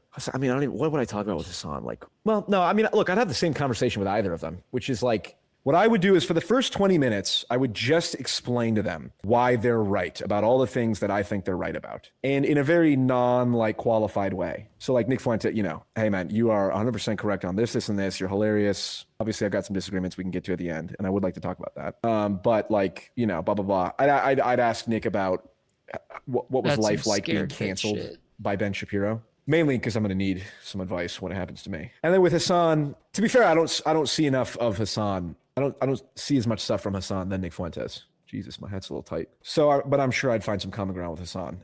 And then the key thing is you demonstrate up front, hey, I'm not here to just shit on you. I'm here to acknowledge that you are correct on things, and I'm not afraid to say that. I'm not afraid of, if people see me speaking positively with Nick Fuentes or Hasan, or as has been with Destiny or Andrew Wilson, he must be a bad person. Like, I don't give a fuck about any of that. You show that, you demonstrate that you're an honest actor, and then you say, okay, this is an honest question. How do you stop yourself from going too far? Like, clearly there are factions that are extreme and say extreme shit. Like, what is your theory on where you draw the guardrails? That's what I'd ask Nick Fuentes, and I'd ask something similar to Hasan. That is my opinion on Hasan Piker and the DSA. Cool story.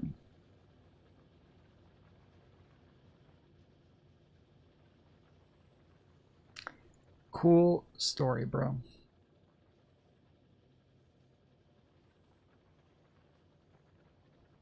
What up, Cody? Government ownership of the largest corporations and of entire industries. Again, literally exists in social democracies.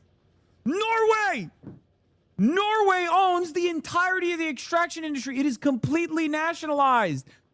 Oh no, this is going to be Hasan missing the entire point for the entirety of this video, isn't it? That's all it's going to be. It's just going to be Hasan missing the entire fucking point the entire fucking time. That's all this is going to be. This is Hasan reviewing David Pakman. When David Pakman was talking about the DSA, talking about, I think, Hasan getting Destiny kicked out, I believe that that's what he's reviewing here. And so this is Hasan reviewing David Pakman saying some base shit, and it's likely going to be Hasan misunderstanding the entire thing. I would bet. I would bet you anything. He's not gonna understand any of it. Down to the bone. It's not like Norway's Maoist. My man started off by saying, I love social democracy. Norway? I'm a social democrat. And then literally looked at the DSA.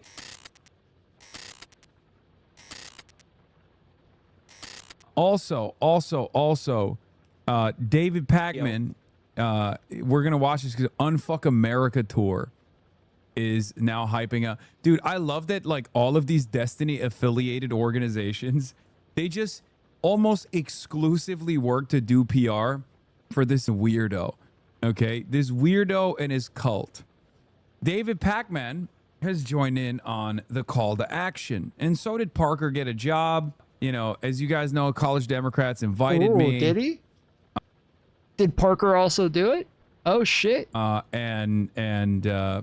The Republicans are obviously freaking out. Well, W. Parker then. That's unexpected. I did not think Parker would do that. Okay. These liberals are freaking out too, and I think the Sex Pestiny Epstein community did a boss call to all the liberal commentary sphere to be like, why won't you guys also shit on Hasan? Are you too scared or some shit like that? And it's really funny because the idea that I'm not eating it from both ends here is so funny. The notion that people are too afraid to Bro, you're eating it from both ends. What do you mean? Everybody who's going after you. Well, sorry. There are people who are to the left of him who are constantly going after him for not being pure enough. That's true. But that's what he's doing to the liberals, right? That is exactly what he's doing to the fucking libs. And there is a very small faction of people where I don't even know, I can't even think of like anybody big enough. I can't think of any like names that are going after Hasan for any of this shit. I like, these are nobodies that we're talking about here, and that he's like always complaining about, that he gets shit from both sides on. He's always, oh, these people are always going after me from the left, saying I'm not good enough, blah, blah, blah. Those people are just, they're absolute fucking nobodies. Like, these are people that none of us have ever heard of because they're just crazy fucking far left nut jobs. Meanwhile, like, somebody like Destiny is getting shit from, you know, the Emma Viglins, Anna Kasparians, the Surfs, the Hasan Pikers, the, you know, all of these, you know, Kyle Kowinski's, like, all of these people who were to the left of him, and then also all of the fucking people to the right of him. And so he's actually getting shit from both sides. Whereas Hasan, when he says he's getting shit from both sides, he's talking about just the most irrelevant, absolute nobodies to the left of him that he complains about just to make it seem as though he's actually getting shit from both sides. He just wants, he wants it to make it seem like he's not that far left and that there's people to the left of him who have problems with him too. Stand up to Hasan is a hilarious take because I'm, you know, a priority target for the State Department, and also prominent liberals yell at me all the time. Okay, but anyway, what is this? They literally admitted to getting harassed by the D community. Members of our chapter has been harassed under the mistaken assumption that we were supported or affiliated with Mr. Piker and his views. That assumption is demonstrably false, and we, like our fellow students, should not be subject to harassment based on it. We hope the statement provides the clarity. Wait, what? So the sex-best community was coming after the Kansas Young Democrats? Is that what it is? What the? They were yelling at them? Are they going to like every Young Democrat chapter to be like, disavow Hasan? Okay, man. All right, well, let's see. So David was one of the guys that bit. They were emailing all of them. There probably are some dumb Destiny fans who are going around doing that shit. I saw the other day somebody posted something about Destiny, like, you know, I forget what it was. They said, like, you know, Destiny, I think it was Hasan or somebody, I don't remember who, but somebody posted, like, Destiny is currently in a lawsuit for sending out images of, you know, a woman without her permission, you know, nude images or nude videos of her without her permission, blah, blah, blah. And there were a couple of people in the comments who are like, this is an absolute lie. That never happened. Nobody's ever shown any evidence to make me believe that this is the case. That lawsuit's going to get thrown out. Like, y'all are fucking dumb, dude. Like, what the fuck are you talking about? There's no evidence to make you believe that that's the case. Like, that absolutely fucking happened. The case is probably going to get thrown out. It absolutely fucking happened, though. Like, this is just like how cultish some of these fucking people are, dude. They're actually going after other people too. It's not even just about you. It's outright dangerous at this point. You gotta do something. It's dangerous, dude. Oh no. Listen to the whole segment no, before it's you send me getting hate mail. dangerous. You know when it starts that way, it's going to be good. Listen, the Democratic Party is showing the early signs of the same disease that destroyed the Republican Party. I've got so many friends on the left texting me and saying, David, we're not going to allow the same thing to happen on the left that Trump did to MAGA. That Trump and MAGA did to Republicans, are we? Republicans. What, you mean winning? Like, I'm sorry. They have an odious worldview on the right. The reactionaries do, right? They're horrible monsters. But the one thing you can't say is they're unsuccessful. Donald Trump, he owns the, okay? Donald Trump. What was that? Donald Trump, he owns the, okay? Donald Trump owns. Maybe he just lost connection for a minute there or something. That was weird. The government. Donald Trump almost single-handedly rewrote American politics for the last decade. Every aspect of American politics has changed for the worse because of Donald Trump. So when you... Yes, exactly. Yes, that... so now you get it. Yes. That's so no, he doesn't mean winning. No, he doesn't just mean winning. He means changing American politics for the worse. Yes, that is exactly what he's fucking talking about. Thank you. Oh, we can't let these leftists do the same. What are you saying? Do you disagree with the policies? Is that what you're talking about? He thinks getting everything they campaigned on in a 6-3 majority is bad because they actually got what they wanted? Perfect Dem influencer. Yeah, like, no. I wish the Democrats could fight like the Republicans do. But instead for odious, horrible, repulsive, toxic, and outright awful plans, I wish the Democrats would fight like hell for good shit. Medicare for all. Housing for all. Federal jobs guarantee. And also cutting all aid and sanctioning Israel, holding Israel accountable, abolishing ICE, punishing ICE. I wish. Oh, no. Oh, no. We can't let the Democrats be too sweet. We can't let the Democrats be too successful. What will the Republicans do? Republicans got real Chinese with it. Okay? I'll tell you why. What does the Communist Party of China do? 5-year plans. Oh my goodness. They write it out like Babe Ruth. Oh my goodness. They called their shot and they Bro, it's like a fucking meme, dude. You gotta be kidding me. If somebody told me that he said this, I wouldn't believe them. If somebody was like, dude, he literally sat there, because I think it was just yesterday I was saying, like, Hasan doesn't, like, go super hard for China. You know, like, a lot of people make a big deal about how much of a tanky he is and crap, but I don't think it's nearly as bad as people try to portray it. Like, he's not, like, super pro-China. He's not, like, super pro-Mao and all this shit. And then immediately after saying that, there's those clips of him saying that Mao, he would never disparage Mao. He would never make fun of Mao. Mao is, you know, a great hero. And I just, bro, if people just told me he said this shit, I literally would not believe them. I would not believe it for a second. I would have to see this for myself if people were telling me he said this shit. I can't, this is insane. This is fucking nuts, bro. Communist Party of China do 5-year plans. Okay? They write it out like Babe Ruth. They call their shot and they swing and they do not miss. Republicans did the same. They said Project 2025. Here is all of the awful shit that we're going to do. We are going to Nazify this country and there ain't a dang thing you can do about it. And then they followed through on it. It's horrible. It's awful. It's unbelievably bad. But it is successful for their agenda.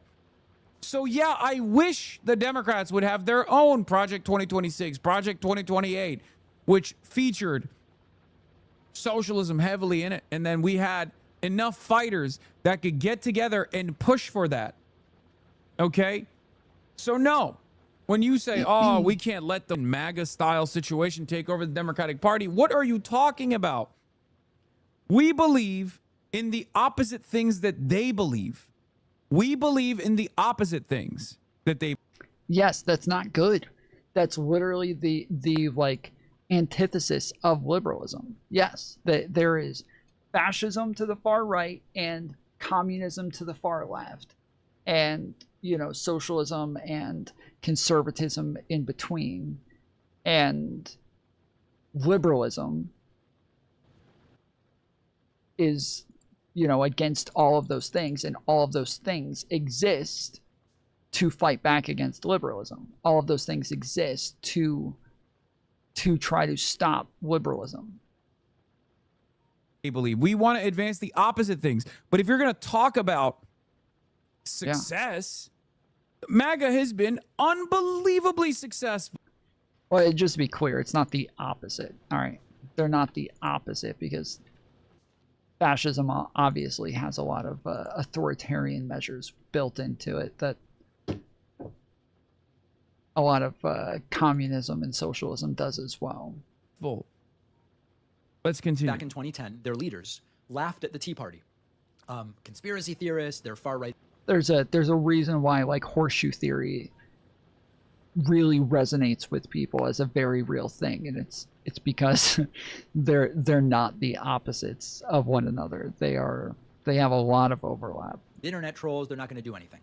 And then the Tea Party took over local organizations, threatened primaries, built their own media universe, and eventually were part of a process that gave us Donald Trump. Yes, that's insanely successful. Donald Trump has been unbelievably successful. What are you talking about? Oh my goodness. This is such a ridiculous like everything that you cover on your channel about every damn day, there is a new thing. Okay? Every damn day, there is a new awful thing that this psychopath does. That's success for him. Okay? So this is an insane way to talk about this, dude. This is absolutely fucking crazy, dude. Like, yeah, Donald Trump has been successful. I bring this up all the time as like why these people are fucking crazy, and that they look at what it is that Trump is doing and they say, look, he's actually getting shit done. He's actually getting stuff done that he wants to. He's not getting stuff done. He had so many fucking promises that he said he was going to achieve, and he hasn't gotten like very, very minimal amount of shit that he said he was going to get done actually got fucking done so far.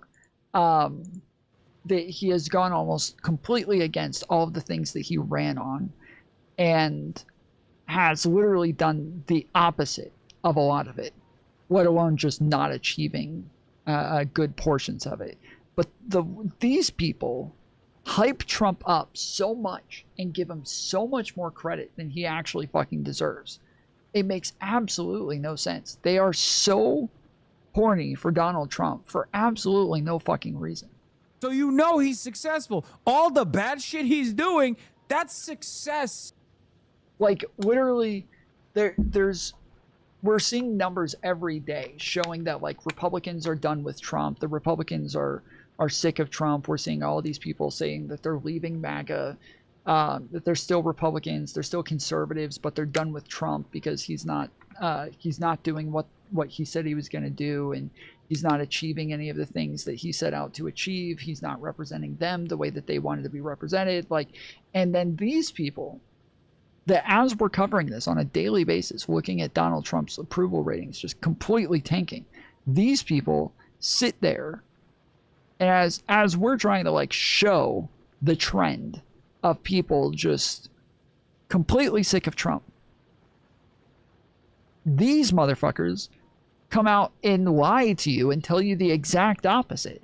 These motherfuckers come out and lie to you and tell you the exact opposite. That is, no, Trump's winning. He's doing so much good. I put Parker's tweet in content suggesting I'd if he's fighting for his life on there, but it's a lot of responses also, L. Marger and L. leftists.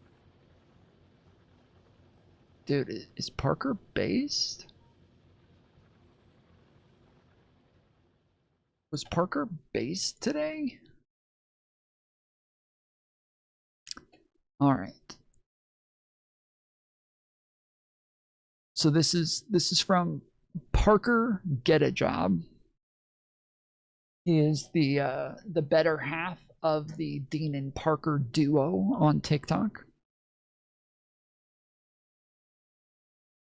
He is the one that did not come out and attack me and lie about me and slander me. So he tweeted, Hasan, genuine question. How is it beneficial to any good movement for you to wear a Mao outfit? This just seems like a rage bait for clicks. Do you realize that looks bad for DSA candidates because they're associated with you? Do you want to make it harder or easier for them? I mean, I feel like it does look a lot like a Lenin outfit as well, but it's, I guess, Mao too. The, doesn't Kim Jong-un also wear something similar?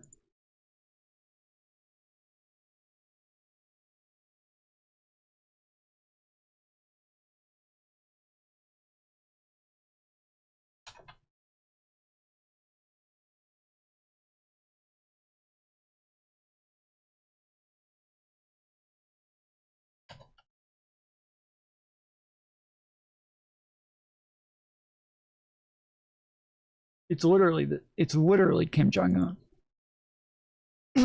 This is exactly what Kim Jong-un was wearing.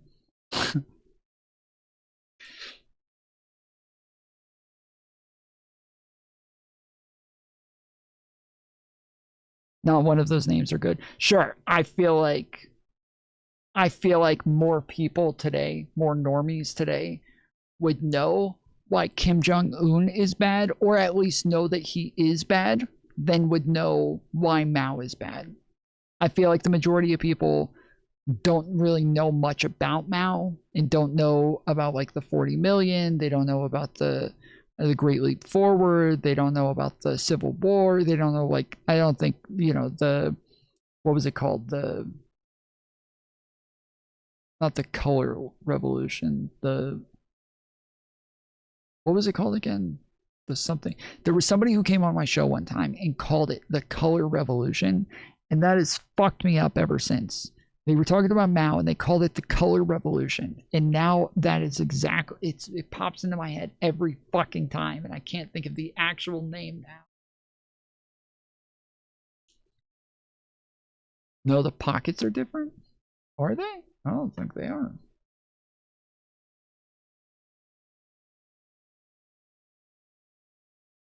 Oh, okay, yeah. His have a little dip down.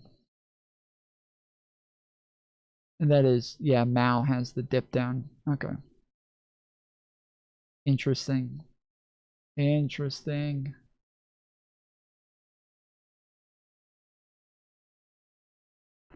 So Tempest said, why the fuck are we talking about what Hasan is wearing and not about the $50 million in APAC spend, or $50 million in APAC spend in Michigan, or any of the hundreds of other more impactful issues right now? Like, please focus on shit that fucking matters and shut the fuck up about a Twitch streamer's outfit. Parker said, why are you replying under my post rather than a more effective thing to talk about? True! True! Fucking banger, dude. This is exactly what I always say to people, whatever they do. Why are we talking about somebody on the left when Donald Trump right now is doing X, Y, and Z? Why are you replying to my fucking post when you could be dealing with what it is that Trump is doing right now? Like, shut the fuck up.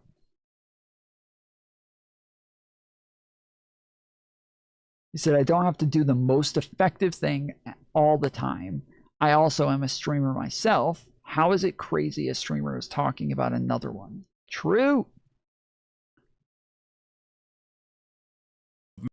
I got stopped by a cop who thought I was like making fun of Mao Zedong, which I never would and never will.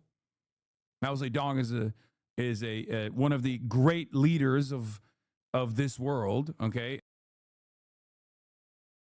Hasan is intentionally trying to destroy the image and voter turnout for the Democratic Party. We are unbroken. Candidates who associate with Hasan continue to win because of what they are fighting for. Hasan has been wearing the Zhongshan suit for over a year. You are only hearing about it now due to manufactured outrage from Republicans and centrist Democrats who are now panicking. No one actually cares about this. This is lefty thought. This is lefty thought where they literally engage in this groupthink like MAGA does, where if they feel like if they can convince you that other people don't care about it, that will make it to where you don't care about it. Because that's how they think. For them, if you can convince them that like Zoran Mamdani or AOC or Hasan or these people that they don't actually care about this issue, then they will stop to care about that. They will stop caring about that issue. So that's always the go-to is, guys, those other people don't actually care about it. Okay? Every damn day, there is a new awful thing that this psychopath does. That's success for him. Okay? So you know he's successful. All the bad shit he's doing, that's success for the Trump movement, for Trump, for MAGA. Okay? We hate it because we have a conscience. They don't. But one thing you can't say is that they're unsuccessful. What the hell? Yes, you can. Yes, you can. You can say that. You dumb fuck.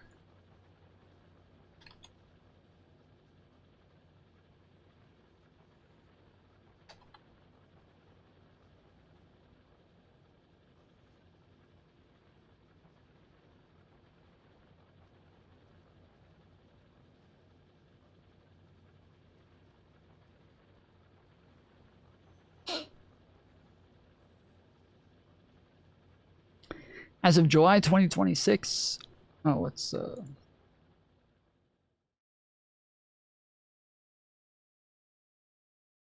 as of July 2026, President Donald Trump's overall job approval rating is stuck in the upper 30s to low 40s, placing him near the lowest numbers recorded during either of his 2 terms in the White House. Mainstream polling aggregators place his average approval rating between 39% and 41.2%, with disapproval metrics hovering around 55.6 and 58%. This decline marks a substantial drop from the 52% approval rating he held at the launch of his second term in January 2025. So this is just approval ratings. Again, approval ratings don't mean a whole lot.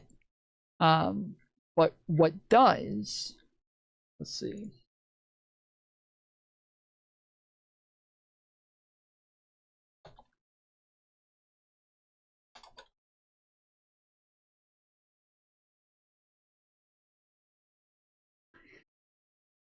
What does mean a whole lot is this. Recent polling reveals fewer Americans are identifying as MAGA compared to the movement's peak earlier this year. Data shows that Trump's score, fiercely loyal base, has noticeably shrunk, driven down by economic anxiety, the war with Iran, and demographic exhaustion. So where Hasan is like the only fucking person sitting there still singing Trump's praises with like the few, Steven Crowders and people like that. By far the majority of Americans think that where he's saying, oh, it's just because we have a conscience. No, Donald Trump is not achieving the things that he promised. He said he wasn't going to go to war. He went to war. He said he was going to bring down prices. Prices are going up. He said he was going to bring down housing. He says now he's going to make housing go up. He said he was going to release the Epstein files. He fought against that the whole way through. He is literally doing the opposite of everything. He said that he was going to deport 20 million illegal immigrants. He's not anywhere close. I don't even think he's hit 1 million yet. Like there is 0% chance that Hasan knows what he's talking about. Hasan doesn't know shit about politics. There's 0% chance he's looked into anything that he's talking about. He is just repeating dumb fuck talking points. That's it. He's just repeating dumb fuck propaganda because he wants to be authoritarian. He wants authoritarian measures. He wants an authoritarian government that just does whatever the fuck they want. So he's pushing lies, blatant lies to his audience so that he can justify why it's good to be authoritarian, actually, why it's good to be a nut job, why it's good to be radical. This is good, actually, because Trump's radical and he's getting so much done. No, he's not. No, he's not. He's not getting a whole lot done.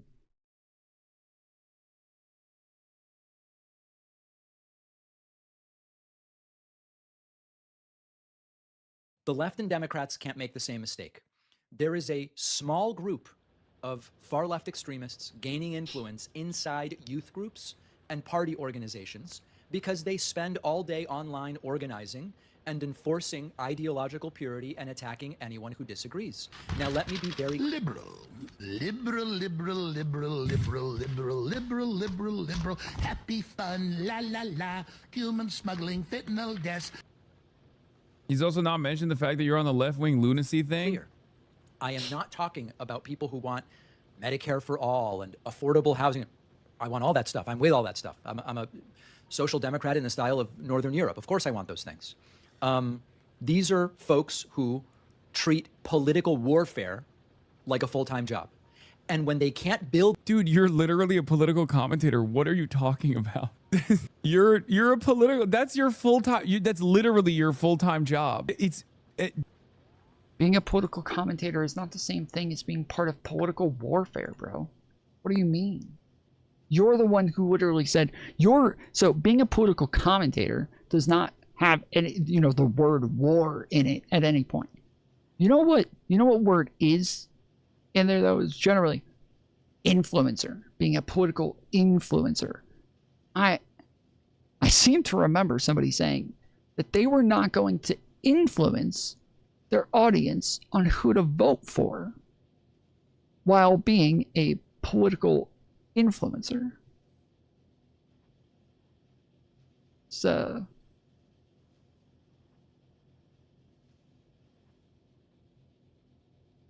it's interesting. Interesting if you think about it. Does David Pacman do something else other than this? This is his job, right? Yeah. He said the left is really bad because they're locking in. Okay? The left is bad because they locked in and they have an agenda. They seek to accomplish that agenda and they're pushing for it. And now, perhaps most terrifyingly, they're winning. He has said that if he didn't do political commentary, he'd be in finance. Okay, Central Committee, you know too much about David Pacman's background, and I know this guy. I've been around him physically. Their own coalition, they attach themselves to popular causes. They take real concerns about healthcare, housing, police misconduct, and use them to sell what is actually an authoritarian worldview. Now, there are things in DSA, for example, Democratic Socialists of America, that are good and that I agree with. But there's also some stuff in there that I think doesn't make any sense. I saw their new platform. Promises a country where you have no debt, you pay no rent, no mortgage, you receive publicly funded housing, publicly funded retirement. Why won't anybody think about the landlords? Why won't anybody think about the big corporations that are buying out all the readily available housing? Okay, here's the thing. It's good to have ideals and a goal that you are setting out ahead of time. Okay? What feels impossible. It's so frustrating. Like, the fact that people listen to this is actually infuriating. Like, there's no way you hear this and you think, yeah, that's what David Pacman's talking about. Yeah, he's saying, why won't anybody think about the landlords? Yeah. There's no fucking shot, dude. How does anybody listen to this shit? Possible tomorrow could be probable. Okay? So here's the question.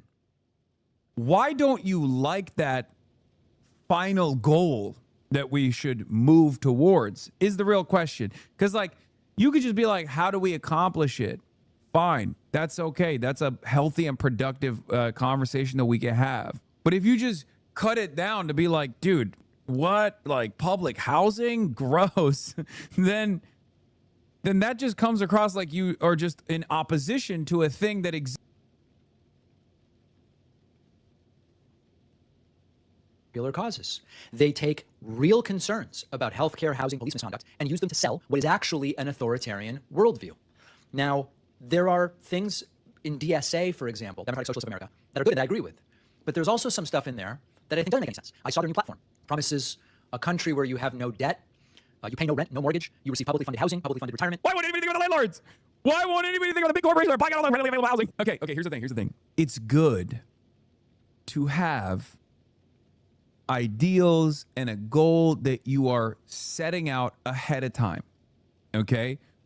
What feels impossible tomorrow could be probable. Okay? So this is This is literally just rhetoric. This is meaningless fucking rhetoric. He's saying absolutely nothing. The reason that it's when you say like impossible, it's not about like you're making it sound like, oh, you think it's impossible because you think there's not political will. That's not the issue here. It's not political will. It's like pragmatic outcomes. That like people are worried about what's going to happen if these things actually go through. Like freeze the rent. This is an area where obviously people are looking at this and going, oh shit, this can have some really negative outcomes on the economy and cause way more problems for literally everybody in the long term. That's not the like, oh, you just think it's impossible. It's not like the economy is just going to change, or people are just waiting for it to just change. No, this is just not good. It's just not possible. Like literally. Oh, here's the question. Why don't you like that final goal that we should move towards? Is the real question. Because like you could just be like, how do we accomplish it? Fine, that's okay. That's a healthy and productive conversation that we can have. But if you just cut it, oh my goodness, no, because it literally, Mom Donnie is currently freezing the rent. Currently, right now, freezing the rent. That's already happening. It's happening right now. This moment, it is already happening. What do you can't? It's not just like, oh, we're just talking about goals that maybe one day, who knows? No, he's doing it right now. Cut it down to be like, dude, what? Like public housing? Gross. then that just comes across like you are just in opposition to a thing that exists in those same Nordic style social democracies that you just started off defending. Like, can you imagine being like, oh, public housing? Absolutely not. Get the out of here. It's like, I want social democracy. Okay, well, they have public housing. So it turns out maybe you don't like some of the social democratic policies. Like, which type of social democracy are we talking about? Right? Because many of them have that. Many of them have this. We should have it too. And as far as debt, like debt abolition, we have a real problem with debt. That's unironically a huge working class issue. It's actually pretty reliable that DSA has identified that as a major problem that they are seeking to solve.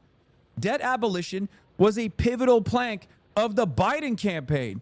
Student loan debt abolition. He said he was going to do that. He ran on it. He tried to do it. He dropped it. Okay, he should have been like Trump, successful. And he should say, yo. He did not drop it. He did not drop it. That's a fucking lie. He did not drop it. This is totally incorrect. This is a fucking lie. Hello, we're doing it. What are you going to do? I run the Department of Education. Suck my Supreme Court. Roll the tanks, bitch. You and what arm? That's what Trump is doing half the time. So this is why I get very... No, he's not. No, he's not. He has not done that. That's totally untrue. He has broken a couple of Supreme Court orders and court orders, but almost all of these had to do with immigration. They were not things like this. They were not, nothing was like this. Frustrated when I hear from people who are... It's what Ryan Mullally tried to make it sound like, but...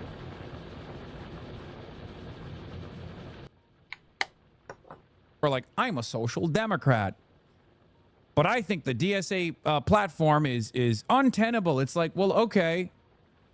So I guess you're not a social democrat because the DSA platform, at least like a lot of the stuff that they're presenting here already exists in some way, shape, or form in social democracies, or were advanced by, ironically enough, socialists in the past, and therefore it's not really that big of an issue in other countries. Like debt is a major one. Debt. I don't think a rent freeze in New York City is going to cause a housing collapse, but I've not looked into it. Okay, so the problem with rent freeze, and we've gone over this a bunch of times in the past, but the problem with rent freeze is that generally the problem that causes the high rent is that there's a lack of supply, right? There aren't enough houses. And so because there aren't enough houses, there ends up being a really high demand. Because there's a high demand, the price goes way up, right? So like everything's unaffordable. So when you freeze the rent, this makes it to where even people who were trying to build in that area are no longer wanting to build there because there's no benefit for it. You're not going to be able to make more money, and it does drive prices down, making it to where you're not capable of making a profit anymore. And so housing prices drop dramatically. So now that there's less housing being built, you end up making it to where this is like the major issue. There's tons of other issues that come with this, but this is like the main easy one to explain. There's now the main thing you need is more housing for a bigger supply, so that there's the prices go down again, so that the demand goes down. You literally cause the thing that is the problem currently to be a bigger problem. You're taking the issue that is causing high costs and making those costs go up even more. I would need to see the proof that the current rent prices in New York City are not high enough, and that this is the main cause of lack of new building. Wait.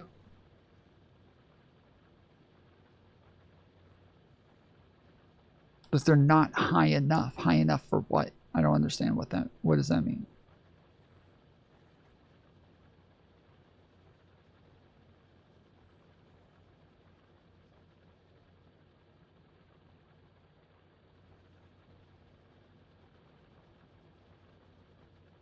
Freezing the rent has been tried tons of times. I don't think there's a single time it's ever worked.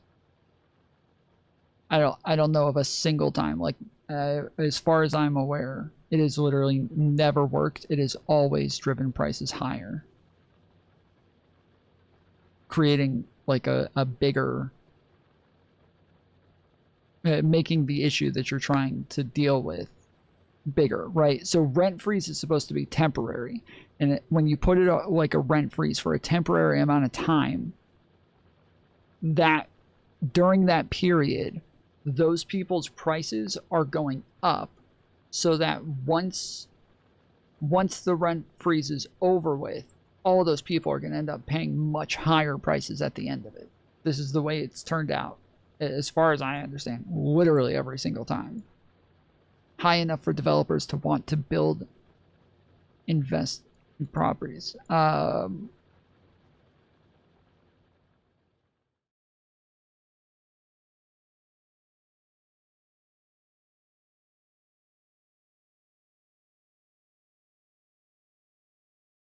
not understanding that the current prices are not high enough.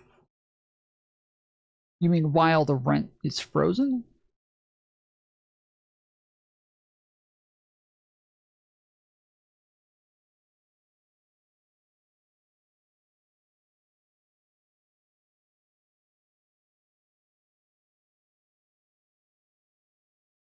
Freezing the rent provides short-term financial relief for current tenants, but most economists warn it fails in the long run by reducing housing supply, discouraging new construction, and leading to building decay. So yeah, this is one of the problems. Like so when you freeze the rent, the people that aren't getting money are the landlords, right? And Hasan does this like, oh, who's going to worry about the landlords? Well, the landlords are the ones who have to pay for, like, you know, building upkeep and making sure that everything's working. If your dishwasher goes down, there's generally laws in almost every state and city that says that the landlord has to come in and fix those things. You know, the pipe's broken, the landlord has to pay for it. Like, all of those things are put onto the landlord.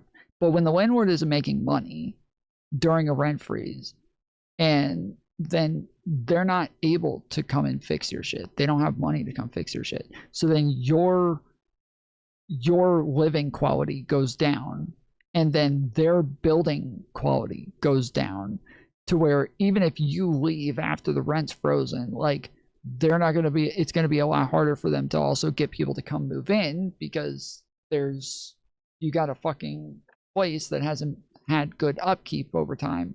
And so you're like, again, there's an endless amount of fucking problems here. I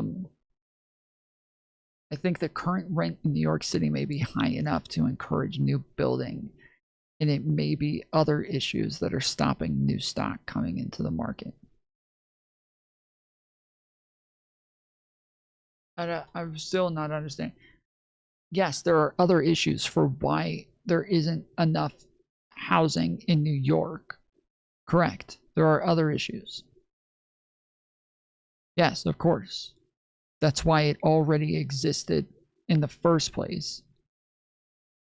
When you freeze the rent, you are creating a bigger problem. You're not fixing the issues that currently exist, and you're exacerbating them. So yes, there are other issues that already exist for why there isn't a whole lot of building. This makes it even less likely that there's going to be building. This makes it way less likely that there's going to be new infrastructure at all, because there's already hurdles to get over, and you're making it to where even if you do get over those hurdles, you're totally fucked anyways. So why even try? Like,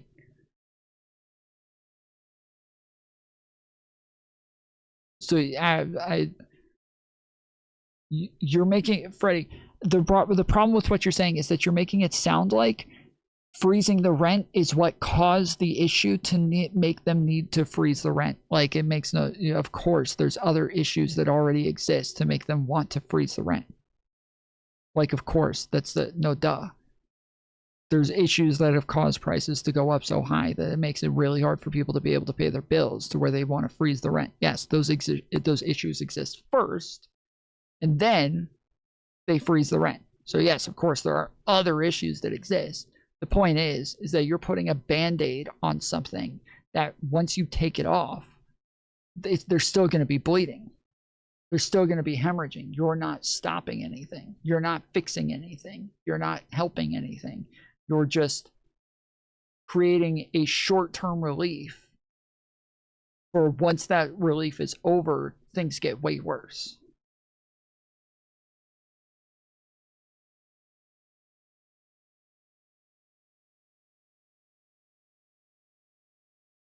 Obviously exists in other countries to a certain degree, but it's not to the same degree as it is in the United States of America, and that's a real problem. Democratic Socialists of America, with like some exceptions thus far, have not run a single candidate that has run on anything but social democracy, because that is what is achievable in the short term.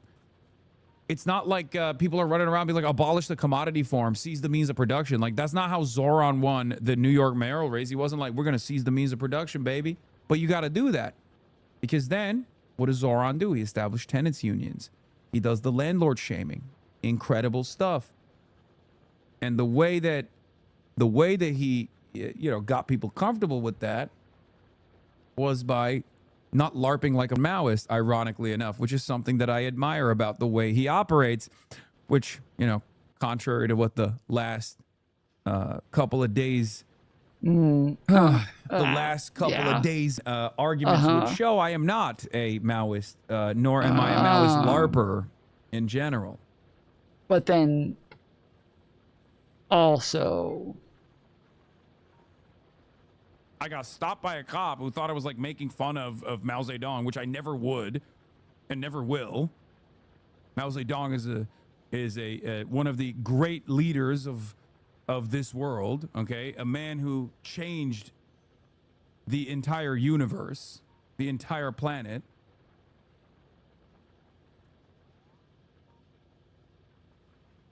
Okay? For real, yes. Okay.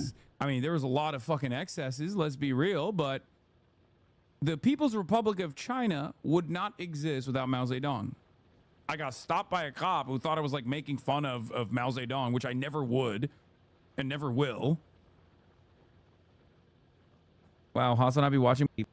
The last couple of days, arguments would show I am not a Maoist, nor am I a Maoist LARPer in general. Wow, Hasan, I'll be watching my favorite streamer, David Pacman. Yeah, mine too. Food, education, energy, medicine, transportation. And it sounds incredible because it is incredible. How would they create it? Government ownership of the largest corporations and of entire industries. Universal. Again, literally exists in social democracies.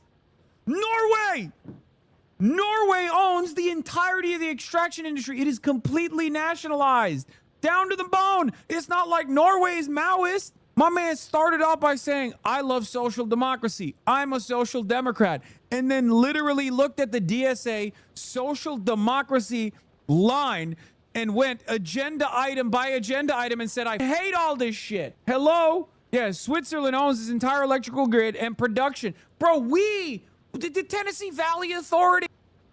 That is not, bro, that is just not comparable.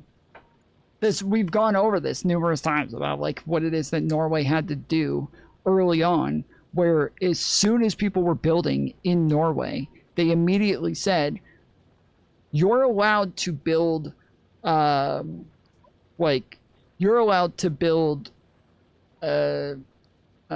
grids, and you're allowed to use hydroponic power using our rivers and everything to create electric companies, but you only have 50 years. You only have 50 years, and then after 50 years, we're taking over this shit. That's not like the United States can't do that, but it's a little late. We have these companies are already have existed for a long time. Like it's not possible here. We have this in America. We have publicly funded public housing in America too. Like we can expand on the existing social democratic policies that exist in the United States of America. That's what's so crazy about this. You don't even need to go to Norway. I love posting about Norway. It's literally this meme. It's this meme. Yeah, it's the socialism never works. Norway's socialist. They're doing great. They're not, by the way. Norway's not socialist. But whatever. They're not socialist. They're capitalist countries with strong welfare policies. Then let's adopt those policies. No, that's socialism. Every single time. Every single time. Yeah, Trump did this. Yes, Trump just nationalized U.S. Steel. What the hell? So rent control, abolishing. He didn't say no, that's socialism. That didn't fucking happen. Police and prisons, and abolishing the Senate and replacing our political system. Like the abolishing police. I'm not in favor of police abolition, okay? But I understand where these guys are coming from, and it doesn't matter because I'm not crazy, okay? I don't spend a good deal of time being like, I can't believe some of them said abolish police. What the fuck? Like, I'm not losing sleep over it, okay? Why do you lose sleep over it? Some of these ideas are reasonable to a degree. For example, I support universal health care, and I've talked about 4 or 5 ways that we could get to it. I want affordable housing, and I've done a dozen interviews with housing experts on what would and wouldn't work to get us there. I support progressive taxation. We need to collect more taxes from the very rich. Hit him with the Netanyahu being the real, make pretend president realize he's just a city mayor. I did watch the video. It was a good video. Anyway, let's continue. Voting rights have been hurt in this country. We need police reform. So you spelled his name wrong? Benjamin Netanyahu? Oh, because I said Netanyahu? Oh, Netanyahu. Netanyahu. Thank you. That's fine. It's whatever. Yeah, I spelled it wrong. Fucking who cares? There's elements of this that are great, and any social democrat like me will tell you we got to do that. But you bundle it together, and this fantasy in which capitalism, private industry, and major parts of the government simply disappear, most Americans don't want that. Most Americans understand that there is no way that you could impose that without extraordinary authoritarianism. My one hesitation... Wait, what are we imposing with extraordinary? We got to do that. But you bundle it together, and this fantasy in which capitalism, private industry, and major parts of the government simply disappear. I mean, you're just describing laws. You're describing a policy agenda that you disagree with without actually explaining what you disagree with on the policy agenda. And you're just simply saying people oppose it and you want to be authoritarian. Yeah, okay. It's how is it any different than when fucking libertarians say, "Oh, taxation is theft. The authoritarian government is utilizing the monopoly of violence that it holds in order to force me to fucking steal my money, my hard-earned money." Like, okay, that's authoritarianism. Technically, they're not wrong. Okay? Yes, public ownership of key sectors is authoritarianism, I guess, for the fucking executives of said companies. But guess what? Many other social democracies do this because it's good. Okay? I'm sure there was a point in time when the motherfucking private profiteers of the fire departments, the private fire brigades were really frustrated that the local governments came down on them and authoritarian style took over and said, "Nah, we got to do this. This has got to be a public service. Sorry." They were like, "No, authoritarianism. It turns out sometimes it's good." Yeah, I know. Nordic model wasn't conjured by liberals is 100% correct. I already made that point. But yes, Bashkar says it here as well. Nordic model wasn't conjured by liberals. It was built by parties rooted in Marxist Second International that, through decades of class struggle, built unions powerful enough to discipline capital and expanded state economic involvement. Socialist governance within capitalism. Also, homogeneity explains little. Finland is bilingual. Nordics have their own national minorities. None of that explains why they built social democracy while other wealthy, homogenous countries didn't. Difference was organized labor and socialist parties, not demographic. Misspelling his surname is anti-Semitic. Okay, shut the fuck up. Most Americans don't want that. True. Most Americans understand that there is no way that you could impose that without extraordinary authoritarianism. Yeah, I hate the extraordinary authoritarianism of the fucking postal service and the fire department, even the fucking police department and public schools. I hate that. We need to stop with this authoritarianism.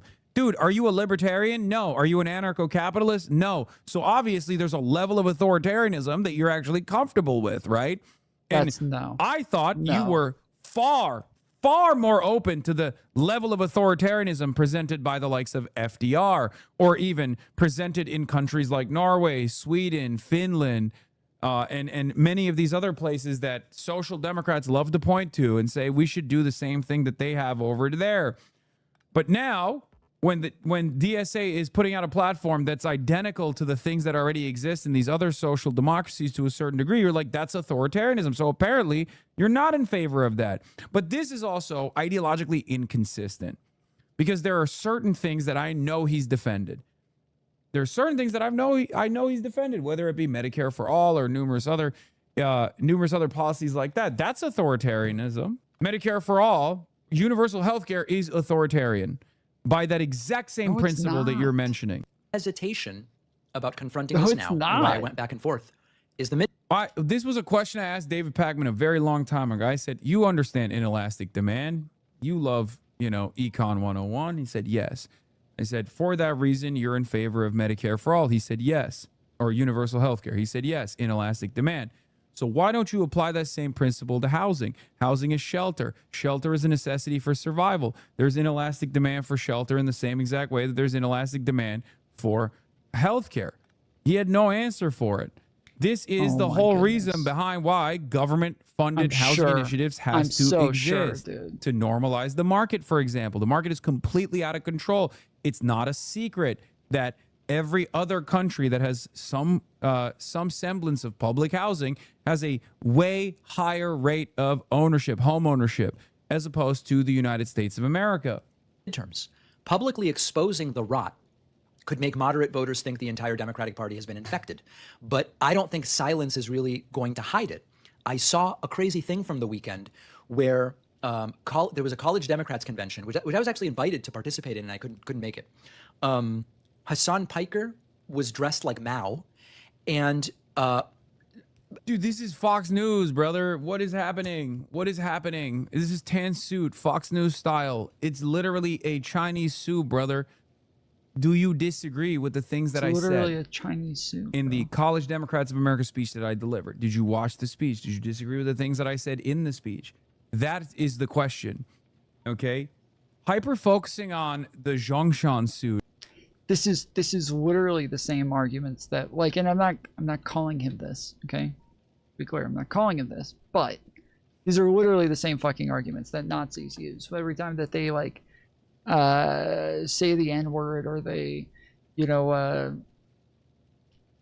have a swastika on, or some shit like that. Like, this is literally the same shit. Oh, you guys are just crying about optics, but like when it comes to what I said, there are optics that are like conveying an ideology, and obviously if he said, so like earlier when they were talking about, you know, oh, the cops thought that I was making fun of Mal. If you had said, yeah, like I was making a joke, I was wearing it ironically, that would be one thing, right? Like, obviously conveying an ideology doesn't always mean that you're literally conveying that ideology. But you're saying, no, I'm not wearing this ironically. Well, okay, you can't keep whining and crying about everybody who takes you seriously then, if you're literally going to say that you're not doing it ironically. Then, like, what the fuck? That's then that's the end of the argument. Is unbelievably silly, and you would make 17,000 fucking videos if the Republicans were doing it to somebody else. Okay? If the Republicans were doing this to a centrist Democrat, you would make a million videos about it. Like, this is ridiculous. Focus on what you guys are doing. You're killing people in the streets, instead of fucking talking about some centrist Democrat wearing a type of suit that you don't like. Yes, dude, yes. Deng Xiaoping also wore it, and liberals love him, so they should love this. It's so funny. Liberals love Deng Xiaoping, but then they always talk about Tiananmen Square. Anyway, I guess. And dude, the Romans also did that salute. Wait, what's the do you hate Romans too now? They have nuance when it comes to Deng Xiaoping. Anyway, let's continue. I guess Destiny tried to show up, and he was banned from entering allegedly because the Mao-dressed piker didn't want him there. That's a crazy thing to do, by the way. You know better, David. That's really fucked up that you're out here straight up. OG made a video on the tan I was suit. stunned, Lewis, upon my return. Got himself embroiled in a huge political controversy. Republicans completely up in arms, angry over the disrespect. Called it. This man has been around for a long damn time. Look at this. 2014. Look at that. That the president had the audacity to commit against them. And what this was President Obama wore a tan suit. Oh, that's it, David. I'm leaving the country. I'm defecting. A tan suit does not convey an ideology. It doesn't convey any sort of ideology. This is so dumb. To North Korea. Republican Congressman Peter King went on an extended rant about President Obama's decision to... Bro, if you were a thobe, will they say you're MBS? Yes. Anyway, nasty thing for him to do is to make it seem to his own audience that the guy who spent the last fucking 7 years stalking the living fuck out of me, who has actively said that I deserve death, that I have made statements that are worthy of... He was literally repeating your own fucking language back to you, dude. He was literally repeating what you said back to you, you dumb fuck. Killing, okay? Worthy of killing me. Guy who has openly demanded people in his community stalk me everywhere I go. Guy who has said I should be bullied and humiliated and yelled at if I'm going out to protest. I'm sorry, David Pakman, you know that shit. Okay, you know he's been doing that, and if David doesn't know that, he should hear about it. Okay, because that's crazy. David Pakman, I don't think you are in favor of the targeted harassment that this fucking sex pest has conducted over the last 7 years. Because if you were aware of it and you're still making this video, that is the most disingenuous thing I've ever heard from you. It's worse than when you said, I don't know what IEPAC is. Okay? I don't know what IEPAC is. What is that? Those guys literally filmed themselves with their intent to disrupt an event that they were not invited to. They filmed the entire process. There's videos of it everywhere. Okay? That's crazy. I don't think you want to be running around defending a guy who has an active court case distributing revenge porn, okay? Yeah, that guy, his guy Darius is threatening to go to people's houses. Yeah, one of the guys, one of his fucking friends on our... Didn't he threaten to go to JCLK's house?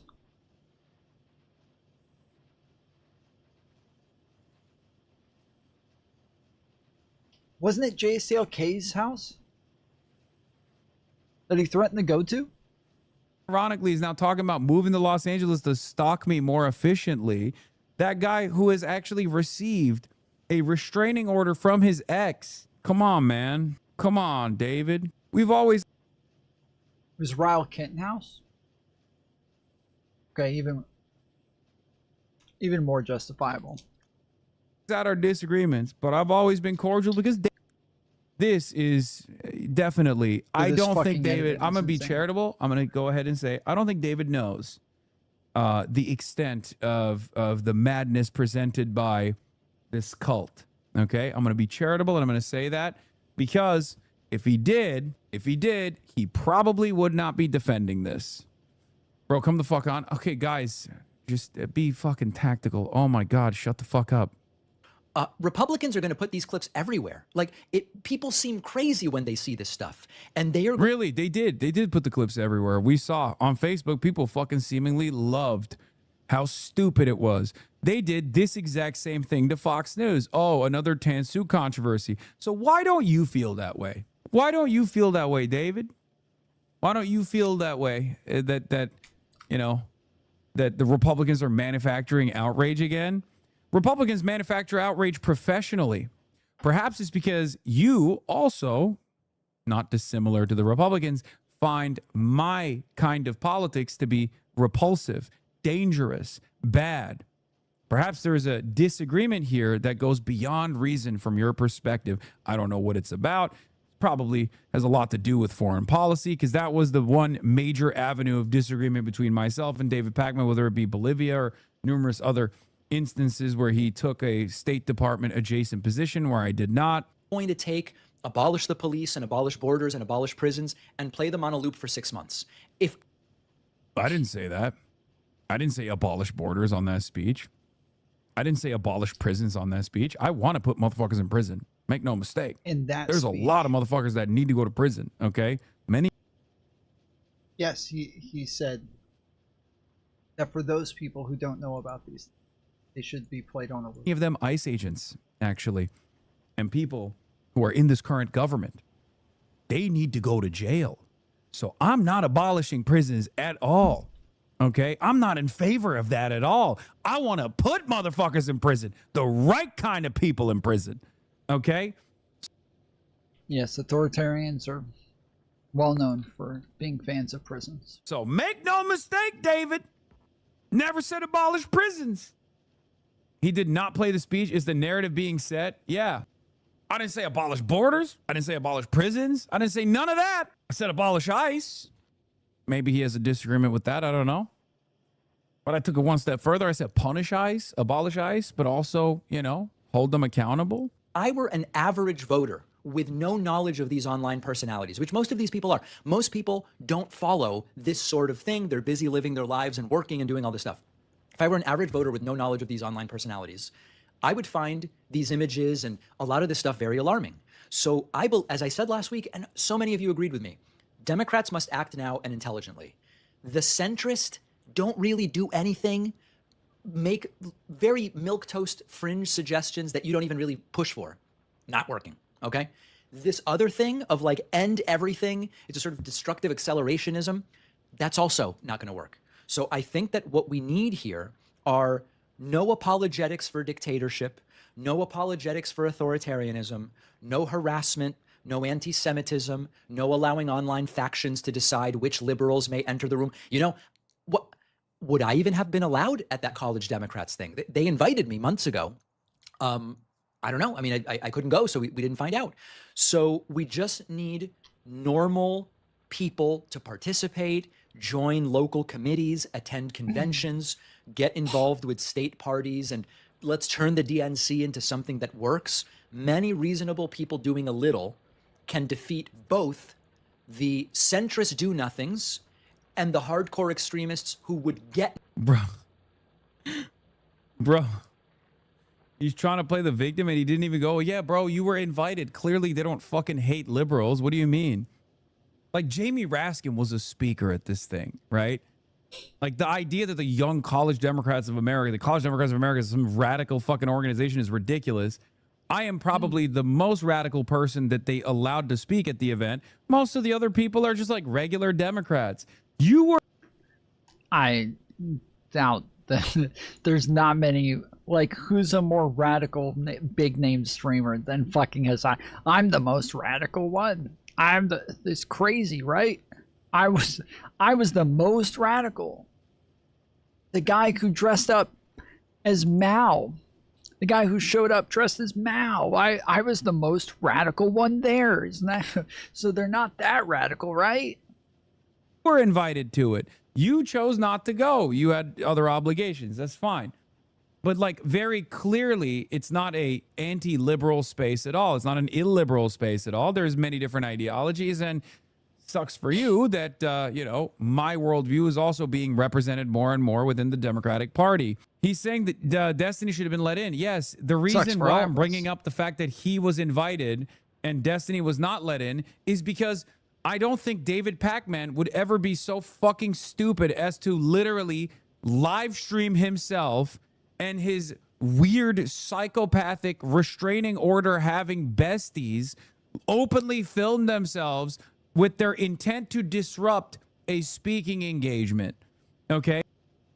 So he's just talking about he's talking about Darius saying that he was going to snark Hasan by asking him why he said that when they're what's the phrase again?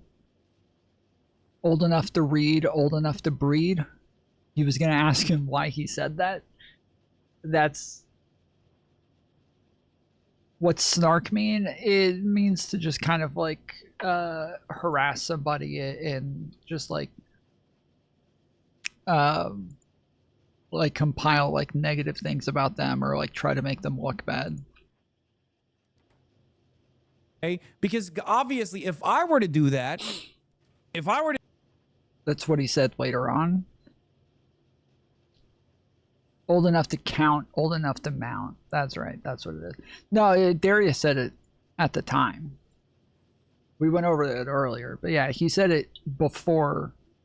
And apparently that was like part of what was getting everybody kicked out. To do that and I got fucking, you know, stopped, I would understand why. Okay? Nothing done. They, one of the people on Whick stream said that they literally walked up like showing Darius's stream on their phone saying like, is this him? Is this his stream? He said that he was gonna harass Hasan. He said he was here to cause trouble.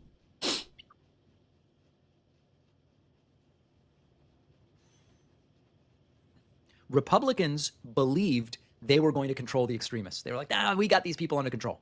The extremists took over the party. Democrats can still... I love how much of a centrist he is, that he's trying to create a second center. He's like, no, I don't like the centrists either, but we got to find a center between the centrists and the left, the extreme left. So he talks about the harassment you got, but also that you are Mao who prevented D from being there makes zero sense. Yeah, none of it makes sense. Prevent that outcome. But we've got to get them to get things under control right now. I've said before, I've never been a Democrat. I don't care about the Democratic Party beyond who offers the best. Yeah, I mean the majority of like that's like kind of what a snarker is, but the reality of what they end up doing, or like that's like what a snarker means, but the reality of what a snarker ends up doing is just kind of like being bad faith and harassing people and just like compiling out of context clips of people. And so generally if you say you're going to snark somebody, the first thought is like, oh, this person's here to like be bad faith and to lie about me and shit like that. That's generally the way that people take it. So yeah, it's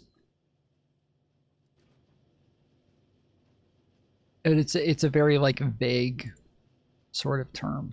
Better candidates, and usually it's Democrats over Republicans. But we've got to make sure that we don't allow that party, if it is the vessel, at least for now, to something better than what. Yeah, a snarker is like it's like a hater. It's like if somebody has snarkers, it's just a group of haters. Republicans are offering to be hijacked. This is about again, Big Dog. Again. Timeline of what caused him to be banned from the event. Someone made this is very helpful. His location should be publicly available at all times while he's streaming. If Dan wants to do something useful and still be a Hasan hater, yeah, someone should send this to David Pakman to be like, hey man, do you think this is defensible? Yeah, saying stuff like, just a heads up, I'm gonna be doing some mass harassment campaigns on every single journalist who gives this guy free interviews from now on. Is the College Democratic event today open to the public? Smile. This is the fucking this is the guy that's a part of his cult. This is him harassing other people. Yeah, doing fucking harassment campaigns against Destiny's enemies, like trying to get physically in their space. And here he is. Damn, dude. Darius getting some fucking major publicity here. Filming himself with intent to fucking disrupt this event. The entire timeline of different clips. He could have worn the exact thing that Hasan's dog uses and ran around in it. I told him. You could have been, she's the girl in the shot collar, and then when they pull her over, they would be. There you go. I literally told him that, and they said like, nah, don't pay attention to yourself. I literally told him that. We should have been more Palestine signed up, honestly. But they, yeah, yeah, they're like, oh, next time we got to get better at our harassment ops. Anyway, yeah, of course, even if all the other things that Epstein has said about me didn't exist, just the fact that they fucking filmed themselves with intent to disrupt the event alone would be sufficient evidence in and of itself to say, yeah, sorry, big dog, can't let you in, you know? It's so funny. It just escalated. What just escalated? Self-incrimination is the new meta. Yeah, I know. It's so weird that they're like literally filming themselves doing this shit. Also, that motherfucker literally celebrated the State Department releasing their document on Cuban terrorism. So I don't know why anybody thinks this guy is actually in any way, shape, or form even a fucking liberal. Okay? He is unprincipled as shit. Didn't Nira just last week say he's Cuban, right? Supports AIPAC over you? Yes. There's a war. There's a war America itself has started and is in right now. And it's frankly shocking that there are no protests IRL on here about it. No one seems to care because every Dem except Fetterman has voted against the war. That silence really lets Trump off the hook. The audacity of Nira Tanda to spend 90% of the time boosting AIPAC-backed candidates and the other 10% complaining that there aren't enough anti-war protests is breathtaking. David Pakman knows. I don't think he knows the full details. I think these guys are fairly sophisticated in their, mass harassment operations. Like, they find people that they find to be like ideological allies or close enough ideologically. And David is somewhat of a boomer. I'm sure he knows a big part of it, and he does agree with Destiny on many of these issues. And that's part of the reason why he takes this oppositional stance. He's literally in the past told me, or he's told his audience that I said that he was being paid for by AIPAC or something, when it's ironic that I said the exact opposite. I just jokingly referred to him as David A. Pakman. So you don't think it's pandering to his liberal Epstein audience? I don't think Epstein has that big of an audience. I think he relies on all these other much larger groups, much more influential groups. And even if David himself knows, I don't think his audience.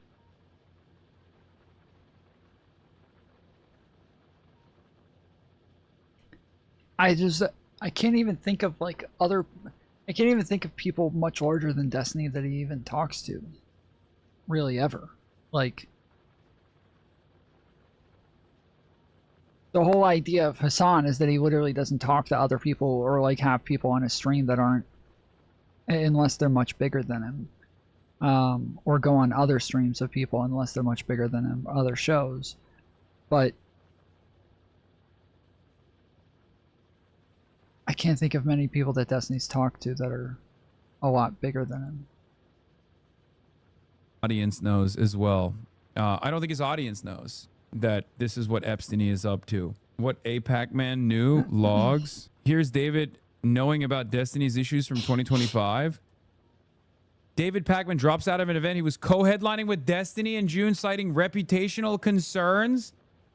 Official statement from Pangburn regarding June 22nd event in Queens, New York. I regret to inform ticket holders that David Pakman has chosen to withdraw from his scheduled appearance at the anti-Trump tour event. Wow. David, why did you pull out of this event, David? That's crazy. That's crazy. So the guy you chose to defend.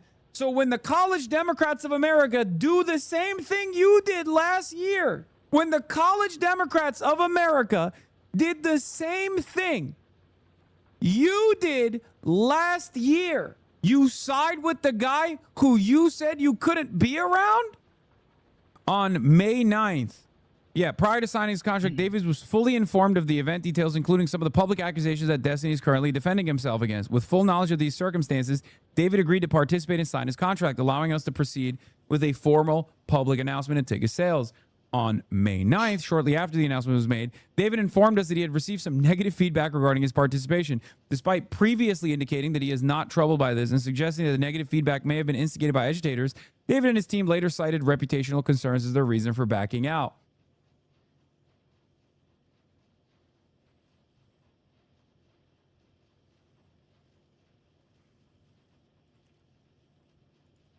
Should I tweet at him and say, hey, David?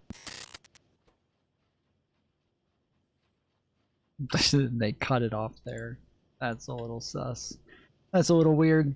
All right, we got 45 minutes left on the clock. We got $20 to go. If you guys want to continue stream, we're going to get $20 in the next 45 minutes. Speaking of David A. Pakman,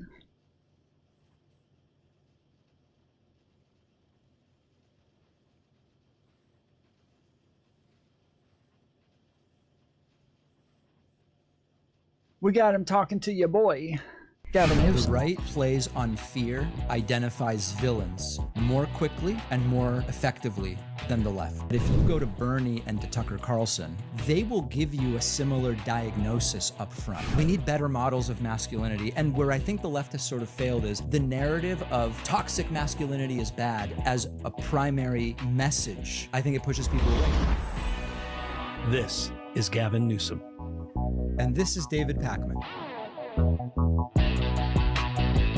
We got to just start right there, Mr. Argentina. Yes. Born in Argentina. This is a cool interview. It says how the internet is shattering what's left of our democracy. Well, because Hasan Piker is left of democracy. That's what they're saying. I mean, have you recovered? Are you good? Is you all right? You know, to the left. Second place is pretty good. No, it's not. You always want to be first. Oh God, you sound like a politician. It is completely devastating when they lose, though. That's the truth. And honestly, it's been really tough.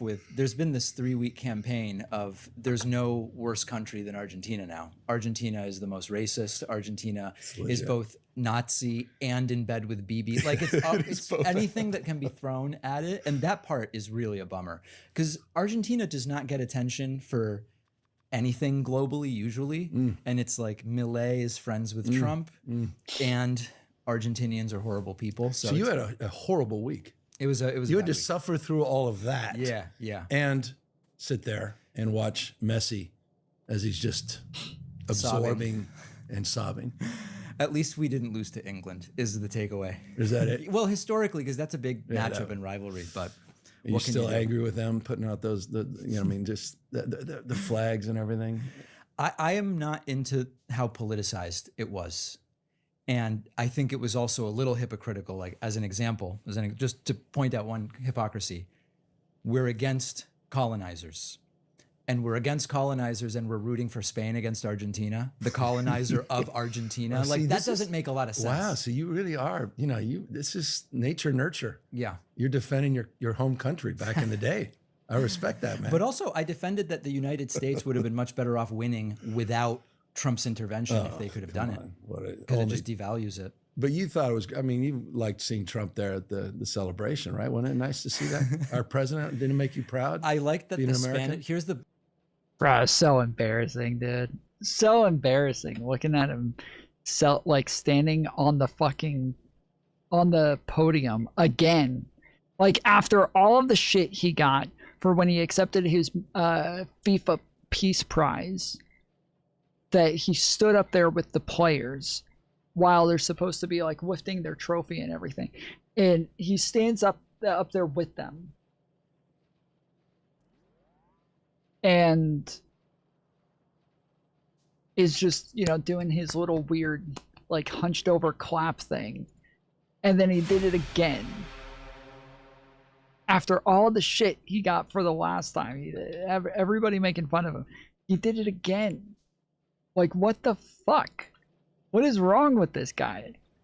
What I loved about the Spanish players is they didn't give whatever about Trump being there, and they were doing their celebration, and they were looking at him like, who's this guy? What's he doing here? And then they cropped him out of the celebration pictures, brutal. which is beautiful. I mean, It's even beautiful. FIFA cropped him out, not FIFA just cropped the him, yeah. which is, geez, I mean, that was, I mean, and the Spain actually, like, literally didn't even crop him out.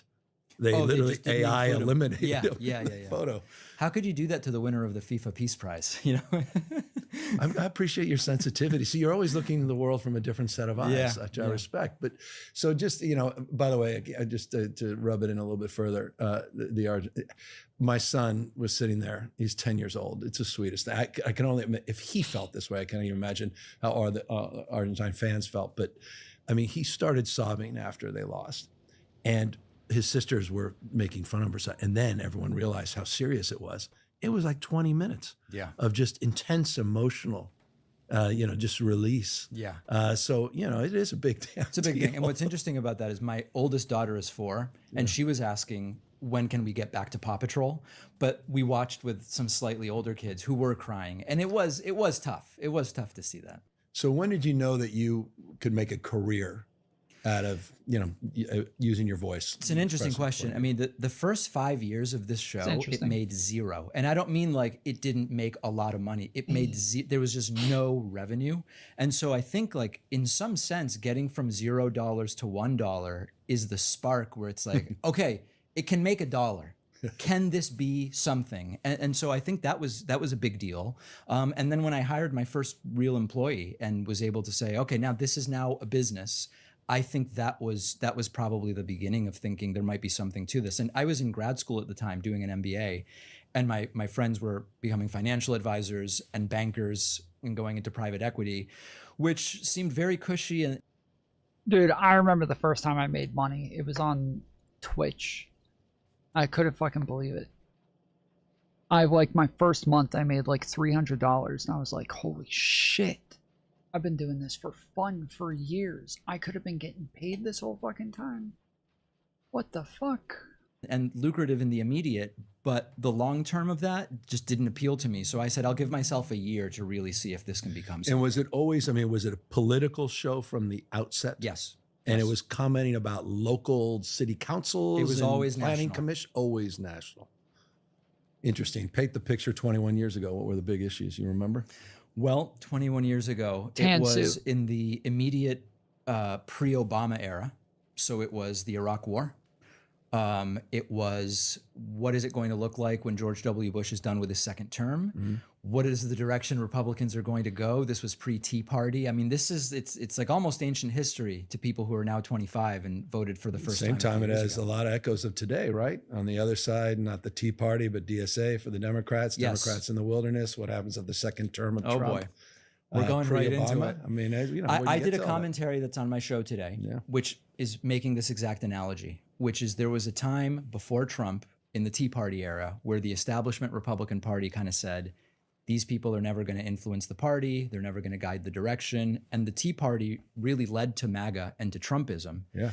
And I've been critical of the kind of what I call do nothing centrism, which is like, let's find a couple things on the fringes to say we will do and end up doing nothing. I don't think that's good for the Democratic Party. Right. But also what I'm seeing, I was just looking at the DSA platform, which it has moral motivations that I respect, but a lot of completely unrealistic stuff that if it becomes litmus test worthy is going to be a real problem for Democrats. And so I don't know when the right time is to have that conversation. I tend to think it's as soon as you realize something's up, it's a good time to do it without saying, well, if we talk about it now, how will it affect the midterms? I think now is when it has to be talked about.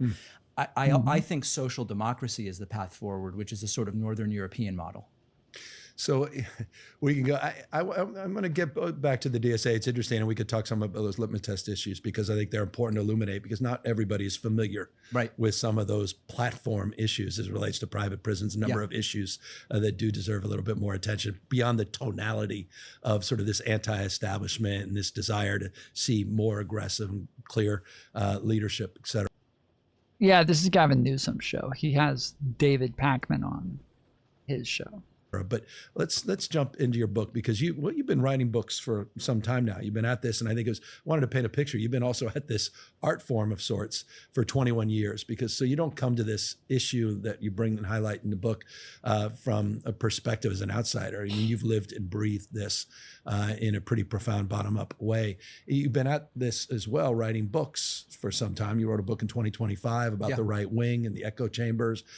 You've written a lot of children's books, which is interesting. You mentioned your child's Paw Patrol affinity, which I respect, but you've also written a number of children's books. But this one, Pay Attention, How the Algorithms and the Media Wars Are Suppressing Truth and Rewiring Our Brain, is your latest work. It's available in September. So I love that we've had a chance to talk about the book before it's even out there.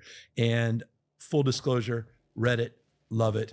And I really want to dive deep into it because we've talked so much, all of us say we collectively talk about this issue and around this issue. We understand aspects of it, tenets of it, trend lines of it, but not, I think, how pervasive and profound the issue is around algorithms, around what media is all about. And so let's talk a little bit about this book and start with the obvious, and that is you start in the prologue about this arms race, and you're the first to acknowledge you're participating in this arms race. Right. And so you, sir, David, are you not the problem? Well, listen, I think everybody is in a sense contributing to this. I mean, I think David is one of the biggest purveyors of the issues with the algorithm, and he is. So I don't like tuning on into his stream or watching any of it because it is just so his thumbnails are so fucking clickbaity and his titles are so just hyperbolic, and then so is his commentary. His commentary is also very hyperbolic and just over the top a bit, that it's, he's trying to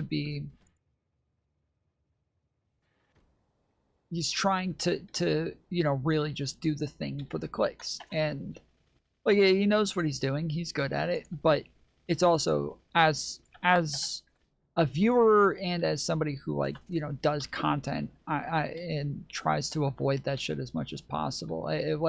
I'll do clickbaity titles in a very sarcastic way, to where most of the people who know me and know what I'm doing, know my streams, know that it's it's a joke whenever I do very clickbaity titles. But the David Pakman and a lot of these others like Mockler and people like that, a lot of them they just go way above and beyond what I think is reasonable. And yeah, I'm not a big fan of it. Tom Foolery show, if we evaluate heads of state solely on cold-blooded statecraft, territorial expansion, and international leverage, who is the most effective leader in modern day history?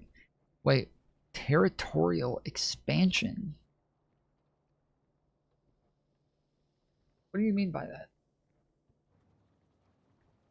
In an imperial sense, or what do you mean territorial expansion?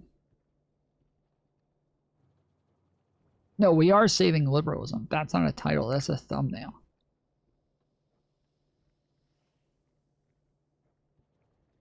We are saving liberalism.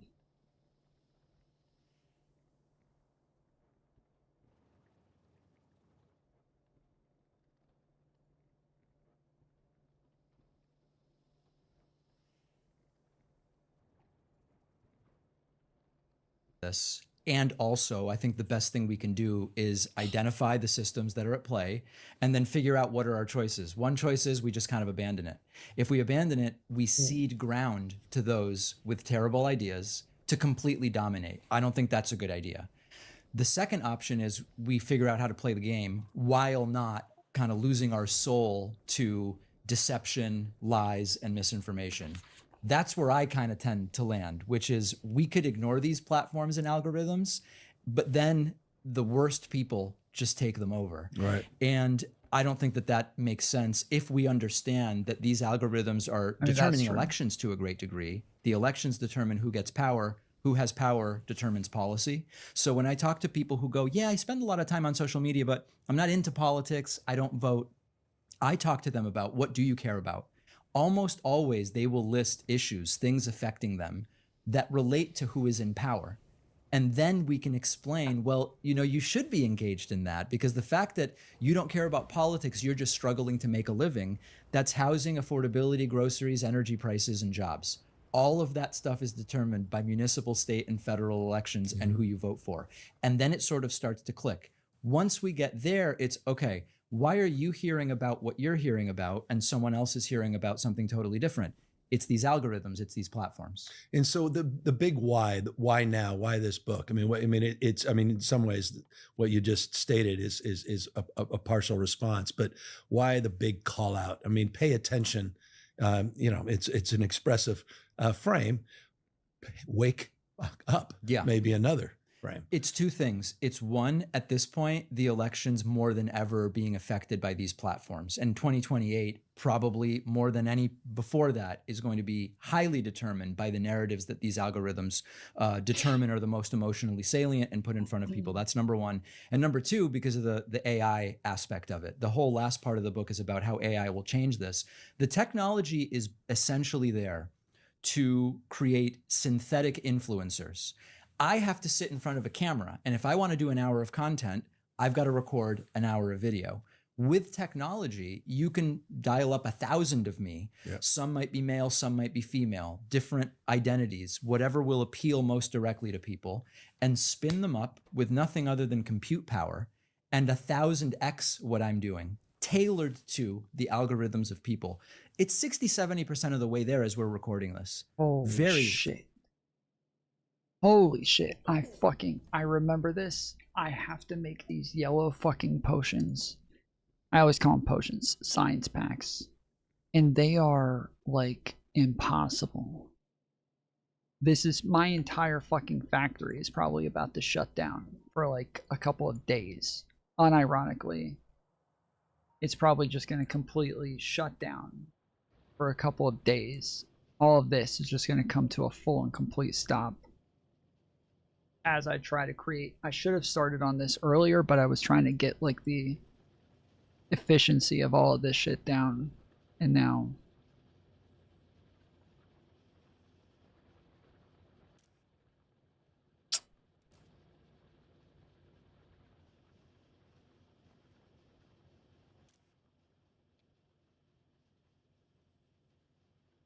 yeah, this is gonna be fun. Very dangerous. And you've run your own experiments. We'll get to that. You write Yeah. about it in the book. Yep. But you start, the introduction begins with AI in some respects. And it's, you know, that sort of iconic image of Donald Trump with the walker. And you make the point that he did this right after he went after states like California, being the first state in the country to go after large language model, frontier models, and do transparency legislation as it relates to regulating AI. He didn't like that. David Sachs, his AI czar, didn't like that. They tried to preempt the state of California and stop other states. All the while, we saw a viral video of Donald Trump in a walker. That's right. And the point I make in the book is that by the time it was determined that this image of Trump with the walker isn't real, it kind of didn't matter because it accomplished a bunch of different things for different people. Not all positive not all positive or negative for Donald Trump, but the point was, and it kind of returns at the end of the book when we talk about the coming AI flood, what's going to matter is the emotional reaction that this stuff triggers in people. The truth of it is almost irrelevant. And I even talk about talking with creators who have published accidentally, as far as I know, AI stuff. And I've said to them, so if you guys haven't like kept up with what it is he's saying here, he's literally saying, hey, somebody like Benny Johnson is going to like take advantage of the algorithm. He's going to take advantage of like, he's going to put the bad faith titles. He's going to put the clickbait. He's going to put like the crazy spin on everything to grab people's attention and to get people listening. And so if we don't do it, they're just going to catch everybody's eyes. They're going to catch everybody's attention. So therefore, we're kind of doing a good thing by doing it. We're kind of we're doing something beneficial for the world by doing the clickbait and by doing the thumbnails this way. Like we're actually benefiting the world by doing it this way. I understand the thought process, but I've always felt like it, when you buy into shit that way, like there is nothing stopping you from becoming the people that you're afraid of taking over. Like there's literally, you just kind of become them one way or the other. The guardrails are supposed to be the points where like you just don't do the things that they're doing, and it's an overly utilitarian thought process for me that I don't really like. To them, listen, you know that actually wasn't real. Like, I know it was an honest mistake. That wasn't real. And they go, yeah, but it worked. It got clicks. It got views. And whether I agree with the message or not, I think that is dangerous. And that goes to the beginning of the book. I mean, you open a chapter 1, it's about attention. I mean, period, full stop. Yeah. There's the idea, I think a lot of people have, that the likes and how much time you spend on stuff on these platforms will naturally surface what's true and what's right. And that is not the way these platforms are designed. And sometimes I think when we attribute political bias to, like, people want to talk about what are Mark Zuckerberg's personal politics, for example. Interesting question. That's not really what determines what does well on Facebook. What does well on Facebook is what starts to spread quickly. And you can think about, I mean, forget about truth for a second, just to think about vaccines, the COVID vaccine, for example. If there's two competing claims, one is these vaccines are killing millions of people and the government has covered it up. That's claim number one. Claim number two is, hey, these vaccines are really safe, not as effective at preventing the spread of COVID as we had hoped, pretty good at keeping you out of the hospital. Or which one, forget about what's true. Which one is going to get grandma and a college student and whoever else to like it, comment, and share it? Yeah. Of course, it's the emotionally salient one. Yeah. That's what these platforms are opting. Yeah, that's why I think like fact checking shit is like that's what I enjoy doing, and that's some of the things that I think is beneficial, is that if you're pointing out that people are lying to you, if you're pointing out that people are pushing bullshit propaganda, if you keep pointing out that they, like, you know, the people who are saying the shit about the, you know, the vaccines killing people and the government conspiracies and crap like that, when you keep pointing out that they're lying and that you can prove that they're lying, and then make a point about why they're lying and what it is that they're pushing for, the goals that they're trying to achieve by lying to you, that is kind of the equal opposite reaction, because it is kind of doing the same thing, where this is somebody who gets a lot of views and has a lot of followers and is trying to get you to believe bullshit for their political propaganda. I think, yeah, you end up being capable of doing the same thing without actually doing the same thing. Optimized for.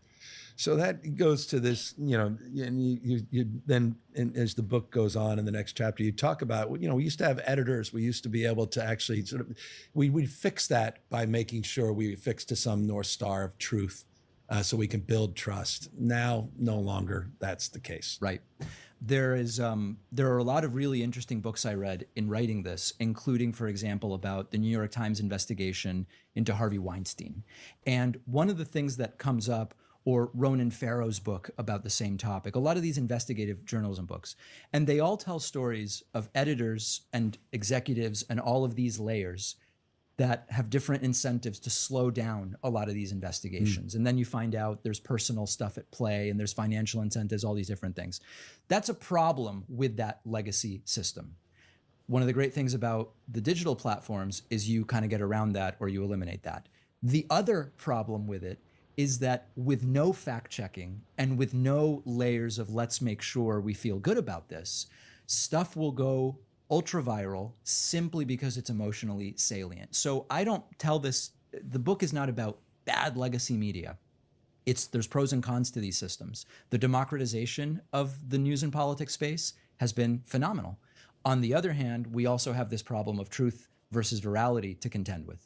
And I mean, it's interesting, you frame, and I think it's important, we talk about censorship. It's been talked about, obviously Trump talked ad nauseum about censorship, but your issue is, and I think you just hit on it, is abundance. This is overwhelming.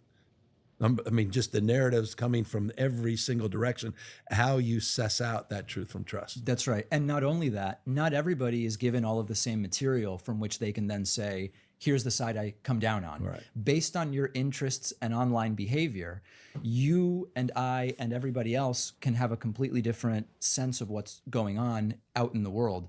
A great example is with the Trump medical stuff that was, when he went for his third physical in 13 months, there were two completely competing narratives. Well, that's literally what comes to mind when I think of him kind of like pushing bullshit and bad faith narratives. What comes to mind is all of the shit that he puts out about Trump's medical issues. That's literally like the first thing that pops into my head. It's just how much time he spends on Trump's medical issues. And he did the same thing in Trump's first term as well. He's always just talking about the fact that like the guy was falling apart and he was, he had a twitch here. Maybe he has cerebral palsy and he's hiding it. And he's like, just always with these weird, oh, did you see his shoulder was moving weird there? I heard some doctors said that this is actually a sign of dementia. And like, he was just always doing this shit it's so obnoxious to me. There was one side of the space that was saying the disclosures have never been fulsome and complete. There are inconsistencies here. We don't believe the height and weight that's on these documents. There's stuff missing. He talked about an MRI for 2 months. It turns out it was a CAT scan. That's one side. There are millions of people who vote who were not even exposed to that. It wasn't that they said, oh, I don't believe that or I don't like that. Their algorithms don't even show them that content. They don't even get the opportunity to say, do I want to examine this critically? How do you fix that? That's a major problem. And you make that point in the book that the algorithm then becomes the boss. That's right. And I mean, to me, there's nothing, it explains so many things in so many ways of our interactions we have, and fill in the blank with Uncle Joe or something at the Thanksgiving dinner table, and you're like, what the hell's happened to Uncle Joe? Yep. And in many respects, it's completely understandable what's happened to him. Yeah. He's sincere about his beliefs because he doesn't see the other side. And by the way, maybe we don't. You don't either.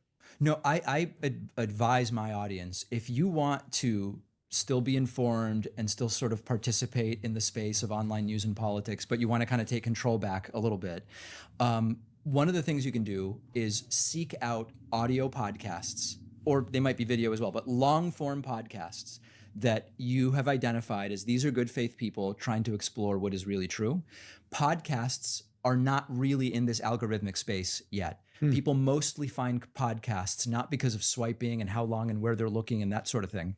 They're finding them through interpersonal recommendations, hearing about them on other podcasts, et cetera. So I still think long form podcasts are one of the best spots to kind in this space. Most of the podcasts you find through viral clips of the podcast that are built it's true.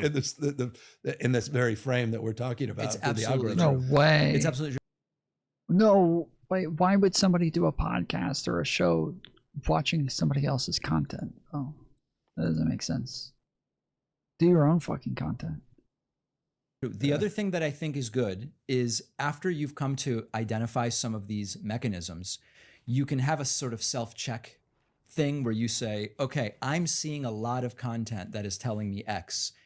Is that really all there is to this? So being aware of the fact that this is taking place can be a really good kind of inoculation against it. And then you can go and say, hey, let's look at some other ideas about this.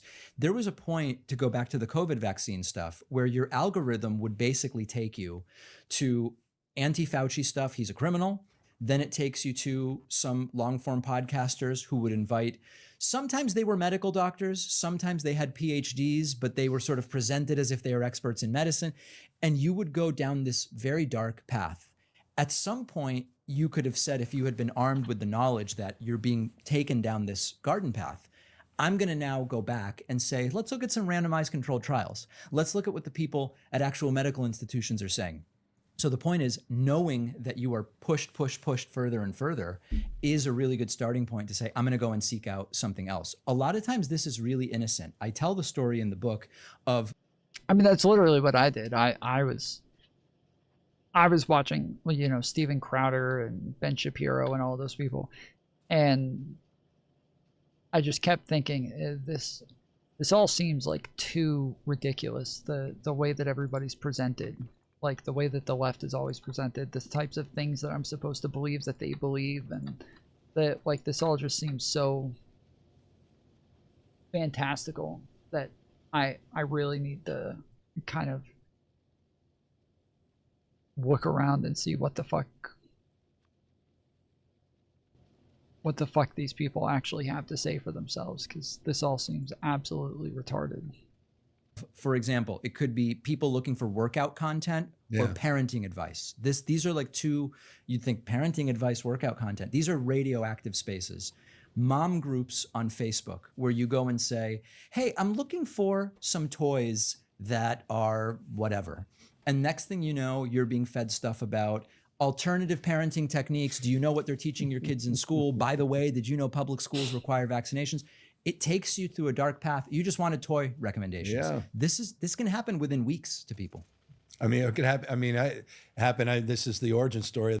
I mean, this is what I did when I first started doing ads on Facebook. I would find like all sorts of random things that could associate to what it was that I was talking about, and then try to get like my my podcast or my live streams, mostly my podcast, pushed to those people. And it worked. It worked really well. In so many respects. I ended up getting an insane amount of viewers very quickly. I mean, during COVID, son's on his, he wasn't on any devices that I was aware of outside his advice that came from school, which allowed him to access YouTube. And he's checking on fitness, and he's checking on, you know, some of the things that, you know, a lot of these young boys are into. And all of a sudden he's talking to me about Andrew Tate. Right. Rogan was a passing phase of sorts. It was more Charlie Kirk. And then different conversations, to your point. And it was his entire friend group. I mean, and I don't care. There was an experiment I read the other day where they provided tablets for boys around the globe.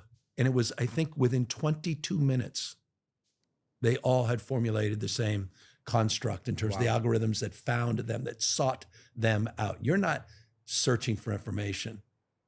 They're seeking you information, out searching and for targeting you, you at a level. So that's, I mean, how, and this is the challenge. And you write about, you know, you had a confessional chapter in there about the machine, it being inside the machine. So sort of work us through that. What was your own confession in this context? Well, and how do we start to work ourselves out of this? I mean, there's no way. Listen, anybody who makes content is not doing it for it to be seen by as few people as possible. That's the challenge. You're making it for lousy incentives here. Those are the incentive structures. And so what I try to be aware of is I'm not going to deliberately choose stuff that will bomb and that nobody's interested in. I mean, it seems counterproductive. But the way I kind of see it is I'm going to package the content as best as my brain will let me figure out how to maximize eyeballs while being honest, so that then I can also give people the conversation with the PhD nutritionist I had on last week, who explains the truth about the Maha stuff and the food dyes and GMO. And so I'm sort of using the techniques to buy myself the bandwidth for the audience to then also accept the stuff that's less likely to go giga-viral, but is valuable. And I think it's important. So it's sort of it's a negotiation with yourself in a sense that you're having. Right. I could package the stuff in the most boring way possible and never build an audience. Might it feel good? Maybe on some level, but then I've built no capital that I can then spend on important ideas that I want to put in front of my audience, if that makes sense. So I think it's a negotiation every creator has. And I talk in the book about some who go too far, and they've got titles like Trump taken out on a stretcher. And then you watch the video and it's like, Trump was not taken out on a stretcher. That's very far beyond the pale. But editorializing about what I see as Caroline Leavitt's failings as a president. Well, this even happens on Twitter now, where like the videos, Twitter has become like a very video centric platform now, where it seems like a large portion of people get on Twitter just to watch videos, or even if that's not why they're getting on Twitter, it ends up being what they spend most of their time on, because they'll end up seeing a title that catches their attention or a caption that catches their attention, and then they go watch that one video, and then they end up just scrolling fucking forever. And holy shit, dude, every day I will see a caption. We think of them as like they're doing the same thing as though it's a title. And the titles are, but it's a caption, and it just says like, you know, check this out. This person just told Emmy Root to go fuck herself because she was mad that her money was missing. And then instead it's just like a cutesy little video of like her friend being like, hey, have you seen where I put my purse? And she's like, no, I'll help you look for it though. And then they like go and look around, and it's just like totally just something totally fucking different than what the video actually ends up being. But they put this caption as though it's something completely different. Tom does ads. That's wild. Why did you stop? Because I'm not on Facebook anymore. I stopped doing Facebook altogether. So.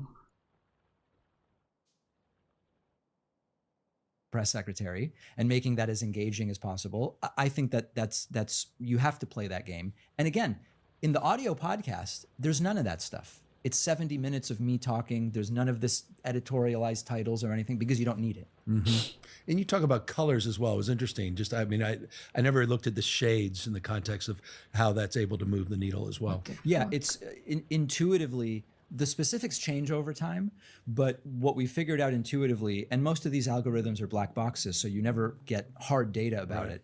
Intuitively, more sort of saturated colors and bright colors about alarm and attention do better than muted colors. It's such a funny thing. Because of Donald Trump's orangeness. Yeah, the orange. You're right about it. It naturally lends itself to YouTube thumbnails that do well. I mean, it's a crazy thing. There are creators who will dial up the saturation on Trump's orange.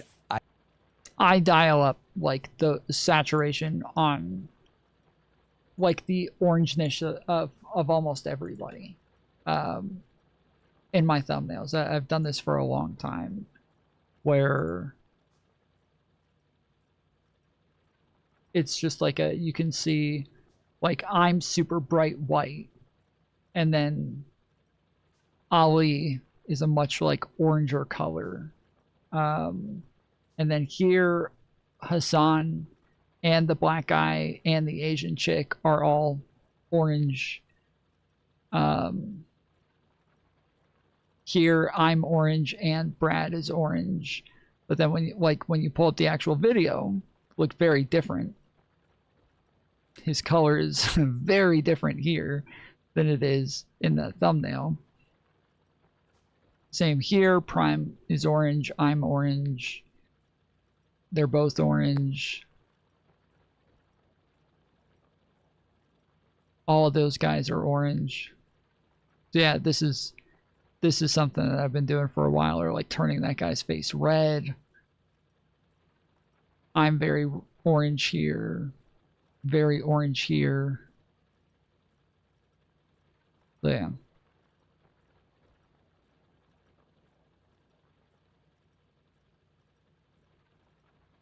I don't do that. It's an interesting technique though, because it just naturally lends itself to attracting the eye.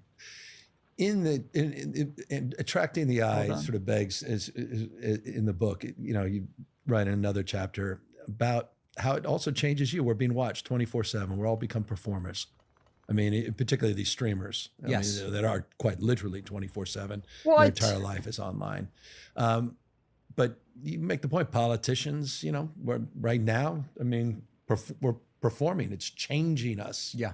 In every way, shape, or form. Our physiological changes, not just what we say, it's how we say it, where we say it. I hear from a lot of congressional and Senate staffers who want to figure out, how do I make my principles, content, speeches, etc., more interesting for them to get covered.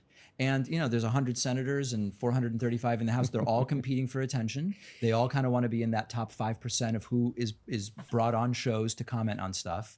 And I don't necessarily have the answers for them. It's not my area of expertise, but they understand that there's more than just what they are saying. It's the packaging, it's the appearance, it's the emotionality and the tone. So this goes way beyond content creators and streamers. And what do you make of that? I mean, obviously, you know, I got a bunch of Kennedy memorabilia up here. My favorite with his hand on at the desk, like exacerbated. But, you know, the modern era of television as it relates to, you know, how debates were won and how people began to perform a little bit. And we've seen the performance changes as it relates to even city council meetings. Yes. When they're televised and when they're not. Yeah. And how it quite literally changes people. It changes the tone and tenor. It changes what people say, how they say it and how long they say it, whether or not they look engaged or not engaged. You know, what do you make of that in the context of what this is doing to all of us, to me, to you, to all of us listening? Everybody who is on these platforms is affected by this. Even if you say, I'm not a creator, I'm not a streamer, I'm not an elected official. If you are participating in comment threads, if you're posting vacation pictures, if you're doing the thing at the restaurant where you take pictures of your food, and then everybody is sort of staging some version of their life and then gauging the reaction that it gets. So it's affecting everybody. And there are people who aren't professional content creators who just get bummed out when teenagers who post stuff and their friends don't like it, or they get attacked, or all of this stuff. So everybody's in this space if you're on the platform. Yeah, but so what happened? But aren't we all celebrating the authentic? Isn't that what we're all after? So that's a really interesting word, because you kind of, if you're in this 24/7 like a lot of people are, you start to lose touch with what is the authentic self. Right. And at this point, you may be evaluating the prior performance and tweaking that. And I don't know what that does to interpersonal relationships. I mean, I think one of the things that is definitely true is 98% of my interactions online with people are very negative. And 98%.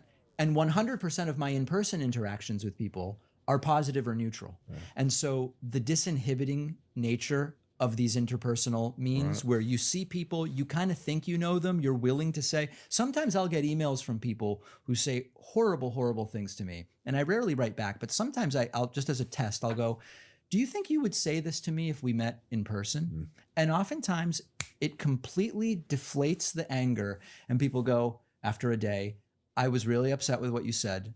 The truth is, I know you're just saying what you believe. I disagree with it. We'd probably have a good conversation in person, which is a really interesting switch. Do you just looking back? I'm curious. As you say, do you remember the first thing that just blew up? First, I mean, something that you said or did, or how you said it, how you did it, how you thumbed it, whatever it might have been. That you're like, whoa, this thing, like. Do you remember, what was it? I do. There was a story where a woman did a test. A black woman was not getting job interviews.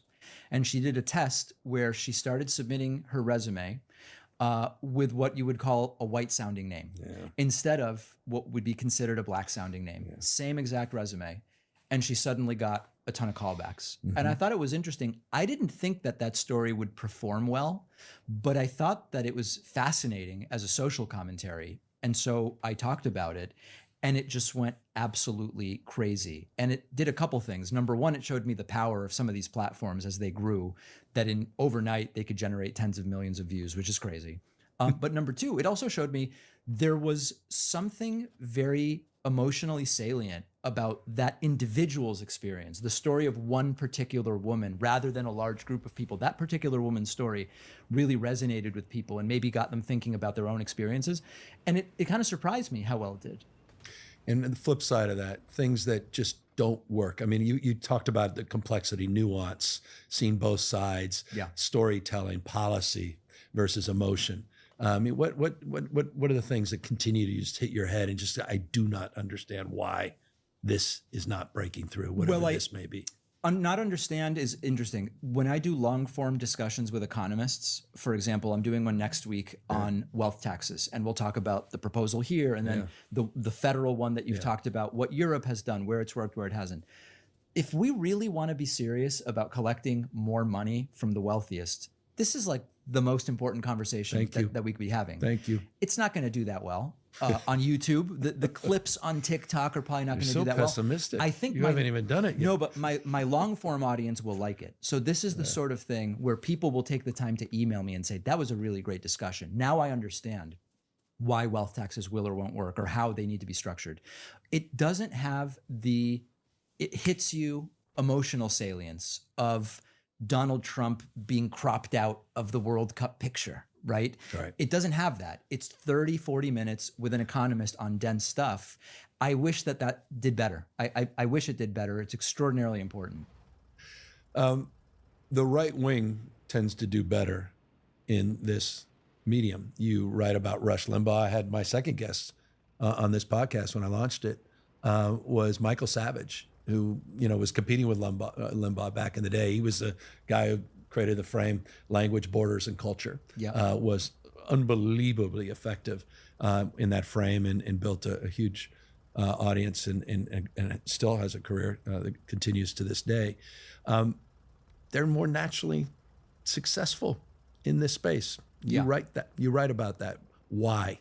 Two parts to it. One, I think they're more willing to be dishonest. I think Trump came along at a time that really made this alternative to mainstream media become a necessity for these people, because if they weren't listening to mainstream media, then they felt like they were actually getting something true. And so the aversion to mainstream media was very important to all of them, to where they had to have something from the outside that made a lot of these people pop off in a way that they wouldn't have otherwise.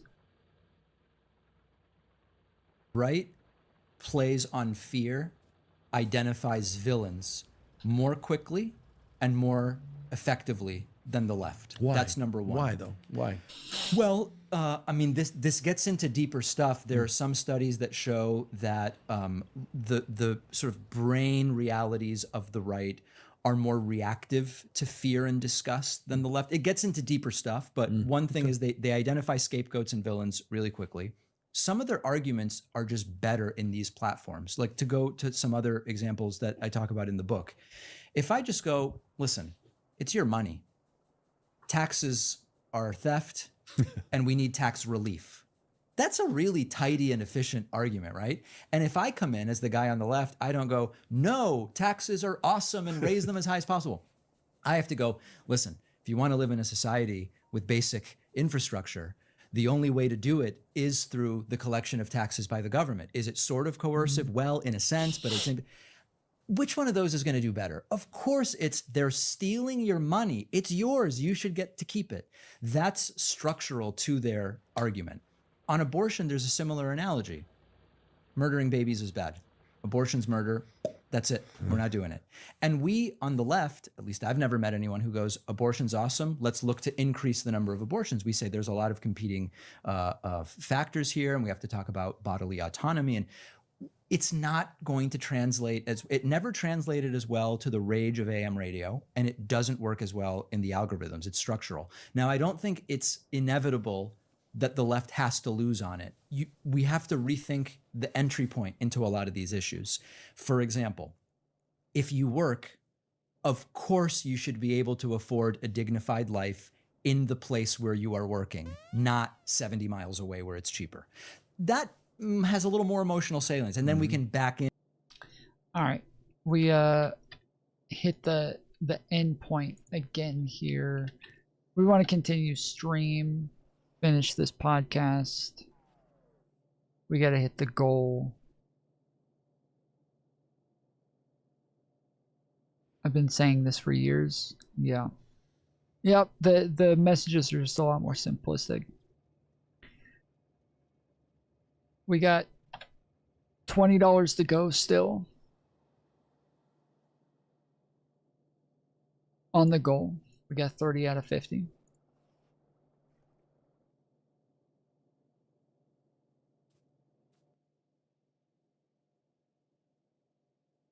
In like what policies are we talking about, housing and wages, etc.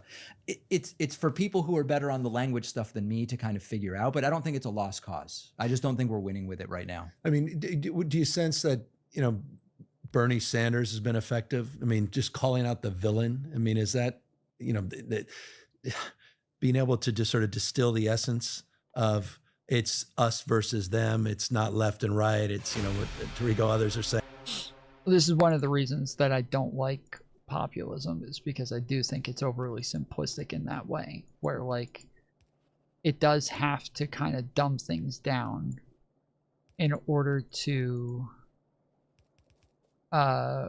reach people a lot of times. And sometimes I think it's dumbing things down unnecessarily, but like those things are always going to be effective. Like he said, like just having a short and sweet message is always going to be more beneficial.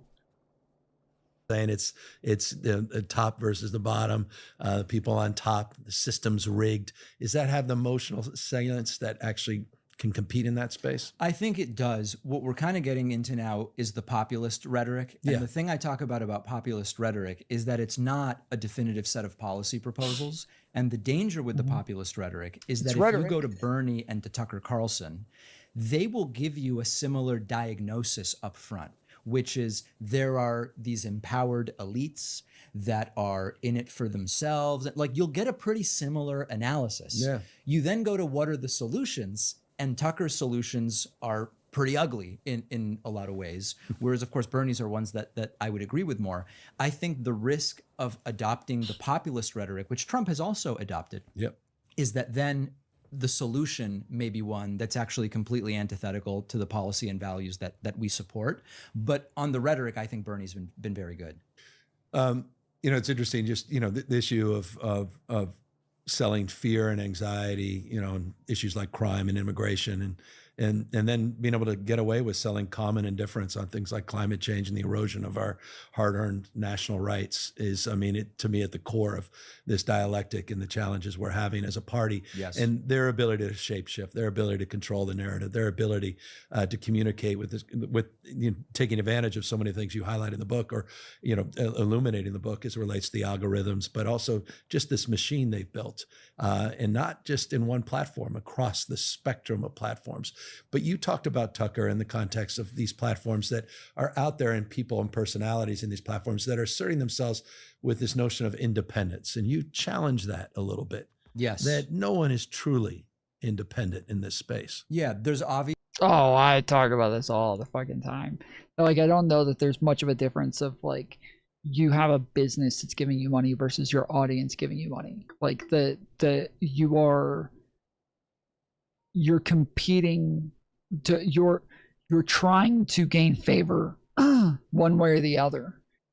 And people make these like massive differences, these huge distinctions in their head. Whereas to me, there isn't a huge difference. There are slight differences, and especially in the way that a lot of people would like to think of things, is I think the main difference is just the way that they would like for things to be thought of. But there isn't a huge difference, I think, in reality, as far as like what the content creator is doing because of those incentives. Obvious ways, and there's less obvious ways. First of all, a lot of times when people talk about independent, they either mean I don't have advertisers controlling me or I don't have editors controlling me. Okay, even if you don't have direct advertisers, if you're monetizing your content through YouTube, Facebook, TikTok, and other built-in monetization platforms, you're still influenced to create content that won't violate those monetization rules so that you don't make money. So that's still there. But there's a lot of other ways that people are not truly independent. For example, wanting access to people in power. And this is what I think has been very interesting about Fox News over the last few months, where they are starting, I mean, just 2 days ago, when we learned about more troops tragically killed in the Iran war, Fox News didn't really sugarcoat it. They even played a clip of Trump saying months ago, this is going to be 2 to 3 weeks and nobody's going to die. And then they've got this. I don't think it's out of a desire to kind of plant a flag and say, we now oppose Trump. But I think it's hedging because they don't know what comes next. They don't know what's going to happen in November. They don't know if this president is going to be the lamest of lame ducks for 2 years and we'll see approval ratings in the 20s. So it's about preservation. We also want access and to stay in good graces with the Republican Party and whoever replaces Trump. And so, like, is that really independence? I would argue that it's not. And how are you able to balance that in your own? What's your sort of situational awareness about your own capacity to maintain that independence? I mean, you've got advertisers, you've got an audience, you have the same desire to have access to get the right guests and to be, how do you work through all that? The first thing is I try to never do anything that is against my kind of existing framework of values. So if I go and interview someone somewhere, I want to make sure that I'm not interviewing someone in whatever way I would normally do it because of somebody who has said, hey, come to our convention or go to this thing or go to that thing. I'm always going to only be upfront with my audience about here's someone whose values and policies I support, here's someone who I don't, and I'm not going to let any kind of financial relationship come in between that. I don't talk to anybody from any of my advertisers. I never have conversations with them. We've luckily never had an advertiser that got word to me, hey, they didn't really like how you... Fortunately, it's never happened, but I have no conversations with advertisers. Right. And if they said something like that, I would say, well, that's not how we do the show. The platforms are the platforms. There's no doubt that there's content I could do that would get me demonetized or even kicked off of the platforms if it were extreme enough. Those aren't really the sorts of things I believe and do, so the risk of that happening is relatively low. You talk about us being trapped, and obviously we talk about the business model around polarization, and we've highlighted that, and we've talked about that. You highlight it in a much deeper way in one of the chapters in the book. But this notion that we're trapped in this feed, and you pick that apart a little bit in terms of what podcasts may mean that we can get out of this feed a little bit. But illuminate us more. I mean, what do you mean by trapped in the feed? Well, to the extent that you want to be a participant in some of these town square conversations that are happening, they're happening on these platforms at this point.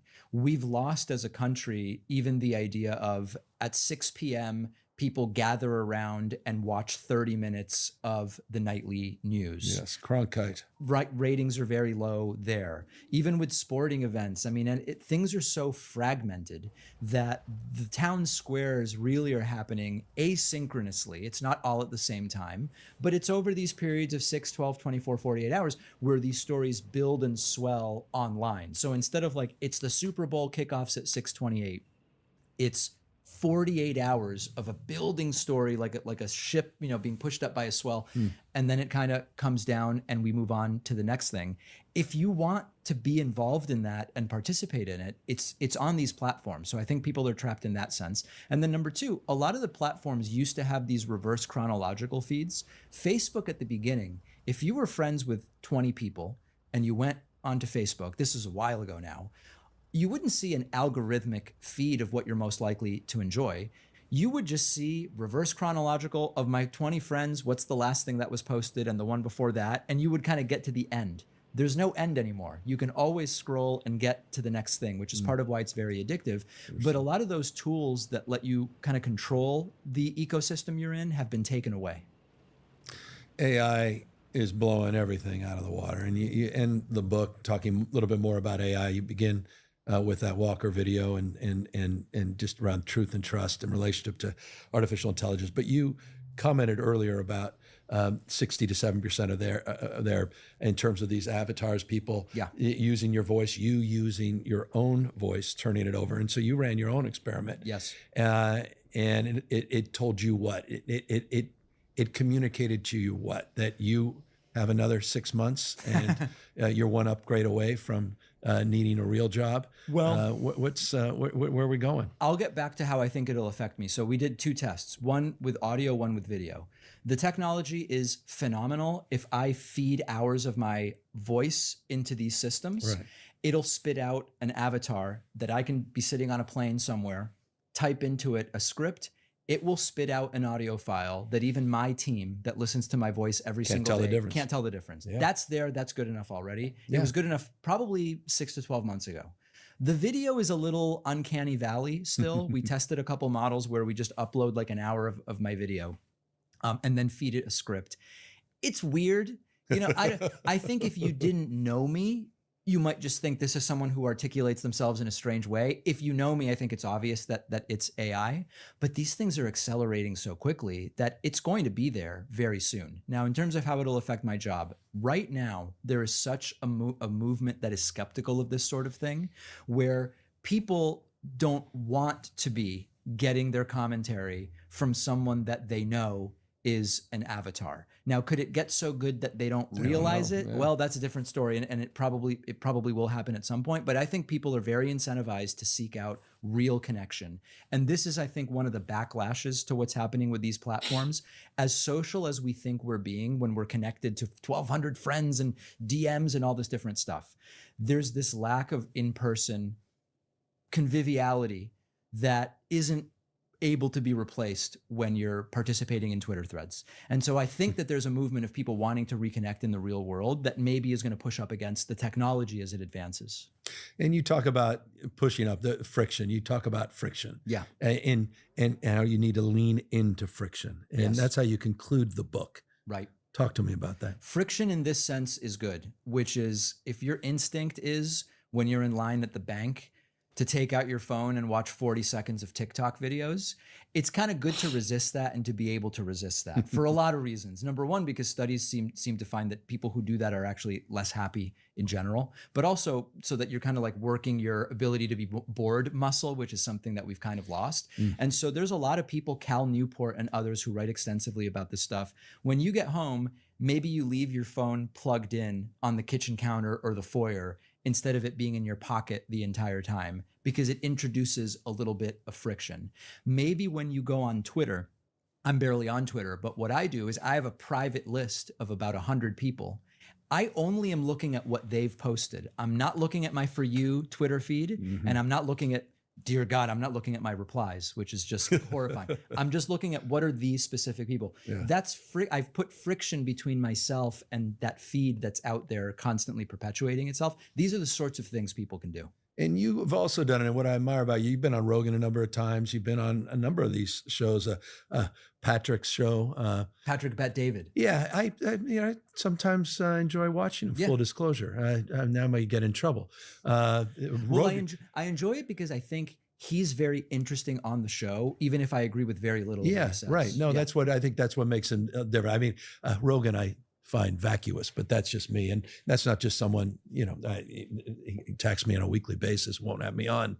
But I find him more the Facebook version of podcasters. But that's, again, a personal expression. You can't say that because you've been on twice and you want to get on a third or fourth this time. was years ago. I don't think he'll ever have me back on at this point. But so speaking of not getting back on, I mean, this is the challenge of our time. You're on this blacklist, right? For the White House. Oh, the media offenders. Yeah. Yeah. Media offenders list. I mean, so let's talk a little bit about this. I mean, all of this then leads to just the obvious, back to the polarization. And again, you highlight that and a lot of the reasons why we're so polarized and increasingly traumatized and just exhausted, and how we're just living in our own filter bubble and our own set of facts, and we don't even share the same set of facts. So we've identified all the problems, and your desire to get out of it physically, which again, I admire your willingness to speak to people you disagree with, again, on platforms where people can be more disagreeable, and also try to challenge your own algorithms. And I think all of us, that's a very healthy thing.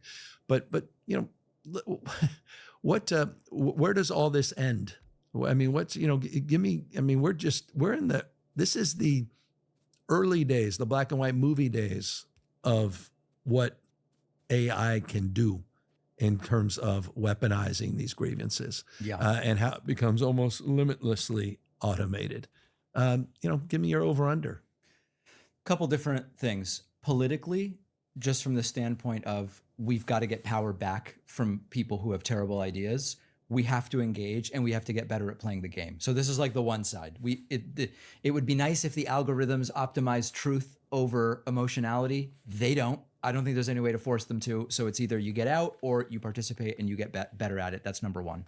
On the other hand, I do think that over time, I'm not an accelerationist by my nature. I'm not like it has to get really bad so then we can rebuild it. I don't think historically that's worked. But I think inevitably, if things keep going in the direction they're going, which is life is increasingly unaffordable for people, people feel disconnected both from societies and from the people in power and don't feel that anyone's really looking out for them. And there's a societal breakdown. There's a lot of antisocial stuff going on, not like the birth rate stuff Elon talks about. As countries get wealthier, their birth rate goes down. But I mean, people dating less, people just staying home, et cetera. If that continues to get worse and worse, some kind of breakdown is likely to happen. I'm not like a futurist gloomer that predicts it will be fires and, like the day after tomorrow. I don't know what it will look like, but there may be some return to the kind of socializing society of old before some of these platforms. It doesn't mean that they'll go away.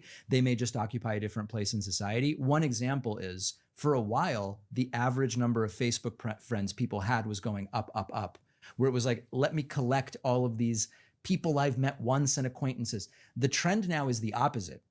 Facebook's worried about it because people are saying, I actually want to be connected only to people I really know. And those are things that I think are pointing in the right direction. What form all of it is going to take 5 years out, I don't know. What do you make of this loneliness epidemic? I mean, exacerbated by the very factors that you highlight in the book, that we need to quote unquote pay attention to, but particularly for young men and boys. I mean, is that an area of focus for you? It is, absolutely. And I've talked now for years about how even though these manosphere models are not good models for young men, we on the left also have to acknowledge you have to provide an alternative that's interesting and positive. And I don't know that it has really been done. And we spoke about this last time we talked a little bit. I don't know that that model has really been built in a way that can compete. Now, part of the reason it can't compete is these, extremely interesting characters. I mean, I don't know if you saw the video of Andrew Tate being arrested recently. Yeah, even just his physical appearance, it's extremely, it attracts the eye. It's unusual and it's. He was wearing red or something, back to colors and thumbnails. It was like capri pants. The pants, tasseled loafers with like a purple shirt. Purple, maybe it was purple. I remember it was very colorful. It's interesting. It's visually interesting. It's very visually interesting. And also, when you say extreme things, it attracts more attention. So I don't know what the solution is, but we need better models of masculinity. And where I think the left has sort of failed is the narrative of toxic masculinity is bad as a primary message about pull people away. I think it pushes people away, and it only makes them more susceptible to being pulled in by people like Tate. So what? Yeah, and I appreciate that, and I think there's some truth to that. That there was sort of an over-indexing in that toxic frame, and we lost folks. And so, what is the positive alternative? And that's the challenge. How do you make? I mean, these guys have one thing in common. I think it's more the boyosphere than the manosphere from the attention perspective. And I think you look at the audience in some respects, that's the case. But there is a toxicity which one has to acknowledge, because they filled the void. Right. So how do we fill the void? Is there? I mean, you say we're not there yet. Do you see any contours of? Are there's some examples of people that are competing in that space? I think there are. I mean, listen, I since no longer being president, I think President Obama has done a couple of really interesting things in speaking to young boys and men. And one of them is really creating this frame where it's masculine to raise people up around you and to make people feel better so that they are their best selves in their community. The alpha beta male stuff and these tropes of masculinity that people like Tate and others, how to insult women so that they like you, this sort of stuff. Let's raise people up. What's more masculine than saying, hey, you know what? I have the confidence that raising others up isn't going to diminish me, and it's not zero sum. I think these are sort of some of the ideas that would much better serve the left and serve young men and boys than the stuff from the manosphere that they're getting on the right. Well said. You speak of serving. I mean, what do public servants, what do people in positions of power and influence, those with formal authority, what should we be doing in the context of addressing the systemic issues in this space, moving beyond just the issue of the manosphere and the challenges with men and boys and the issues, again, that you highlight in this book? What do we need to pay attention to in terms of a regulatory framework or not? In terms of leaning in, socializing, highlighting, creating a different culture construct, challenge. I mean, is it FCC? Is it I mean, what do we need to be doing in this space? The micro answer is different in so many different areas, but I think the macro of it is that there's a feeling. So I mentioned at the beginning of our conversation, a lot of the people I talk to don't vote because they have not yet understood the connection between voting and their day-to-day lives. We've got to relink that connection. Once that's done, there's a feeling that governments, state, federal, move too slowly to really solve problems for people. And so there's a lot of situations people are in that are urgent, issues of housing, out of a job, food instability, issues with children, et cetera. The BS that is then the easy answer and the scapegoat, right? In the context of the algorithms and the filter bubble. That's a good point in a way to look at it. I think that if people come to believe that there are systems in place that can respond to the specific problems people are having, because it's great when someone announces, we have just secured X amount of funding, which will be distributed over Y years to start working on. That's great. But there's people who are like, I'm in a crisis now. What is available to me? Some people do have services available and they don't know about it. So that's about communication. But I think there's this feeling for a lot of people that even if they vote and they change who's in power, the systems move too slowly and they're too clunky to really help them. And so Smiling Blue. Thank you. Is it Anya Costa? Oh, Anya Costa. Thank you for the $5. Appreciate it. Get some W's in chat for Anya. I guess it's 35. We're still $15 off, guys. $15 off. I mean, it's a system delivery issue? Is it an expectation setting issue? It takes time to build a house. That's right. Even if you have the permits, even if you have the land use reforms, it takes time to construct it. We can improve productivity. You can focus on modular housing, prefab housing. You can eliminate some of that friction, but it still takes time. It does. How much of this is just level setting versus just exploitation of people's grievances? I think a lot of it is level setting and communication. One of the things that I kind of have to admit that Donald Trump has picked up on that's useful politically is to make declarations on Truth Social and to sign executive orders, which are effectively memos asking someone to do something, which make a lot of his followers believe that he is doing the things he promised when he is actually not. I'm not suggesting that elected officials on the left start deliberately lying about the things that they're going to do. But the lesson is communication, especially if it's honest and it's going to be backed up by action, is a lot. And so, when you hear about, we're considering writing a strongly worded letter, for my audience, that's like, what are you talking about? God. You've lost me. You've lost me. Or an op-ed. Yes, let's get in the New York Times. It'll be 100 likes. Right.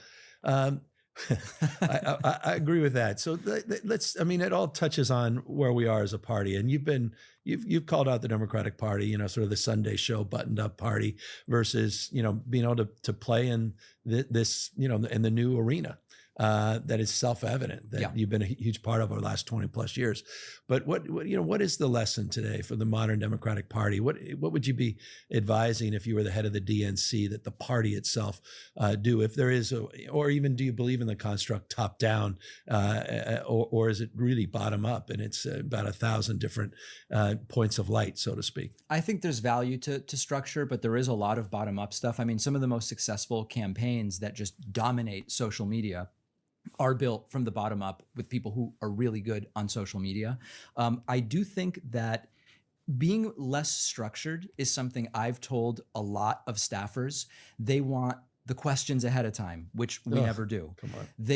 They say, you know, you really get that still? We really get it. We just had a situation. I haven't said. I gave you all the questions. That's an exception. Yeah, exactly. This was This was a special case. That was, you were the special case. We recently had a situation where a staffer talked to my producer and said, what are we going to talk about? 7, 8 things were kind of mentioned. It was a 15-minute conversation, which I think is also a problem.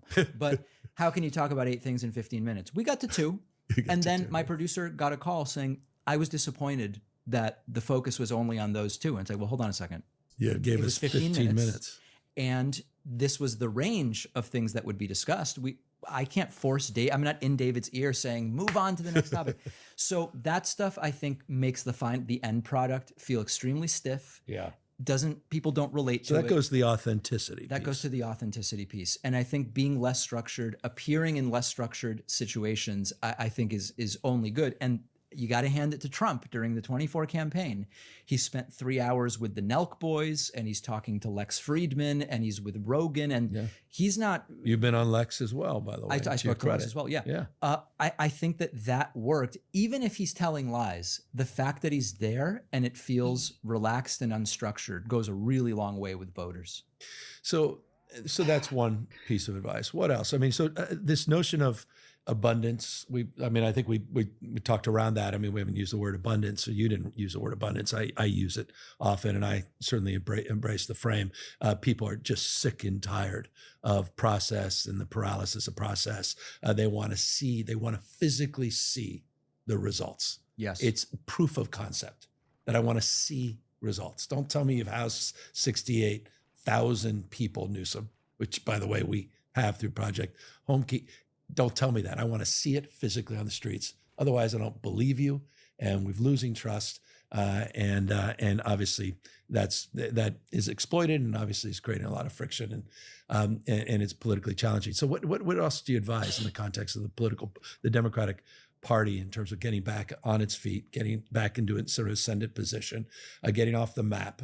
Matt, obviously, there's no, for all the animus that has developed, increasing animus, not just the Democratic Party and independents, but increasingly in his own base against Donald Trump. It's not inured to the benefit of the Democratic Party. I think that the focus really has to be on the economic situation. One of the mistakes that I saw with President Biden's reelection campaign while it was going on, and then with the Harris campaign when it became the Harris campaign, was a lot of pointing to, but don't people see the economic numbers? Things are really good.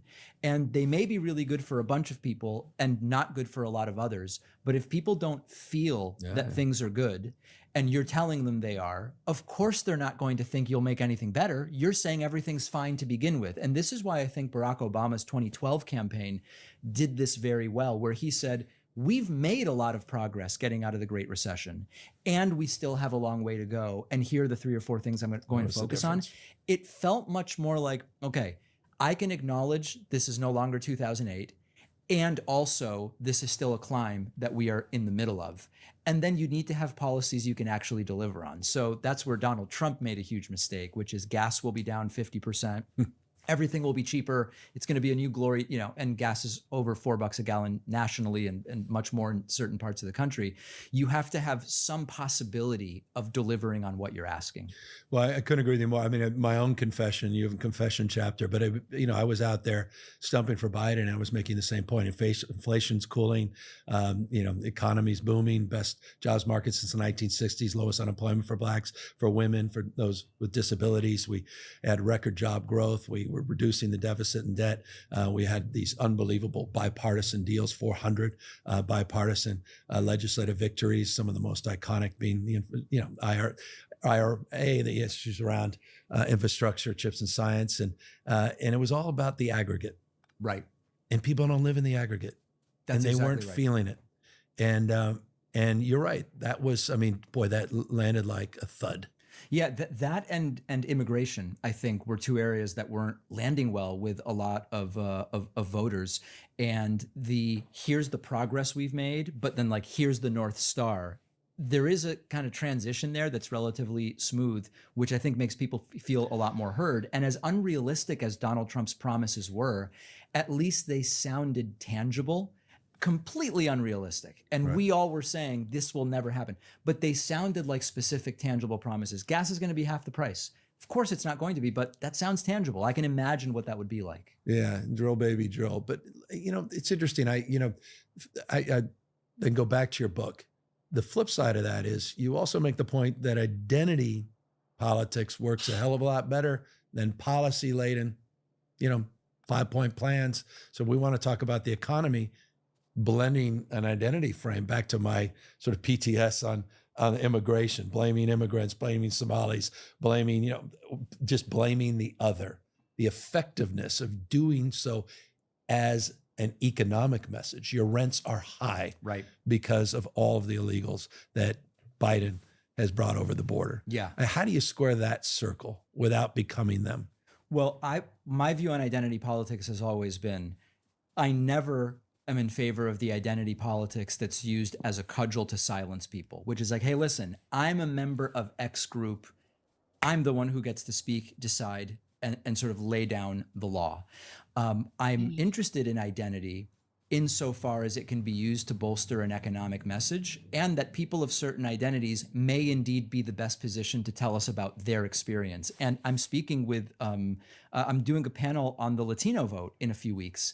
And one of the messages that I want to bring is, it's great to think about Latino voters as a group, and also we should consider that their economic interests are the same of any voter, and that we need to be thinking about that as, let's not necessarily separate them out, as it is a group with a particular background and some shared interests, but also their concerns are the concerns of the average everyday American. So you've got to do both. Amen. I mean, I how many Latino audience I've been in talking about immigration, and people are like, stop, you're patronizing us. This is not the only issue. Of course, so much of the issues around immigration have disproportionately, obviously, impacted our immigrant communities, right, and by definition, mixed status families and obviously the Latino community. But that point is foundational. So let's back up a little bit to the DSA in the context of the sort of emergence of a new narrative. Ability to call out the victim, the villain, a little bit more clearly. Communication that seems a little bit more effective, certainly electorally, has been effective in some cases. We can overread, we tend to color things in. A few examples then become sort of the dominant norm or the meme that suggests something bigger than itself. But where are you just in terms of, you talked about the platform, but where are you in the context of looking at the DSA in the context of the Democratic Party's future, in terms of the narrative, in terms of sort of being repairers of this party brand? So a couple things. I am not sure what things will look like 10, 50, or 100 years from now in terms of, Donald Trump always says this will never be a socialist or communist country. I don't think it's going to be one in the next 5 to 10 years. Never is a really long-term play. I don't know what's going to happen in the next 100 years. I do think that right now, the success in some circles of these DSA candidates should be a red alert for the Democratic Party, in that there are many voters who are extraordinarily disaffected with the party. They don't want to vote for Republicans, and there's this other thing that they're finding preferable to the Democratic establishment. Really important message. If you ignore that message, if Democrats ignore that message, it's like the Republicans ignoring the Tea Party in 2010. We saw what happened. So that's extremely interesting and relevant. On the specifics, 10 years ago, when I would interview DSA people, socialists, etc., they would say to me very soberly, they would go, listen, David, I'm a socialist, you're not, but our next stops on this bus are the same. And so I see myself as united with you.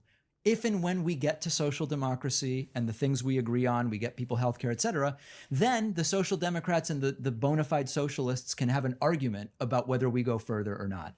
I really respected that. That was a very interesting conversation to have. There wasn't a litmus test that was imposed on me as someone who is not a socialist. That's very different now, where I regularly get emails and see comments where people saying, you're with us or against us. It doesn't matter if we agree on universal health care and a few other things. We believe housing should be government owned and people are assigned a house and blah, blah, blah. I go, I don't believe that. Do I think people should be homeless? No. Can I point to things that have been done in St. Louis and in Salt Lake City to just give people housing and how it's actually cheaper than having them on the streets? Yes, for homeless folks, that absolutely. But I'm not a take away private ownerships and then then you're simply not part of the same movement. This is not everybody, but these are some of the conversations I've had. So I feel like the tone of these conversations is very different today than it was 8-10 years ago. So fast forward, do you believe this is a truly robust movement that will continue to gain momentum? Or do you feel like it's at peak at the moment on the basis of some of these local elections with national implications and obviously with Mamdani's sort of ascendancy as a bright star in the Democratic movement? Predictions are so tough. I don't think this is the peak, but I don't see a desire right now for this to become widespread in terms of the candidates that the Democratic Party nominates. It's really up to the voters. And so that's where I hesitate to say this will not go further or it will. It'll be up to voters to decide. And part of it also has to do with whether Democrats are putting forward interesting and authentic candidates with good ideas. If the alternative to the DSA actual socialists, which by the way, a lot of them aren't actual socialists, but some of them are, doesn't really matter. A lot of this is labeling. I mean, this is what I say pretty often. It's like when it comes to the DSA, a lot of the people who say, no, I'm not a socialist, I'm a democratic socialist. The majority of those people, I feel like I wouldn't call them socialists. Like the majority of them, when you talk to them about what it is that they believe in and what it is that they're in favor of, I just wouldn't even call them socialists. Like the things, it just doesn't qualify as socialism to me. At least a lot of them. I don't know about the majority, but a lot of them. But it's hard to tell. Yeah, it's hard to tell what the numbers are. It's hard to tell how many of them are like more radical socialists, actual like Marxist type socialists, and how many are just, just people who want free healthcare or some shit. If the alternative is a terrible centrist Democrat, that helps this DSA movement. If there are interesting people that are to the left of the centrist Democrats, but not socialists, that's the best thing that they can do in a lot of these districts. The other thing is Michigan and Iowa and Connecticut and New York City are very different places. And this is a huge country with a lot of different people. So I think it's difficult to make any kind of overarching prediction about something like that. The word centrist, it's interesting. What is centrist? Is centrist in policy, centrist in attitude, centrist is the establishment, centrist is an incumbent? I think it What depends. is the center? Centrist is a corporate Democrat. What's centrist? What is the definite? I'm curious. People use the word centrist. I don't use it as a pejorative. Some people do. Some I people don't do. use it as a. For me, centrist is you're basically happy with how things are, Status and quo. you're satisfied with the changes you want to make being really on the fringes. Yeah, you're an incrementalist. And incrementalism I'm okay with. I mean, Ted Kennedy was an incrementalist, and he had a lot of incremental successes that he spearheaded in the Senate. But things are basically fine, and I don't want to change much of anything. I think we need more than that. I'm not socialism. Right. And I'm certainly not. So I don't think that's really what a centrist is. Like, it does mean that the changes that you want are not as radical as what it is that other people want. And you're also, you share like a fair amount of beliefs with the left and the right, like about an even split with the left and the right. Like that's what I would call a centrist. Not like, it's not as much about your attitude as it is about your beliefs. But I think moderate means that you're like, moderate has to do with your attitude towards things. Moderate means that like you want to get things done in an incremental process. Moderate means, I want slow changes. I want things to kind of slowly progress towards something. That's generally the way that I would differentiate the two. But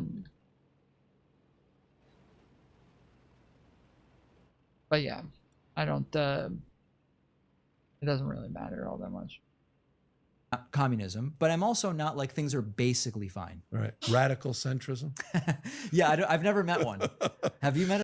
Well, so I mean, the radical centrists are people who have an even mix of beliefs, who are far left and far right. That's like a radical centrist, which I would say P.F. Young is kind of a radical centrist. Like that is what he is. Radical centrist? I don't know. What was Obama in this? And how would we describe him today? Oh boy, depends who you ask. Yeah, you know, I mean, he defends the incremental side of Obamacare. He didn't get everything, but he makes the point we made progress. Don't make enemy a perfect enemy of the good framework. Is that would that play well today in today the Democratic Party? It's playing pretty poorly with the left part of the base. I mean, in my first book, I talked about the successes of incrementalism. And if you look at the three big eras of advancement for the left in the United States, which were the progressive era in the early 20th century, you looked at the New Deal era after World War II, and you looked at the civil rights era. In retrospect, it feels like big change, and it was hugely significant changes. But at the time, it was a lot of, hey, we got a Supreme Court pick who 10 years from now is going to be part of a really important decision, either on women's voting or on civil rights or et cetera. We've made another tweak to the programs of FDR. So the incrementalism has a pretty strong track record in the United States. It's okay to go seemingly slowly as long as you're going in the right direction and you're not basically done making the changes. I'm okay with incrementalism. And I often say to the accelerationists who say, we've got to take all businesses and make them government controlled, housing, et cetera, break it all down. I ask them for examples of where that has worked. And so far, nobody's given me any. Was Biden's biggest challenge communication? Was he an incrementalist? Was he a centrist? You think universally people describe him, quote unquote, as a centrist. But did his policies suggest that? Or was it the rhetoric? So again, that's why Biden was not a centrist. He was definitely not a fucking centrist. He was one of the most progressive presidents of all time. Or definitely of my lifetime. But he also was a moderate.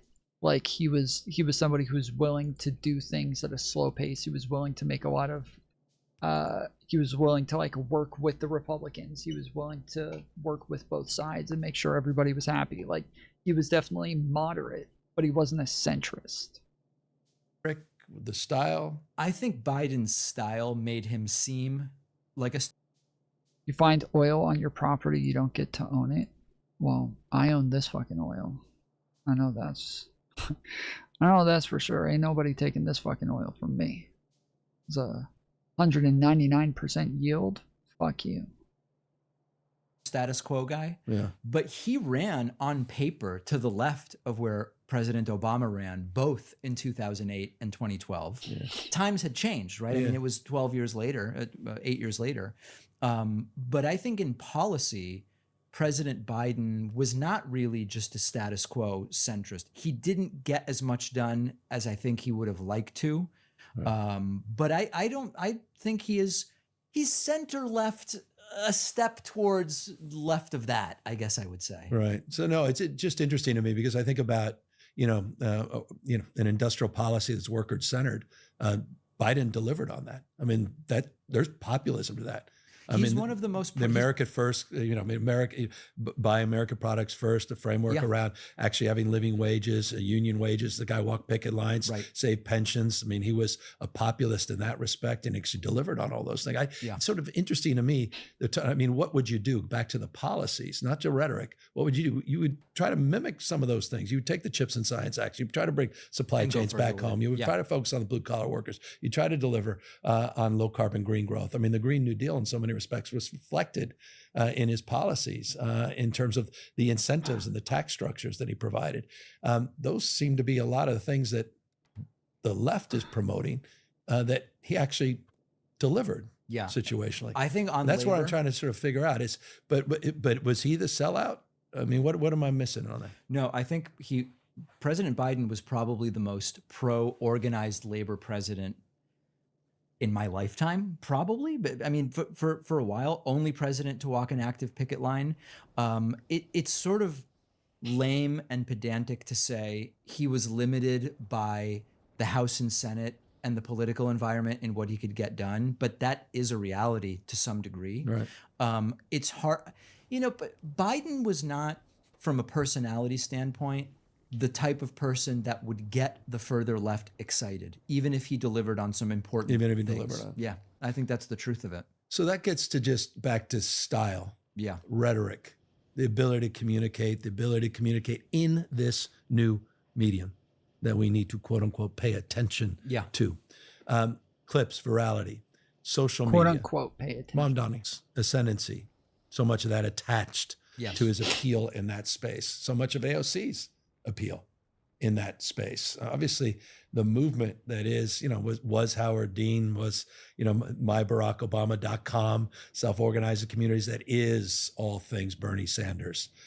So much of that, again, is self-organizing and is driven by these algorithms, driven by these clips, driven by virality, driven by these filter bubbles as well. So is that, I mean, what do we learn? What's the takeaway as we try to knit together what you're communicating here that we all need to pay attention to in terms of how our, we've moved from search to suggest, and how all of a sudden now our behaviors are not only just commoditized, but we're becoming perfect little sheep in some respects to the machine. How do we start to knit together a frame around restoring and repairing our democracy, democratizing our economy so we can save our democracy, and knit back a political framework that actually could build a majority and distill a sense of well-being at a time when we're so desperate to, just take a deep breath and breathe again. I think at the individual level, people should understand how they're being manipulated by these algorithms. That's something every single person who's on these platforms should do. Democrats, the left, elected officials, candidates need to become better at using these platforms. And I don't think there's any, moral high ground to be gained by saying, we're not going to do that, and then we'll just lose. I don't think that's good for the average person living in this country. I don't think that's good for anybody. That just cedes power to some of the worst people. The difficult one is the regulation piece. Yeah. There are really varied appetites as to what degree should there be regulation of AI, large language models, and all of this stuff. I don't know that I don't believe the immediate solution is going to come from regulation, especially with the people that are in power right now. And so it would be nice to have a regulatory framework that makes sense. Neil Postman, who was a technologist, he would write, time spent opposing new technologies is basically worthless. This is my paraphrasing. What society needs to do is figure out the right type and level of regulation of new technologies and how to maximize the good while limiting the bad. That's essentially my view on these algorithms, these platforms, and on AI.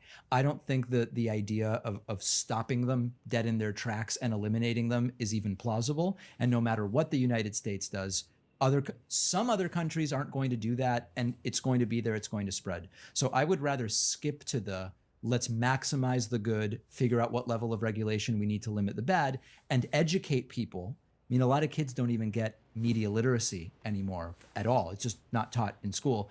Educate people so that they understand how these algorithms. Anymore? When the fuck was media literacy ever taught in school? What does he mean anymore? Did any of you guys ever have a media literacy class? Work. We have a sort of understanding that advertising wants to influence us. When we see advertising messages, when we recognize them, sometimes they're hidden, but when we see advertising, we understand this is an influence campaign to get me to believe something, buy something, a service product. If you're a kid, go and tell mom and dad, this is what I want. We need people to understand how the... You did really? Okay. So you guys have like media literacy for like newspapers and shit like that? That's interesting. Okay. Algorithms work and the platforms in the same way, so that they realize this is not just naturally surfacing content to my interest. This is stuff that is being ABC tested constantly for emotional salience and attachment, and then fed to you. And if people understood that, a lot of these manipulations would be less effective. So this is your prescription as the head of the DNC, that we take advantage of these tools. We don't act holier than thou. We recognize we deal with the cards that have been dealt. Absolutely. We're pragmatists. Have to be. And listen, I think that there are campaigns that have figured it out. There are elected officials that have figured it out, that have really good digital offices. I mean, I think what your office has done with the reflecting back to Trump, the way he communicates has been interesting. And it's when you see that, right, all caps, Gavin C. Newsom, all that stuff, it triggers something where it's like, oh, I recognize this style. Oh, but it's not Trump. At least people are stopping and thinking. And that's something. And so I think that being creative about that is important. Yeah, no, I obviously appreciate that. What as we, what do you hope people will appreciate about this book? What ultimately is it just to illuminate? Is it to change behavior? Is it to sort of begin to act with the kind of friction that you try to highlight in here? Is it to step outside, take a deep? I mean, what's the ultimate action that you hope this inspires? You didn't just write it for the intellectual exercise. You're a doer, not just a dreamer in that respect. What's the takeaway? I think three things depending on the position people are in. One, if you're just an individual on these platforms, or you have kids who are on these platforms, you have to understand how they work and how they're trying to influence you in order to take control of them. So that's number one. Number two, when it comes to the political system, which I have an interest in, I want good people in power putting in policies that I want, that I think are good policies for people. That group needs to also get better at using these platforms. That's number two. And then number three, understanding at a systemic level why the right has been better at this, because if you don't understand that, you can't possibly change it. So those are the three things. Is politics, don't we also need just politics has infected every part of our life, hasn't it? Yes. I mean, we talked about Trump. We were talking about, obviously, the world. I mean, I used to love sports because it wasn't political. It was one place to get a brief breath. Now it's everything's political. We can't have a conversation in our lives. I mean, fishing is political. Fill in the blank, whatever the issue is. It has. Now it's become, I mean, is that also something we need to start to address fundamentally? Yeah, I think we need a detox from politics I would push a back little and bit. say, I think politics has been more political. This is with this fucking camera angle, dude. This is wild. For longer than maybe we want to acknowledge. But what we've lost is the ability to have disagreements that don't need to ruin interpersonal relationships.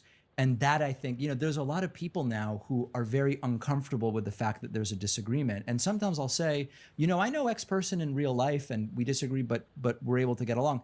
How is that possible? Well, because there's multiple dimensions to people. And maybe you don't relate to someone as an elected official, but you relate to them as a parent, or you relate to them as a Latino person, or in some other way. And it's become very toxic, accelerated by these platforms, where because all you do is argue on Twitter, when you get together and there's a sporting event or an entertainment thing, the assumption is we have to have bad blood and we can't just sit in the same room. We've got to do away with that. And again, the interactions online are toxic. The interactions in person are very polite and respectful. I think the in-person has a lot to do with that. Do you think there's a business model for point, counterpoint, crossfire today? Or is it just, I don't want to hear the other side? No, I think honestly, as a business proposition. There are a lot of shows where we have just two people going back and forth. There's a lot of shows out there like that right now. I think that they are diminishing a little bit. A year to 18 months ago, I would have said these inflammatory debates, and some of them are 1-on-1, some are 4-on-4, some are 1-on-20. This is what people want. The thing about debates that I've talked about is that they rarely are adjudications of who's right or the best ideas. They're adjudications of who's most articulate and most prepared for the debate. That's true. And that might line up with what's right and what's true. But the algorithms, as we find out, they don't surface what's accurate. They surface what gets an emotional reaction from people. So I don't know that that's the way to figure out what we need to do. It's so true about, I mean, I just think about debates that I've been, I did one with Ron DeSantis, and again, back into the filter bubble. A few people actually watched the entire thing. What most people said that they watched it, they saw the clips that were shared within their feed, which only reinforced and expressed their pre-existing bias. That's right. So the point of view is you got crushed, or you crushed it. When there's nuance, and we've lost so much of that nuance. But again, nuance doesn't sell. I remember watching the entire thing, and there actually was some deeper discussion of policy, which I found interesting, missing from all of the clips that each side made to kind of reinforce. Yeah, it's I don't know how we move forward on what's best for the country when that's the kind of media environment that we live in. Well, you were supposed to be able to answer that question, but you've just posed yet another question for your next book. But in September, this book, which technically is your next book already written, pay attention how the algorithms and media wars are suppressing truth and rewiring our brain. Dave, it's been great to have you. My pleasure. Thank you so much. Thanks for being here. That was a good conversation. I know Freddie said that this was a bit too inside baseball for him, and I can totally understand that. But for somebody like me, this was a really interesting conversation to listen to. But all right, yeah, we didn't hit the goal, so I'm gonna head out. Everybody do me a favor. Make sure you guys hit the thumbs up button on the stream. And then also make sure that you subscribe if you haven't yet. Subscriptions are very beneficial to the channel. It tells people that, or it tells the algorithm that more people are coming over and finding the channel and liking it.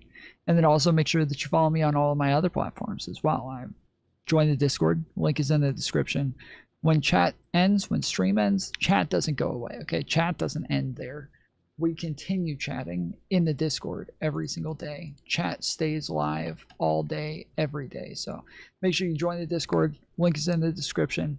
And then also, you can follow me on TikTok, follow me on Twitter. I'm always putting out all sorts of content all the time. So make sure you follow me on all my other platforms as well. And a lot of platforms, it only gets specific videos. So like on TikTok, I do tons of videos where I respond to other TikTokers, where I put out videos specific to what's going on TikTok that wouldn't make a whole lot of sense on YouTube because you don't really, you don't really know what's going on over there. So make sure you follow me on TikTok as well.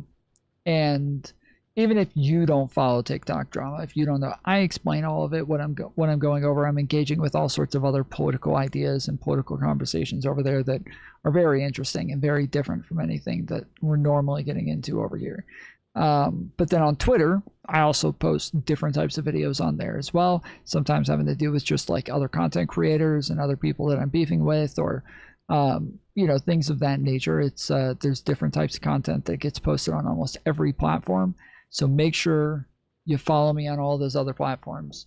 You're not going to get it all here on YouTube. You got to go there to get it. So hopefully I'll see you there. Outside of that, I'll see you next time. Till then, appreciate you. Love you. Later, fools.